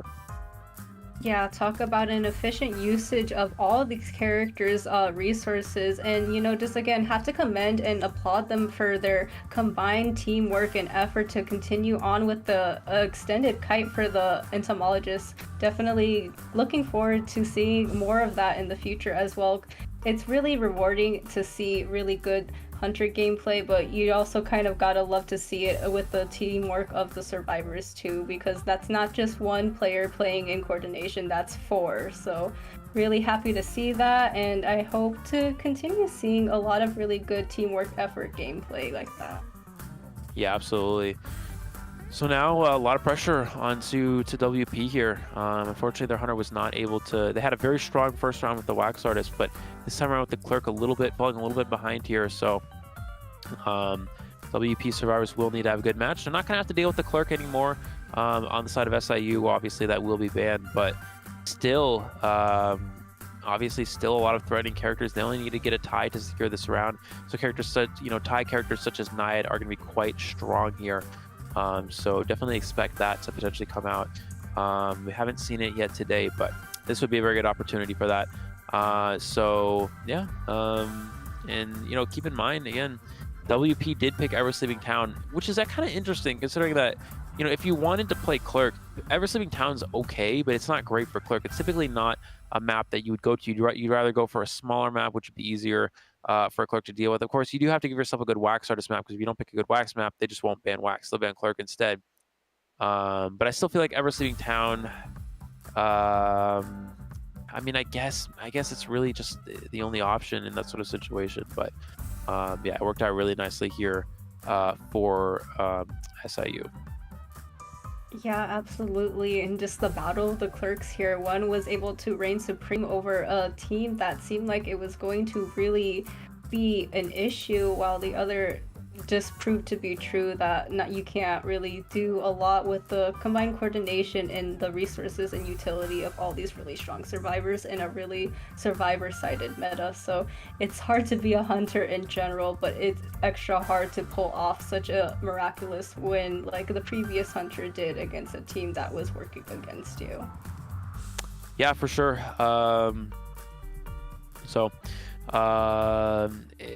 Again, talking about this matchup, it seemed like this is going to be a very close matchup on paper. We saw that in the first round, how that played out.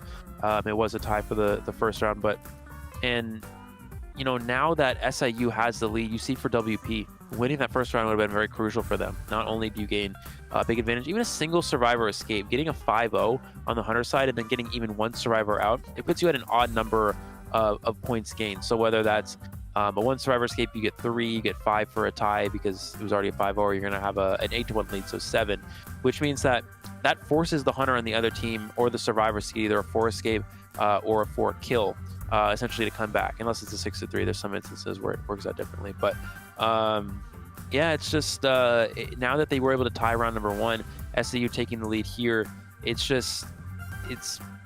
on the map that they chose, they really needed to win that round number 1. And now that they're gonna slowly start to fall behind if they can't keep the momentum in this round, because once we get to the third one, then SIU get to choose map without a single map ban. And I know we talk about the maps a lot, but the maps are really crucial because a lot of these teams outside of the China region, Japan region, Southeast Asia, and AU, they often do this where they pick a map that's good for their hunter and it's weak for the opposing hunter, and that's always been a big factor in a lot of these matchups. But we're going to see the match stats for this one here. Hatari 183 seconds overall. This is exactly why Entomologist is such a strong character and why I'm surprised we haven't seen it more out of the Southeast Asia region. Yeah, absolutely. Again, we have to say that part of this kite time was due to the teamwork and support from the Antiquarian and the Seer as well with the Owl, and then just constant support with the stuns and the bamboo stick. But that was also just Hatari's ability to kite around and utilize those bees very well. So definitely all around, really amazing. Wish I could be that talented at entomologist. I just think generally Hatari, even in rough situations, has shown to be able to kite for quite a bit of time. And when given the opportunity, the right placement, the right timing, can kite for even longer, which is just impressive. That's a whole 3 minutes. And you know, with Cypher Rush being a thing, and again, survivor-sided meta, that's just, it's not something you can afford to lose when you're on the hunter side. Yeah, absolutely. It's yeah, just a lot of pressure for them, but I think I'm really surprised we haven't seen more Dream Witch gameplay. Actually, we can just talk about this a little bit. Something I wanted to bring up is that we've seen a lot of Clerk. We've seen a little bit more Wax Artist in the second day. If you look back into the first day, we saw Dream Witch from Zen, and that ended up being a big character in their matchup. We saw Dream Witch from Sneaky as well. Dream Witch right now is one of the strongest characters in the game, arguably the best. Seeing that we see Clerk and Wax Artist more often here, I mean, it's fine that we see that. I mean, obviously, Dream Witch is a very difficult hunter to play, and it's not, it's not everyone's sort of option. But Dream Witch, you see that in China region, in Japan region, Dream Witch is the most common round 1 hunter because of how strong that cypher pressure is, how strong that control is. Obviously, Clerk also can do things like that, but Dream Witch is just more versatile overall. And we see Clerk here struggles against certain team comps, whereas Dream Witch, while it does struggle against certain team ups as well, there are characters that counter it. Dream Witch can still deal with them a little bit easier. But anyways, we are moving into our picks and bans here. It looks like now, of course, Prushka on the hunter side here, just trying to secure a draw or better to give SAU the win for this round.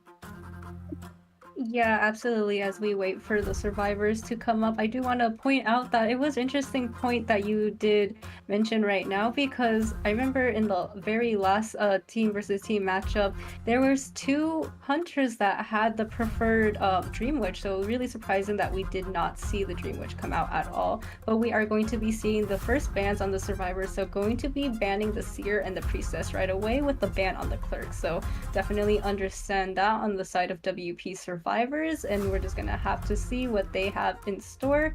I would assume something like a harasser, like the Antiquarian that has been coming out a lot recently, but we'll see.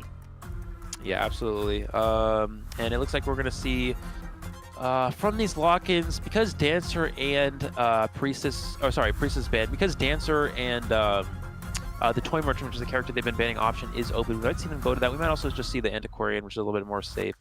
We've seen them ban Merchant a lot, but not actually pick it, which or not actually pick it in the first bans. They kind of let it get banned, although it was banned first in the first round. But it looks like we're actually gonna Prospector first. I would imagine Dancer or Antiquarian is the second one here. So there's gonna be Dancer. We haven't really seen Dancer actually have a big impact. A lot of the Southeast Asia teams have been using Dancer a little bit more for kiting rather than for support.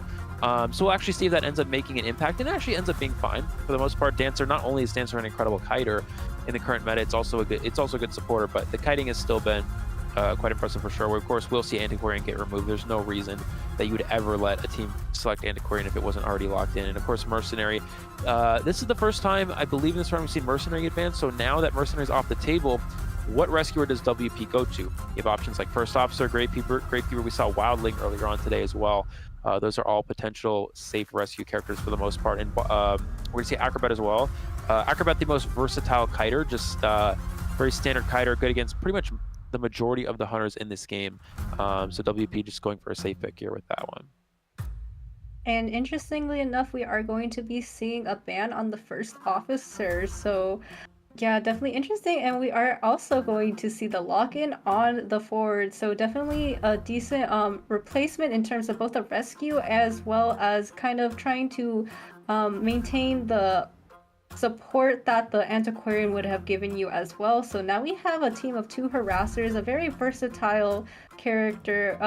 Acrobat's kit is really interesting and super good kiter, can rescue if need be, doesn't have any natural decoding debuffs other than the exit gate speed, which is fine. And then female dancer who also has a lot of support ability as well as the music boxes to kite for herself, so self-perseverance, I suppose you could say. So, I can say, in my opinion, that I do like the Survivor lineup, but Prushka again does have that Naiad, which I mean can be stopped with 2 of these harassers, but we'll just have to see what other hunters Prushka may be considering. Right. Yeah, Ford as the only rescuer here, it's a little bit risky. Ford isn't necessarily, in terms of rescuing, he's not exactly a stable rescuer. Because characters like Gravekeeper, they get out a shovel and they have fast rescue speed. First Officer can't be stuffed because of his watches. Mercenary can take extra hits. Forward doesn't have that, but he does have great support potential, and he can also stun on chair. So he's not exactly the most straight, consistent rescuer. He's still an incredibly strong survivor and one of the best rescuers just based off of the fact that he has instant rescue. And potentially a Hermit, which actually, this is... we did not expect to, we talked about this earlier, we didn't really expect to see Hermit, and it is locked in. Wow, this is the first Hermit we're going to see of this tournament so far. We haven't seen Hermit out of any other regions, none in NAU, none in Japan in their qualifiers so far, and the first time we see it here is in Southeast Asia. And this is one of the things that I do like to watch about Southeast Asia. They sometimes will go with these kind of unique characters, and it's always nice to see, but Hermit is... When Hermit came out, a lot of people thought that Hermit was going to be very strong and kind of take over the meta, and it really just kind of fell by the wayside as Hermit was just didn't have very good chase. Survivors with good communication can easily just take hits for each other and just extend the first kite. But yeah, what do you think about this Hermit here, Sadako? This is a bit of a surprise for us. I'm really excited to see what the Hermit has in store for us. We are going to be going into our spawn selection here as well. We do see the Forward is going to be center, allowing him the ability to support any of his fellow survivor teammates as well with, rather interestingly enough, the female dancer did not pick center or corner house, so interesting to me to see, as well as the prospector being in this kind of line wall area, so kind of blocking off the female dancer as well. Kind of have to wonder if they were expecting this Hermit. I know I personally wasn't, so gotta keep that in mind as well for what Persona Web traits they might be bringing. Right, and looking into the teacup here, Broken Windows is the best sort of line of option for going against a Hermit. In that flywheel is it's sort of like Ant, right? It's very difficult to flywheel the cat stuns. It's very difficult to use flywheel effectively against this sort of hunter. So against any sort of stun hunter, and this is the same for Wax Artist as well. So Broken Windows is a lot stronger against Hermit. The question is, were they prepared to actually play against Hermit? Were they thinking about maybe some other type of hunter that they would need to bring flywheel against? So this Hermit is sort of like a secret weapon surprise pick. Considering that this is a position where SIU has lead, going for like a risky, this is another one of those high risk, high reward hunters. It could pay off very nicely for SIU, or it could kind of work against them, but we'll have to see here. We're going to get into the match. Hermit is going to rotate towards the center here and catches, already has a hit onto the forward. Wow, we're a little bit farther in than we thought. Already has a hit on the forward, and it looks like no survivors were able to take the hit for him. He's actually going to change targets here. Hermit's one of those hunters that can afford to change targets and just kind of spread injuries around the board. And he's going to go ahead and take down this pallet first, and looks like just going to go for the prospector instead here. Yeah, absolutely. Heading right into the match. Before that, I was going to say how difficult it was going to be for the Hermit, but I'm being proved wrong as well. But the Magnet does land and repulses him, buying the Prospector a little bit of distance. However, we do know that the Hermit has his own repulsions and Magnet attraction sort of deal with his kit. Gonna be throwing down that pallet, but is going to buy only minimal distance here in the situation, and forward, or the prospector is going to be forced to transition away to another area. Well, the Cypher Machine progress is low, does take the hit, however the communication was in tow today, and they did take a little bit of that shared damage. Yeah, it's going to be it's kind of funny. We're going to see a lot of ciphers being worked on this game, most likely all 7. So we already have, it looks like 6 already with progress on there. And that's the thing with Hermit, is that once they connect those ciphers, the cipher progress gets spread around the entire map, and it really forces the survivors to work on multiple ciphers. We see Prospector is able to dodge both of those shocks there, so Prospector is actually doing quite well here. Does not have any mag to work with, though, so he will take a basic hit, unfortunately. But This does allow to make some distance. Hermit is on cooldown for his sort of teleport shock ability, and he does have another magnet back, so he's able to create a little more distance. It looks like the Cypher progress is not very far along because there's so much Cypher progress spread out. It's actually a little bit more than expected, and we do see the blink that is going to secure the down on the Prospector. And I'm going to be honest, it's going to be really hard to judge whether the Cypher rush is good or not because it's so spread out. It's going to be very hard to actually tell if this is going to be a good position. He's actually going to connect to a Cypher machine that has no progress, which means they're going to spread out some of their decoding progress to a Cypher machine that has no progress, and it slows down the ones they're currently working on. It's really complicated, but as you see, all 7 Cyphers now have progress on. The Ford comes over the stun. He is able to get that as well, and this is going to allow potential rebound time for Prospector. Absolutely, showcasing the safety of the forward and being able to rescue with the stun. Does have the stun again to allow the Prospector to gain more distance. Is going to change his targets onto the forward, landing a hit, but the shared damage does go in tow yet again. But Prushka is going to change targets for the nth time. There is a slow box in the center of this map, allowing them to gain a little bit more distance as the Hermit is going to utilize that shock ability, catching them out before they could heal and regain their resources. Yet another pallet has been thrown, just going to be destroyed by the Hermit. Yet again, Malfoy is going to be navigating around this window area, but heading right back towards the center, knowing there's a slow box there, is going to be stunned by these shocks and does take a hit. Right. And we saw he didn't actually take the slow box down before, so this will allow the Dancer to get away. It's actually fine though. I mean, typically with Dancer, you want to force the Hunter to break the box, which allows you to make distance and potentially escape. However, with something like a Hermit, it's fine. Hermit can afford to constantly change targets. You can spread out your damage from across the board. The only thing is you have to make sure you chair people eventually. If you're never chairing people and you're spreading out damage, as long as the survivors stop and heal up, which they are doing here, they're playing this very safe, they can eventually finish all these Cypher machines. And we are going to see, looks like JK might try to distract. Yeah, it looks like he is going to go ahead and take the kite here. But he's gonna use that football, yeah, just to transition away a little bit more here.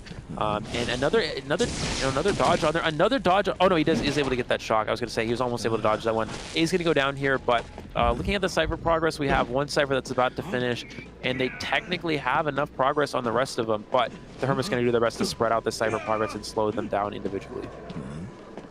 Absolutely. Again, they're going to try to maintain their resources, going back to heal each other.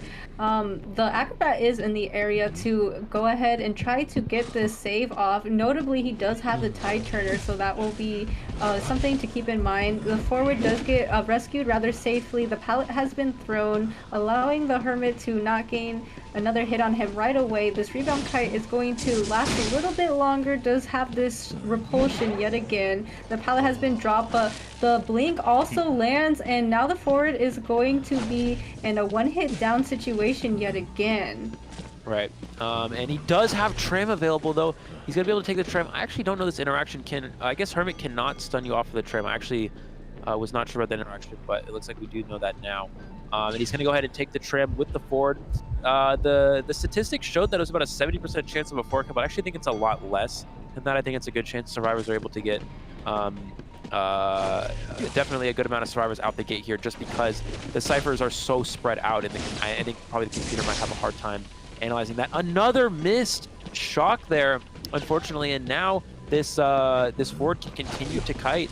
He's going to go for another one, is able to finally get that. That's going to down the forward, but no damage spread out here. Look at those Cyphers. The last 3 Cyphers are all at 90 and 80%. So while the Cyphers may be, spread out and the Cypher progress is all over the place here, they're going to actually have enough Cyphers to push for a win. Forward, I don't believe is dead on chair just yet. No, he has another chair here. Prospector can come for the save. This Cypher machine can pop, unless he changes off.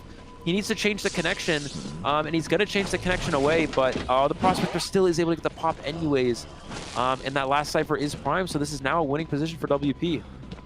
Absolutely. You can see that JK absolutely did his job in maintaining that kite time and allowing them to continue on with these Cypher machines. Now he needs to just continue on with the kite for a little bit longer, but it doesn't really matter because the last Cypher is primed, is going to take the hit, and now the tension is in the air as they go and try to get that exit gate open. But the repulsion does land yet again. He does have the tension again, notably to see JK just kind of run into a wall for a moment there, but is going to continue around this dungeon area. If he can maintain this kite, it could look really good for them, potentially getting a 4-man escape. Does go around this window yet again, but the repulsion, it feels like it's only a matter of time, but it seems like it's a little bit of a merry-go-round, and they do finally get the hit onto JK. Yeah, just in time. The gates is open and 3 survivors are able to make it out here. And that is going to be another tie for this round, another 3 survivor escape here. So both these teams continuously keeping it even here. We saw a Hunter-sided matchup in the first round, now a Survivor-sided matchup here.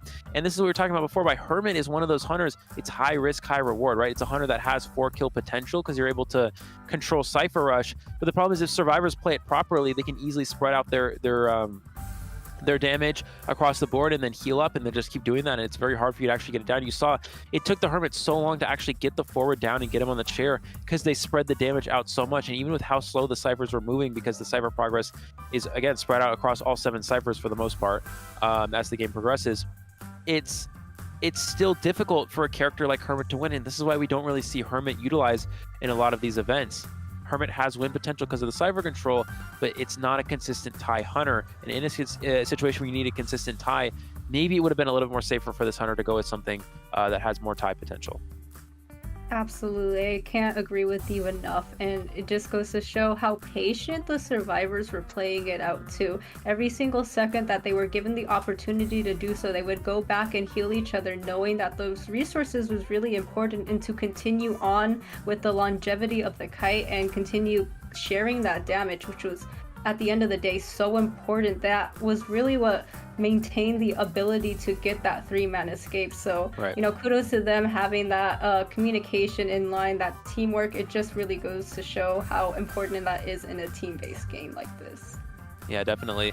And you know, there's a lot of Hunters in the game that are like this, whether that's that require good communication, right? For example, if you play against something like Photographer, you want to communicate where the Hunter is in the photo world, where to heal. If you play against something like a Wu Chang, you want to communicate where the Hunter's teleporting. If you play against something like a Dream Witch, you want to communicate where the followers are, where to de-leech, you know, things like that. And Hermit is no exception. It's one of those type of Hunters where communication is crucial. If you're able to communicate, you know, that this survivor should take this amount of damage, and then we'll heal them up later, and then we got to do this cipher, and we got to make sure you know, he's going to connect to these ciphers together.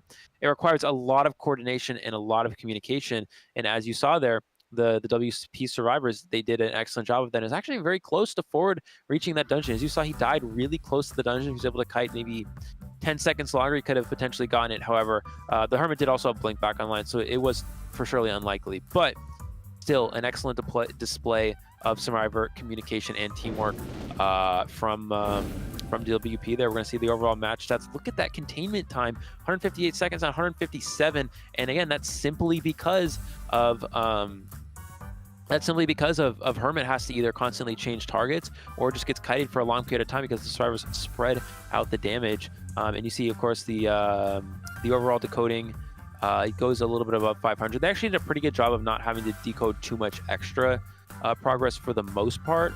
But yeah, it looks like I think it's probably around 600 something. I have to do that math in my head, but they didn't actually have to go too far above. Normally Hermit likes to try to make survivors decode way more than they have to and put a lot of extra cipher progress into extra cipher machines, but for the most part they got through those ciphers pretty quickly for a Hermit game, and you know, the cipher rush was intact.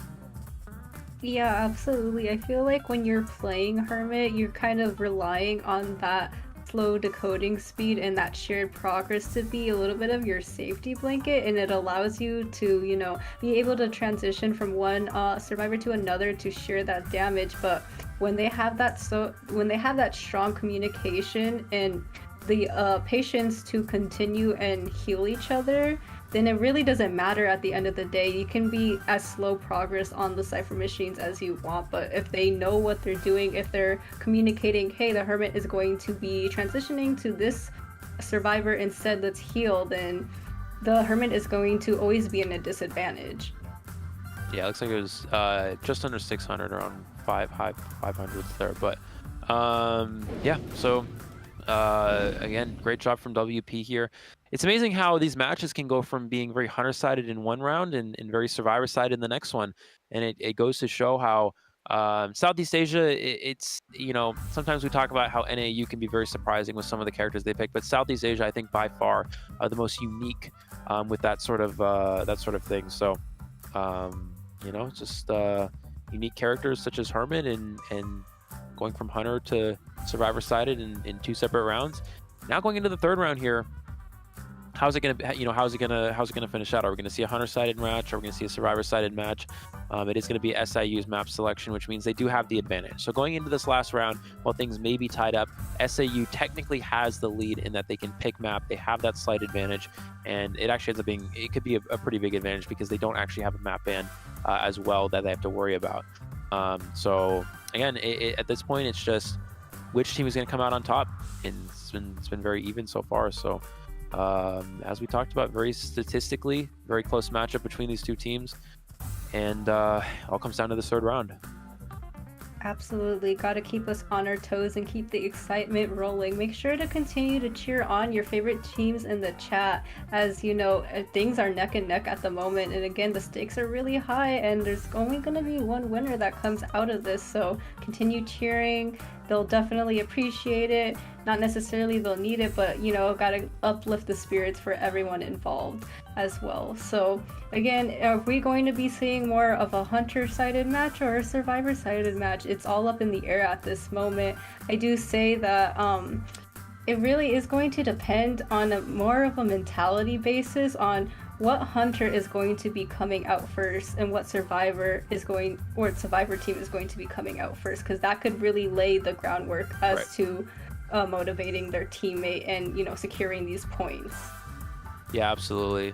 And another thing I actually want to revisit in the last one as well is the survivors were able to dodge a lot of the shocks as well. The Hermit, unfortunately, was just very off with a lot of those too. You know, when you go for the shocks, it's sometimes hard to get the accuracy. A lot of time, the way you aim your shocks when you're shooting it from your staff is that you aim from the top of your head, and that's where it's usually going to end up when you shoot it, because it's not like one of those hunters where it has like a sort of like a lock-in target. It's just totally up to how you aim it. But usually you try to shoot from the top of your head and you try to aim it that way. But sometimes the depth perception can be a little bit weird as well. And then on top of that, when you go for the teleport shock, the survivors can dodge it. They can juke, they can kind of spin around like they're going to go somewhere and then juke at the last second and avoid it. And you saw the Hermit, unfortunately, he missed a lot of his shocks, and the survivors were able to take advantage. They were able to dodge a lot of them, and that was a big difference maker too. So that's just Hermit's just sometimes can be a little bit inconsistent, but you know, it's still nice to see a hunter like that get played. It definitely adds some excitement to the overall gameplay, and it also begs the question if we'll continue to see that sort of trend in the 3rd round from SIU. Are we going to see a slightly non-meta hunter from them? Considering that a non-meta hunter was their 2nd round hunter, their 3rd round hunter might also be a non-meta type of hunter. So yeah, I don't know if the survivors will actually ban Hermit. We will definitely see Clerk get banned again. But the question is, considering they had a very strong match against the Hermit and they're also prepared to play against it now, they could also even play some counters if they wanted to, such as healing characters. Will they even ban Hermit at all? Will you just ban Clerk, ban something else, and maybe play some sort of anti-Hermit team comp? I think that definitely makes the most sense for them, considering they had a very good matchup against it in this last round. But again, Hermit is also, while it may be a high-risk character, it also can be a high-reward character, and it can be a hunter that slows down Cypher Rush to be able to go for a 4-kill, so you have to be wary of that as well. I don't think that they would go out of their way to ban the Hermit, given how successful they were against them in this last match. And banning them, even if they did decide to ban them out of respect or something of the like, I don't know if the hunter would go out of their way to try playing Hermit again when they are so neck and neck. But we are going to actually be seeing a swap out here. We're going to be seeing Potters come in for the hunter side of WP. So rather interesting. Got to keep in mind what Potters is going to bring to the table in terms of the hunter pool that Potters may have. Right, definitely. So yeah, again, we're gonna see. So Potters actually played, if I'm not mistaken, played in, I can't remember if WP actually played in IVC. If they did, then Potters definitely played then. He also played a lot in IVA for sure. I remember that. So Potters is known for a few different hunters. Looks like we're actually going to see Chinatown from SIU as the last round. Okay, so looking at Chinatown, from what we know about Potters, is we know Potters has characters like Breaking Wheel Sculptor, Geisha. All those hunters are not particularly bad going into Chinatown. Sculptor's not exactly ideal, but Geisha can be very good on Chinatown, considering it's very open. It's very hard to break line of sight and avoid those butterflies. And the same goes for Breaking Wheel in that there's not a lot of windows. It's also very open. There's not a lot of areas to kind of Breaking Wheel in. You can, of course, juke the wheel in the open, but after the wheel gets out of wheel form, you have to have an area that you can continue to kite in. Whereas with Chinatown, a lot of these open areas, they just kind of have really kind of not so strong pallets in certain areas, depending on where you find that survivor and chase them. But we also talked about how Breaking Wheel is not exactly meta, but Southeast Asia has played it a lot. So I don't know. We'll see. But yeah, I mean, Potters, this is gonna be interesting. This could be a game changer. I'm actually a little curious though, because just considering that the map, well, actually, you have to choose your changes before you choose your subs before you select map, which actually makes sense. I don't think that they would have chosen Chinatowns is if the other hunter was still in, because they were listed as Soul Weaver, and Soul Weaver is actually very strong on Chinatown. So I think that it makes sense that they're going to Chinatown now that Potters is subbing in. Yeah, absolutely. Again, I do agree that Geisha would be rather, I guess, preferred on this map due to the openness of it and being able to traverse it really fast. Her butterflies make it really easy. Granted, she is a one-hit hunter, so that could be, you know, something that the survivors can keep in mind and try to play against. I would assume that they did their research on both of the hunters and know that this is a potential hunter that would come out of WP. So and then even that aside, we've been seeing a lot of antiquarian come out regardless. So that could be a little bit of a repellent into not choosing the Geisha. But we will be going into the picks and bans now. So we do see that Potters is going to be up first on the hunter side, with SIU survivors going to be playing for us on Chinatown in the first half. Yeah, it looks like we are going to have Merchant, Priestess, and Antiquarian getting banned first here. Merchant ban, actually, I mean, we've seen Merchant ban from a lot of these hunters so far. We actually see Hermit and Axeboy. This is very curious ban. So if Potters does still have Breaking Wheel available, does still have Geisha available, these will be very good options here. It looks like we're going to see Seer and Dancer, although both these characters are strong as Wheel, and the Geisha too. It looks like yeah, the Merchant ban makes sense, just because Merchant's very strong in Chinatown, and I guess they don't want to have SAU to have that option again. And then of course Priestess and Antiquarian. A lot of these teams, and we're going to see Mechanic again. They really just love to get rid of that Mechanic. I guess the idea here is that Potters really wants to play aggressively and just try to get a 4-kill and put their survivors in the most optimal position possible. Yeah, absolutely. And again, I'm going to expect Hatari to pick a really strong kite support heavy survivor, as we do see. Again, we're going to look at the survivor bans here. There's no Antiquarian allowed, no Patient allowed that can traverse with the hooks. However, we do have the female dancer who can utilize those music boxes in various different ways. Granted, we usually see it for self-preservation, but Tari is still pending at this moment. I do expect to see, well, I wanted to see an entomologist until it got banned, so Potter's kind of knowing what is in pool for Hatari, but we are going to be seeing the well-versed and well-skilled acrobat come out too, so definitely something that Hatari can work with and, you know, support with if need be, because those bombs have different usages as well. Yeah, absolutely. So here we go. What does Potters ultimately end up on here? Looking at, yeah, I mean, just looking at Geisha. Geisha's really weak against this comp. Dancer's a very good kiter against Geisha. Acrobat counters, because Acrobat can infinite skill check. Seer farms owls very easily, so it's probably not that. It's probably not Geisha. Yeah, I really don't know what, because again, we don't really know exactly what Potters has available. If he does have Clerk also is not great here either. Dancer support, Seer Owl, easy farm, Acrobat's a good kiter.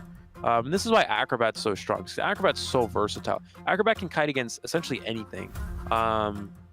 Even something like a Bloody Queen, they go for a mirror, you can go for a bomb to create distance, you have a flywheel as well, you can easily kite at a mirror image that way. Acrobat's just very difficult for any hunter to deal with. Just probably the most versatile kiting character in the game. It looks like we are going to see Potter's hover over Sculptor here. I think Sculptor probably makes the most sense going into this team comp. Obviously, you can chase Seer or Acro. Dancer is not great. Slow boxes are really hard for something like a Sculptor to deal with. But, you know, there's really not a whole lot of great options. You know, this is also why I would have liked to see Dancer get banned first. Like, I understand wanting to deal, not having to deal with Merchant, but Dancer is just so strong in the current meta. Yeah, absolutely. I do think while Toy Merchant has her uses in terms of being able to glide off of those two-story areas and have the catapults, I don't think they're as oppressive as Female Dancer generally being a really good kiter. But I digress, we are going to be going into the spawn selections here. It seems like that the Sculptor is going to be spawning rather close to the Seer, so I definitely do think that the Seer will be first chase in this situation. Can get that owl off really easily if those statues are placed properly, but the mercenary is going to be central, really stable in case he needs to go anywhere around the map, and Acrobat will be on his side. Yeah, I think the idea with this spawn as well is that Seer's going to try to kite towards Dancer boxes. Dancer's going to set up probably slow boxes over near where the area she spawns, and then, you know, Seer can kite in that area. I think typically Dancer usually spawns closer to Hotel instead of the Seer, because the Dancer can set up slow boxes inside Hotel and maybe upstairs as well, depending on the situation. But I think this is also fine. Seer's able to kite Hotel, maybe take a hit, kite toward a slow box, and continue to kite that way. Looking at the builds here, we are going to have, of course, Tide Turner on Mercenary. As for the survivors, again, what sort of hunter did they predict? Were they thinking Geisha? They would be bringing Flywheel for that. If they're expecting Sculptor, they would be bringing Broken Windows. And we're not entirely sure. I think it's safer for them to just go Broken Windows with a sort of team comp, especially considering that it's extremely anti-Geisha, so it wouldn't even matter, I think, if they brought Flywheel or not. Yeah, absolutely. And to go back onto your previous point, I do think that I agree with this spawn, but anyway, we will be heading right into the match here. It seemed like Female Dancer had Heartbeat, but no, it's going to be having the first chase onto Shirayuki, so definitely something we rather expected to do. Gonna be transitioning around this hotel, just take one chip damage, throws down the pallet to gain a little bit more distance. The slow box is in tow, really showing how slow it can make the hunter, allowing so much more distance for the Seer to continue on and really just traverse around this hotel yet again. Just narrowly avoid some of these chip damages while not breaking this slow box. So gonna be running right into the hunter, but still has the owl in play. Gonna probably throw down this pallet just to gain more distance, and that means one less resource for the Seer is available. Yeah, Potters really needs to take down the slow box. Dancer needs to do a new Cypher machine. You can't do the Cypher right next to where they're kiting, because every time you run through here, you're gonna have to stop your decoding so you don't give a free chip, actually. But the Seer is now gonna go ahead and leave now. But oh, beautiful Spatchu onto the Seer, getting the down here, and just to continue on that point with the Dancer, now he's just gonna get shared on the Dancer Cypher machine. So Dancer doing this Cypher is just unfortunately very weak for SIU. He's gonna get basement near the Dancer Cypher. It's okay for Dancer to set up slow boxes and then leave to do a new Cypher, but if you continue to do the Cypher near where the Survivor is kiting, your Cypher rush is going to get slowed down because you have to wait for them to leave, and then you also get shared on the Cypher, so they're going to have to go back and do it later, and Dancer now has to transition to a completely new one anyway, so it just unfortunately wastes a lot of time. Let's see if they actually go for a rescue here. He is able to get basement, so this is a pretty decent start here for Potters. He's going to be able to use this Chisel, potentially slow this down. I don't expect we're going to see Mercenary actually save. Basement Rescue Sculptor is very difficult, and it runs the risk of getting double hit, which would not be ideal at all. And considering that Potters does still have Blink, he could potentially go for a Blink drop-down hit too, so you always have to keep that in mind. Absolutely. You do not want to feed a Sculptor extra presence and allowing them to continue on with those further statues that will happen. So gonna continue feeding with the Tinnitus potentially, but I'm not gonna commit to this rescue. Gonna sell the Seer on chair. Sculptor knows this, does have the teleport, and it's going to be switching target onto the Acrobat. So Acrobat is really known for being a really versatile and good kiter, but we're going to have to see if Nit is going to comply. Does take that main hit, so needs to play this really carefully as he goes upstairs, and the Sculptor is going to continue this chase as well. The Acrobat does have one of the fire bombs in play, so can utilize that if need be. Gonna drop down and transition away towards Hatari, interestingly enough. Really narrowly avoids another chip damage. Just take one and is going to get hit.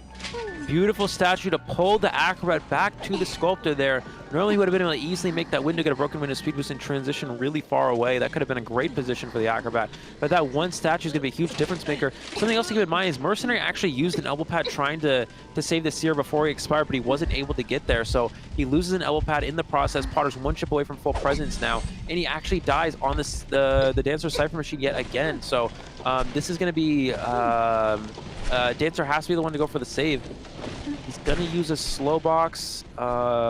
Still has Flywheel available. Just trying to slow down the Sculptor as much as possible.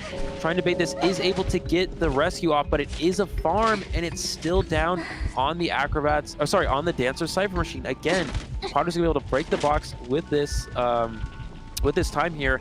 And he's able to take down the slow box. He's able to push the Dancer away from the Cypher Machine, and he has a very good control over the rest of this match. Yeah, absolutely. And now all of the resources from the female dancer is gone, as the Acrobat kind of just sits on the floor in the meantime. Is going to be picked up right now, but the Cypher progress is not looking fantastic given that there are only 3 survivors remaining. The Acrobat does have 1 bomb to utilize for a rebound kite if they decide to do that. But Tinnitus is being procced at the moment. Hatari seems like he may be going back in for this rescue. Does set up that slow box, takes 1 chip damage in the meantime while utilizing that flywheel. It failed, unfortunately. Is going to get the down on the female dancer instead. The Acrobat did use his last bomb, so it seems like we're playing musical chairs here, as the female dancer is going to be the one on the chair now. Yeah, Dancer taking the chair instead of the Acrobat. It gives them a slight chance to potentially tie here. If Acrobat goes down there, he's dead on chair. Then it's pretty much a losing position. Now that it's the Dancer on chair, it gives him a little bit of a chance. So he's going to get the hit onto the Mercenary, because now Mercenary can save and they could potentially try to pop the Cypher. The Potters can actually just teleport back. He's going to teleport back to chair. Mercenary's going to go for the save. Can he get the stuff? He gets the rescue before the hit. That is a really big rescue from the Mercenary. He's going to get doubled down, but because that rescue was you know, he was able to get that save now. Now the Dancer has an opportunity to potentially rebound in 2-story. It allows them to try to push that last Cypher Machine. Mercenary is going to fall down before the Cypher is popped here. But that was a huge save there. If Mercenary gets stuff, that is guaranteed most likely a 4K position there. Absolutely, but unfortunately we are going to see the female dancer go down in an attempt to do this rebound kite. It was really a valiant attempt on the Mercenary side to actually get the successful rescue off like that at the cost of him falling down himself, but female dancer is still going to be on chair regardless. Acrobat is going to continue on with the Cypher Machine, does take 1 chip damage, both this overhead sight with the statues as well, and he needs to play this very carefully not to get hit, otherwise it is going to be a very scary position. But it seems like the diligence and the discipline is noted here, but unfortunately, wow, they switched actually. The Mercenary is going to get up with the self-heal as the Acrobat is going to be falling down, but Mercenary also falls down in this situation of domino toppling. Yeah, and that is going to be it. That is a 4 survival kill here for Potters. That's going to be a 5-0 for this round, and that substitution for them was crucial, switching out into Potters here. This gives WP a huge advantage moving into the rest of the bottom half of this round. All they need to get is a single survivor out the exit gate. Yeah, just looking through that match, he was able to there's a pretty good start from the survivors. You know, they were able to get a slow box set up. They were able to get the Seer in hotel, which is an ideal kiting area. But there's a few little missteps. Just Dancer decoding, unfortunately, near the Seer means that he died on the Cypher Machine. Dancer lost some progress because of that. And he was able to get in basement as well. Mercenary was forced to waste an elbow pad as well, trying to get that save. And then he was able to down the Acrobat relatively quick. That was important. Once he teleports on Acrobat, if Acrobat doesn't get hit by that statue that pulled him back after using that firebomb, he can easily get to that window, get a broken window speed boost, and just really just transition out of there and extend that kite for a long period of time. But because he was able to get that statue before he walked into the firebomb, it pulled the Acrobat back to him.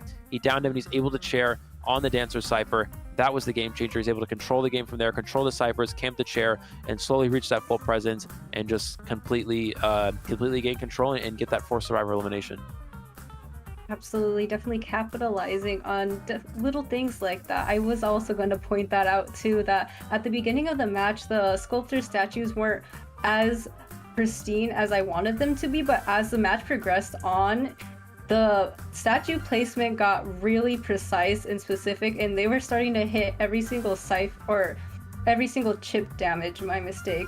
And it was rather impressive to see. It really reminded me of how much I enjoyed watching Sculptor plays and how I kind of miss that she's not any more longer in the meta, but definitely good to see someone with such a strong Sculptor come out to play with the replacement Hunter this time.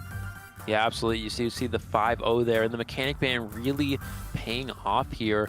Again, we talk about mechanic is not a very common ban, but Potter's really wanted to play aggressive. The mechanic ban, it gives the survivors an opportunity to play, like a good kiting character that's harder to down, but it eliminates the option of them getting an easier tie. It makes it a lot harder for them to actually just secure a tie because they don't have Cypher Rush to work with. If Potters is able to get a quick down, which Sculptor is technically a hunter that can do that. In this case, he was able to do so by hitting very nice statues there. They lose out on Cypher Rush. The fast down on Seer, or relatively fast down on Seer into basement with no mechanic to Cypher Rush, they lose a lot of their tie potential. And the mechanic ban, it pays off. Potters gets the 4-kill. That's what he was aiming for. He was trying to 4-kill from that position, and he was able to do so. We see the overall statistics here. The first kite from the Seer, again, less than 60 seconds. He was able to get basement, force the Dancer away, and he was able to get the Acrobat down within 50 seconds as well. And that gave him enough time to be able to win the game.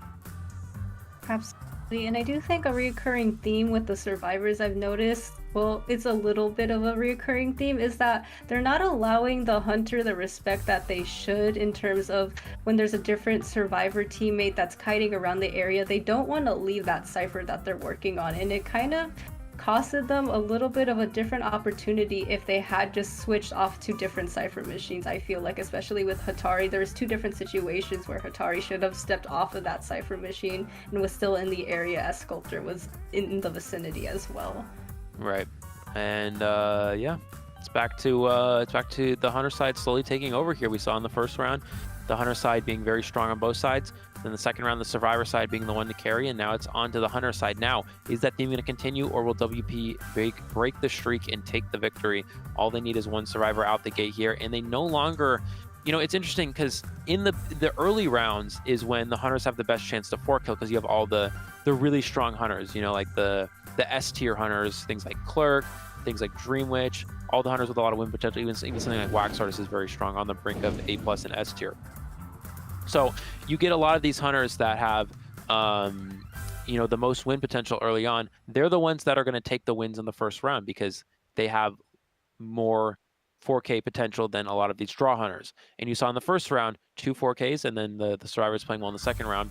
In the third round, a third round 4-kill is very unlikely because a character like Sculptor is more of a tie hunter, has less win potential, with Potters still able to get the win here, which means that now that they have a 5-0 for this round, this limits the opportunity for SLU to come back by a very large amount, because now that the Clerk's going to get banned, they're going to ban Clerk. They're probably going to maybe ban Hermit. I'm not really sure, just because Hermit does have win potential. You get rid of all the hunters with win potential, and all you need is one survivor out the exit gate, and that's it. And all these 4-kill hunters are no longer on the table because they just get banned, and you're stuck with trying to 4-kill with a tie hunter. Absolutely, it's definitely a predicament here, but we are gonna just have to see. Miracles do happen sometimes, but the odds are not always in your favor, and it's looking rather grim. But remember, guys, to continue cheering on your teams regardless of the results. Obviously, we all want to see our favorite team win, but just continue to uplift everyone's spirits and keep the positivity rolling. Yeah, definitely. So yeah, definitely shout out to everyone in chat who's kept the positivity going. I know sometimes once in a while matches can be frustrating to watch, or people want to say something, but as long as you keep the positivity, that is obviously the key. That's the way we improve community. That's the way we keep these players at their best, because a lot of these players, they get nervous on the big stage, and sometimes they'll go back and they'll look at the match, and if people are saying negative things, then that's never ideal. So anything you can do to keep positivity, build community, is always ideal. So let's continue to stick with that. And you know, it's been a long day, guys, but we're almost there. One more half of a match to go, and that'll be it for this day. But again, keeps going tomorrow. You know, we have 2 more matches tomorrow in the semifinals, and then the grand finals match after that. But still, we're deciding which team will move on here. As you see, the win condition here for WP, any one survivor out the gate. And if a 0 escape does happen, we'll go into a 4th round overtime. But for WP's sake, they really just need to get 1 out the gate. We might actually see them go back to Embalmer again. Embalmer, Mechanic, 2 very good tie survivors, considering that Clerk is no longer an option as well. Those kind of characters would be very good. And of course, Embalmer, not only is it good on Leos, it's also good on Chinatown. It's a very large map. You can put yourself across the map to escape the Hunter. You can also put yourself into a strong kiting area such as Hotel. So we'll see if WP opts to go back to that strategy again.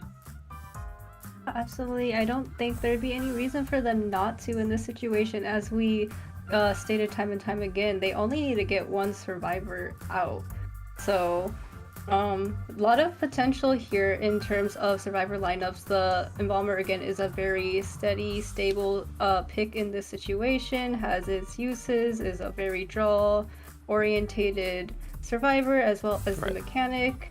And, you know, could always throw in, if there isn't a ban on the Antiquarian, of course, someone who is a harasser that can prolong these kites. But again, it's really just a matter of getting 1 man out. And I don't think that is an impossible feat by any means, but even if we were to go into overtime, it's still an uphill battle as well. Yeah, it's we've seen a lot of the teams that I think statistically, again, in the first round, we expected NM to beat MP based off of the stats, but Mad Penguins was able to come out on top. In this one, it's very even. I think SAU, though, is still slightly favored, but it looks like WP on track to come out on top of this one if they're able to get 1 survivor out the gate here. So let's see indoor picks and bans here. What does Prushka off the ban? It looks like getting rid of the Embalmer first. I actually really like this. Is a very smart play. Of course, it does open up the Mechanic, so that's something you have to consider. But getting rid of the Embalmer, trying to eliminate that tie option to the best of their ability. You have to ban Seer and Priest. It's just too strong in this sort of situation on this sort of map. And the Embalmer just trying to push to be a little bit more aggressive, because they have to 4-kill. Clerk getting out of the way, of course, and Soul Weaver as well. I really like the Soul Weaver ban because Soul Weaver is incredibly strong on Chinatown. A lot of very easy places to place those webs and down survivors quickly. Absolutely, and I also am very fond of this Toy Merchant, not just because I like Toy Merchant, but because she has a lot of kiting ability and the ability to, you know, maintain her distance away. And when you only need 1 survivor away or 1 survivor escape, then that's sort of really important, that ability to have self-perseverance and, you know, navigate around the map and be just overall a really difficult chase target. And looking at the other survivor bans, we have a ban on the Psychologist, you know, is known for being rather tanky, can tank multiple hits, and the Antiquarian, who is such a hassle to deal with nowadays in the meta due to her versatility and support. But speaking of support, we are also going to see a lock-in on the Prospector, so excited to see if anything worthwhile comes out to play in terms of his assistance in teamwork with his magnets. All right, and yeah, absolutely. I think how we're going to see most likely the spawn go out is that Merchant's going to spawn near the hotel area. Merchant's very good in hotel because, again, the 2-story, you can vault over, or you can you can drop down, you can get the glider and kind of glide around that 2-story and kite around there. You can set up your catapult to help survivors get into that 2-story area. There's a lot of ways that Merchant can be very strong here. As you mentioned, Prospector as well, a very good support character.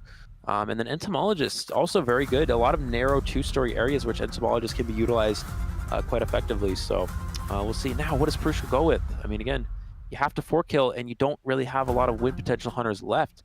So it's really kind of a tough spot for sure. Again, WP just needs 1 survivor out the gate. I'm a little surprised they went with the tie strategy with Embalmer in the first round, so I would have actually liked to see them maybe try to go with another tie strategy like Mechanic here, but looks like they're just playing a standard team comp for this sort of situation. And yeah, for Prushka, not a whole lot of options. Again, we don't really know exactly what they have as an option here besides maybe Naiad, but Naiad's not really a 4-kill type of hunter. And then maybe something like Geisha is an option, and Geisha wouldn't be too bad here. Geisha can chase Merchant pretty effectively. Not exceptionally strong against Prospector, Entomologist, but considering the position, it might not be a bad hunter for this sort of selection. And we are going to actually see a lock-in on the Naiad, so just going to go back to tried and true hunter experience, I suppose. Granted, it is going to be really difficult with this team lineup just in general, as we pointed out that the Toy Merchant can utilize her catapult, can glide off of 2-story areas. The Entomologist is just really hard to chase and can be a hassle to deal with due to support with the bees, as well as the Prospector can just continuously harass and hassle the hunter if there is another survivor that is mid-kite. But again, I cannot stress enough, they only need one survivor out, so it is looking really tough. But I digress. We are going to be on the spawn selections here. We are going to be seeing a little bit of a wall, and the mercenary is going to be spawning in the center. All right, yeah, and we do see the Merchant, yeah, at the hotel, so does have that that strong kiting potential over there. Interesting, we see Entomologist here. Typically, we'd like to see Entomologist in a 2-story area because it's very narrow. You can put the bees on the stairs. So I think I might have liked to see Entomologist over at the other 2-story area where the Prospector spawns. But my guess is this hunter will go straight for Prospector. No need to go for Ento. 2-story is just too strong. Plus the Merchant catapult support doesn't really make sense. Prospector is going to be your best target over in that other 2-story area. The other 2-story is not as strong as Hotel. For those of you who don't know, Hotel's the building in the corner with the pallet upstairs and the pallet in the downstairs building. And the other 2-story is the one with just the one drop-down area, just the kind of like the bridge that goes across the 2 buildings. And that's where Prospector is the one that's spawning. And it's not a great kiting area. Again, Entomologist or even Toy Merchant would have been stronger there. So spawning Prospector there is a little interesting. It might be an easy chase for Prushka, but we'll have to see. Yeah, absolutely can't stress enough how much of an uphill battle this is for the Naiad, but we have seen some crazy things happen in the past, so we're not going to count Prushka out just yet. But, you know, we are going to be heading right into the match here. It seems like the Toy Merchant is going to be setting down her catapult here as well, and we are going to see that Prushka has already laid sights on one of the survivors and is just going to be hunting them down, and that survivor is going to be Harry P. So granted, we did point out that the Prospector would be the most ideal target here. Is going to have that magnet in play, going to utilize the attraction to gain a little bit of distance, but it doesn't really stop Naiad, known for being a really high mobility hunter here, and you know, can't kite in the area for too long or you can continue to get this moisture from the water, but does narrowly miss a hit on the window. Luckily, that Prospector is playing this very well. Prushka's struggling a little bit, and the repulsion does hit. Yeah, so Prospector made a slight misstep. You want to wait until the Knight pulls back the trident before using the magnet. So the first one was sort of a bit of a waste, as you mentioned, because of good mobility. You see you have the flywheel here. Does he go for the flywheel? Beautiful flywheel from Prospector, able to avoid that hit. That's a really big play right there. But the second magnet, of course, was crucial. As soon as he pulled back the trident, he's able to use that magnet and prevent himself from getting hit there. He's going to continue after the Prospector, going to go ahead and vault that window. So far, a good kite from the Prospector, considering he's not in a very strong kiting area. He's going to take that hit there, just use that speed boost to make distance. Again, survivors, they only need one out the gate here, and Prospector is going to take the catapult as well. He'll have a little bit of distance, maybe not too much considering that Knight can catch up very easily, but does actually get the trident out of range because she threw it so far away. Prospector is going to get that speed boost from the Cypher machine, and he's just going to keep transitioning farther and farther away, just delaying the blink as long as possible. Absolutely, all things considered, Harry P is doing such a good job at maintaining the hunter at bay, so has one magnet left, going to utilize the repulsion to get a little bit of a short stun here, utilizes the blink, and the Prospector goes down. But look at the Cypher progress, looking pretty healthy all around. 3 Cyphers are going to be remaining, with one looking pretty close to being done in a decent manner. We do see Prospector is going to be on the chair with wanted order on the Mercenary as well, but it doesn't seem to matter, or the Mercenary is going to come in right away and does get that heal or that rescue off, takes the damage hit, and Prospector is free to go on another rebound kite yet again. Looks like Shania's going to try to circle around this entire building here. This is one of the reasons why Naya can struggle just a little bit here. These wide buildings can be a bit of a challenge, although she is able to block off a large part of it there. But yeah, Prospector's just going to leave. He's just going to get to the next pallet. He's got this other pallet to work with. He can kind of just keep kiting in this area. Naya's going to need to loot this as well. And good patience from the Prospector. Is he going to go down to? He has one magnet to work with. He needs to wait for the pullback to try to and then go for the magnet. But I think he may go down to the water. Goes for the push there. But it is gonna... Oh, he gets a speed boost from the locker. He gets a speed boost from the locker, and he's able to make it to the catapult. That's a huge play from the Prospector. Beautiful utilization of that ability. He is gonna flywheel the water as well. Can he make it to the pallet too? And no, does get the down. But what an incredible turnaround from this Prospector. Beautiful gameplay. The last Cypher Machine, 30% of the way done. They have definitely enough progress to go for the win here. The only downside is that Prospector is getting shared near the Cypher, so he can actually water off this Cypher Machine and slow down the progress a little bit. But it doesn't matter. I mean, they only need one survivor out the gate here, so WP definitely on track to win this thing. Absolutely amazing show of game knowledge and gameplay of your, your survivor pick here. The Toy Merchant is going to get the hit despite the flywheel, and we are going to see Prospector going to be up and running for a second time.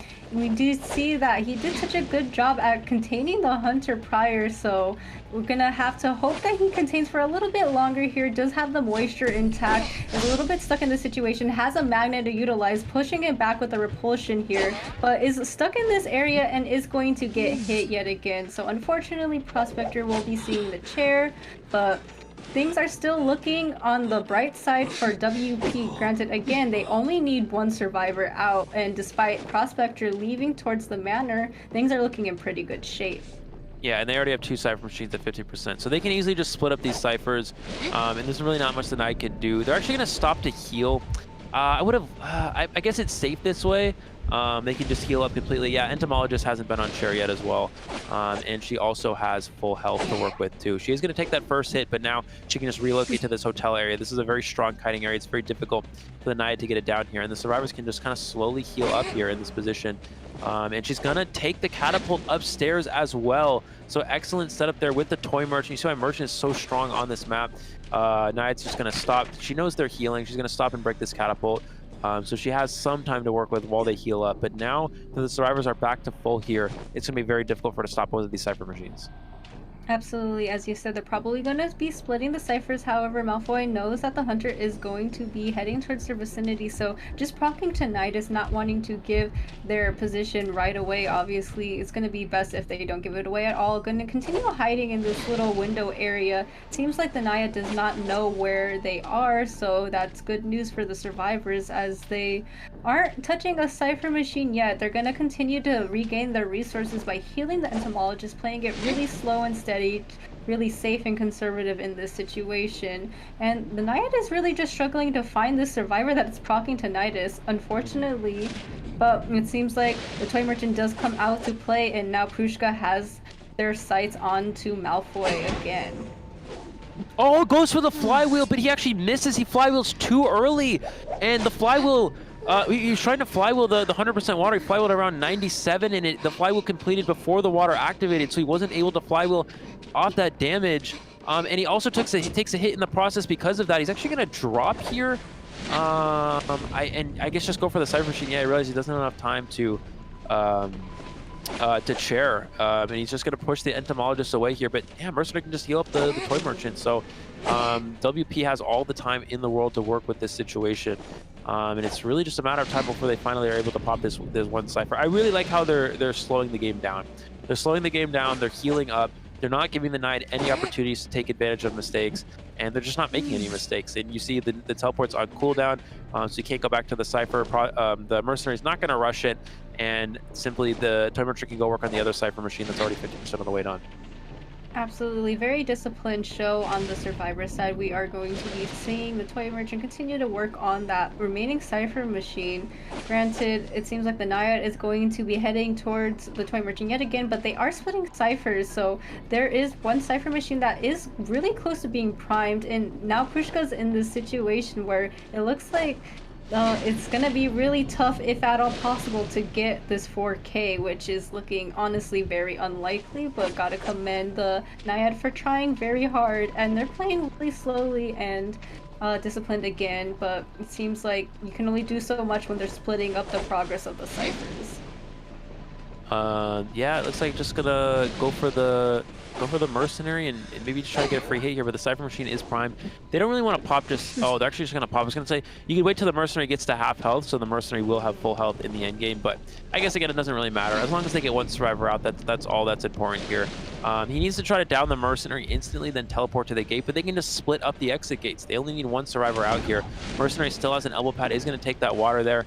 He is going to elbow pad towards the gate. Is the gate going to be open in time? 90% of the way done there. He's going to teleport, trying to cut him off. They do get the gate open. Does get the hit onto the entomologist, but the mercenary is able to make it out the gate anyways. Merchant is going to be able to make it out the other side, and that is going to be a 2-survivor escape. WP almost able to clutch the 3 there, but it does not matter. WP getting the 2 survivors out the gate here, which means they will be winning this best-of-3 matchup and advancing to the next round of competition.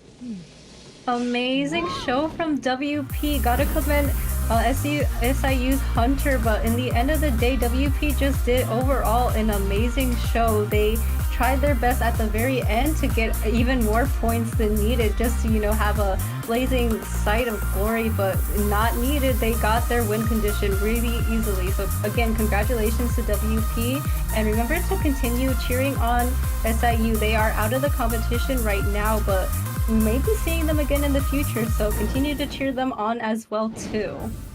Absolutely. Yeah, WP again, they go into this matchup statistically slightly disadvantaged, but come out on top. So 2 sort of upset victories here. Mad Penguins and WP moving on to the semifinals. And of course, the winner of that will go on to the grand finals to play against the winner of ZT versus ZC, which is in the other bracket. So, I mean, yeah, really crazy turn of events here today of how these matches played out.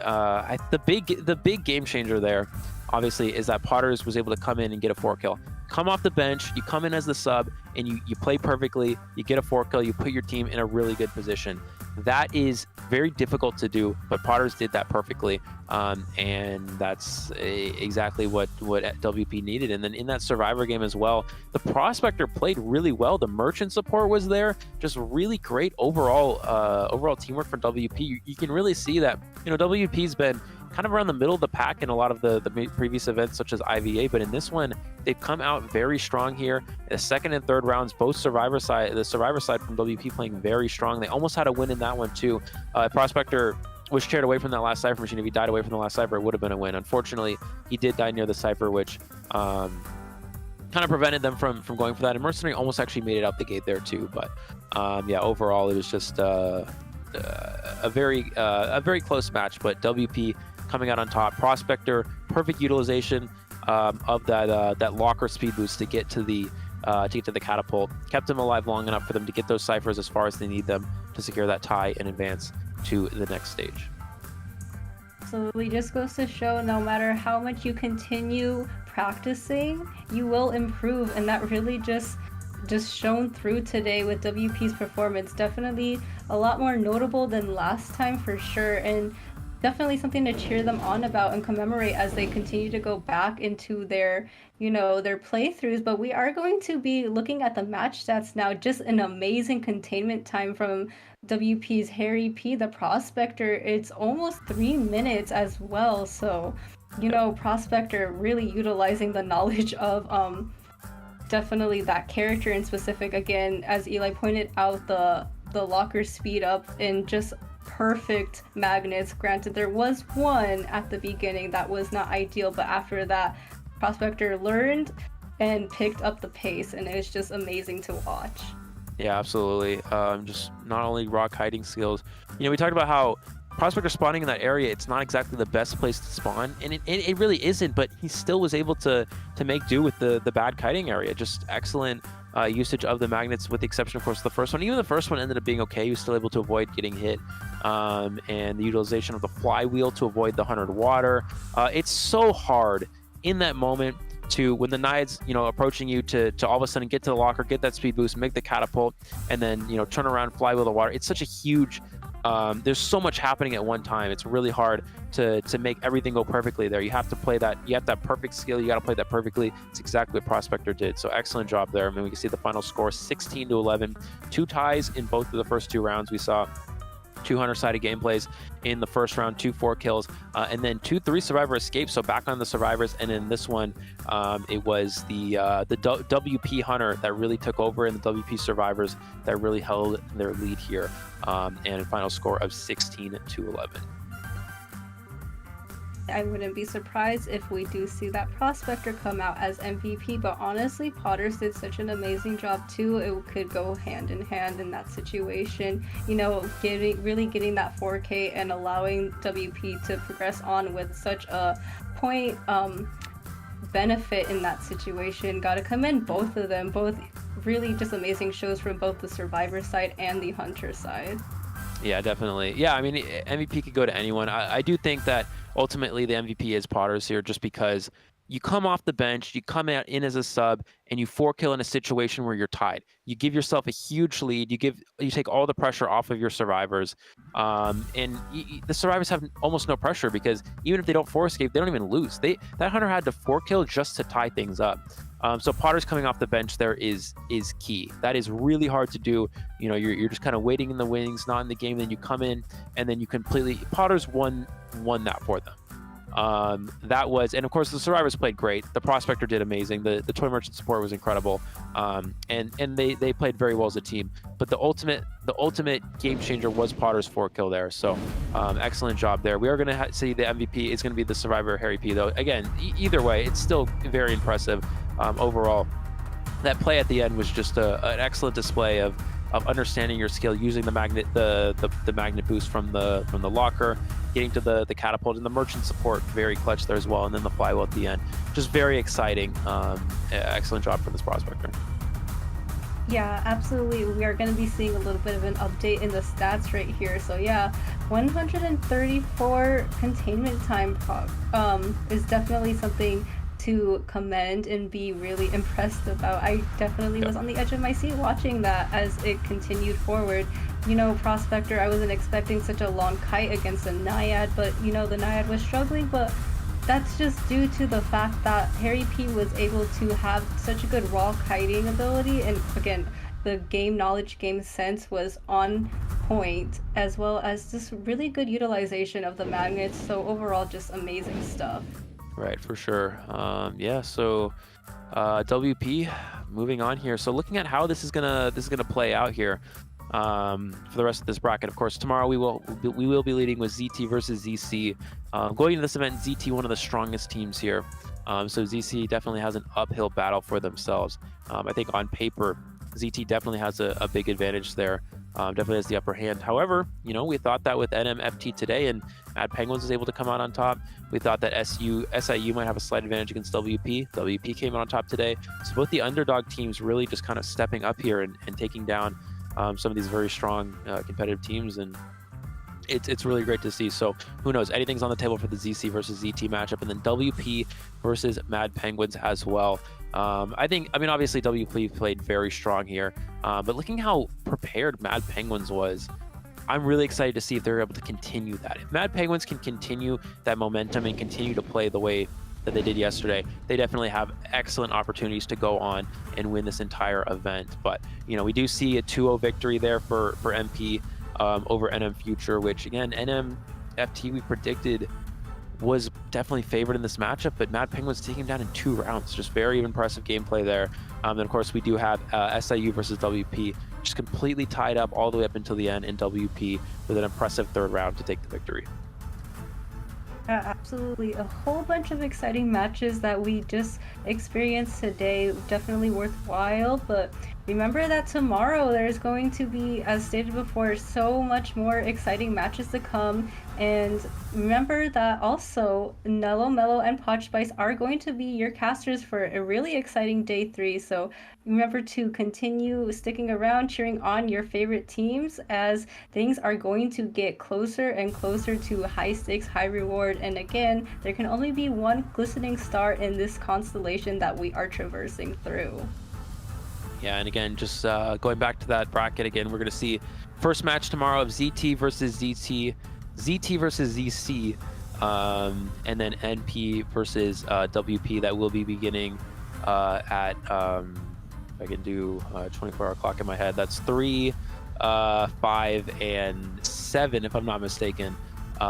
Wait, no, I think I'm mistaken. Anyways, we're gonna not even I don't know. We don't use 24-hour clock that much in America, so I'm just really never learned these things. Anyways, but yeah, we're gonna have those matches, of course, tomorrow, and it's gonna be very close, very exciting.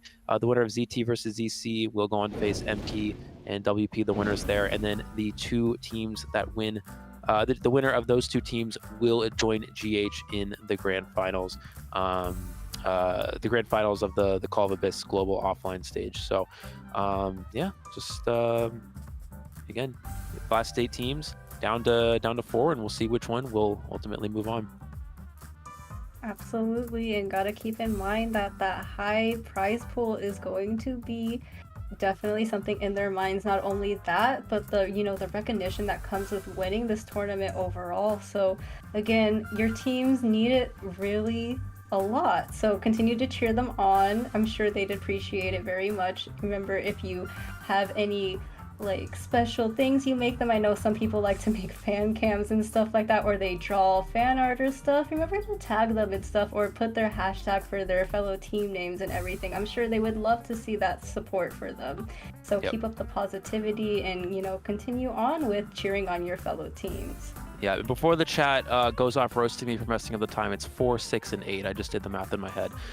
So there you go. Anyways, thank you guys so much for watching. We really appreciate you tuning in. Thank you for everyone keeping up the positivity for today. Don't forget, we have our last 3 matches tomorrow, so don't go too far. We'll see you all tomorrow.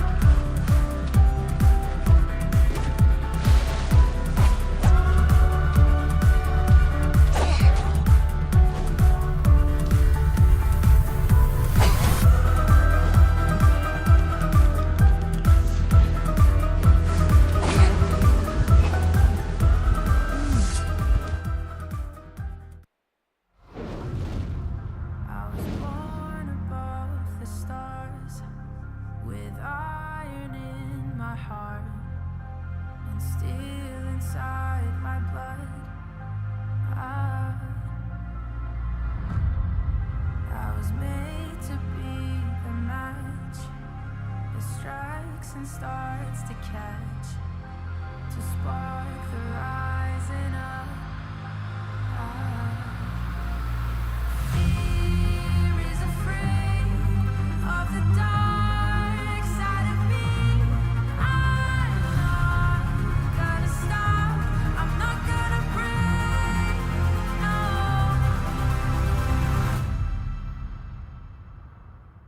I'm a fighter.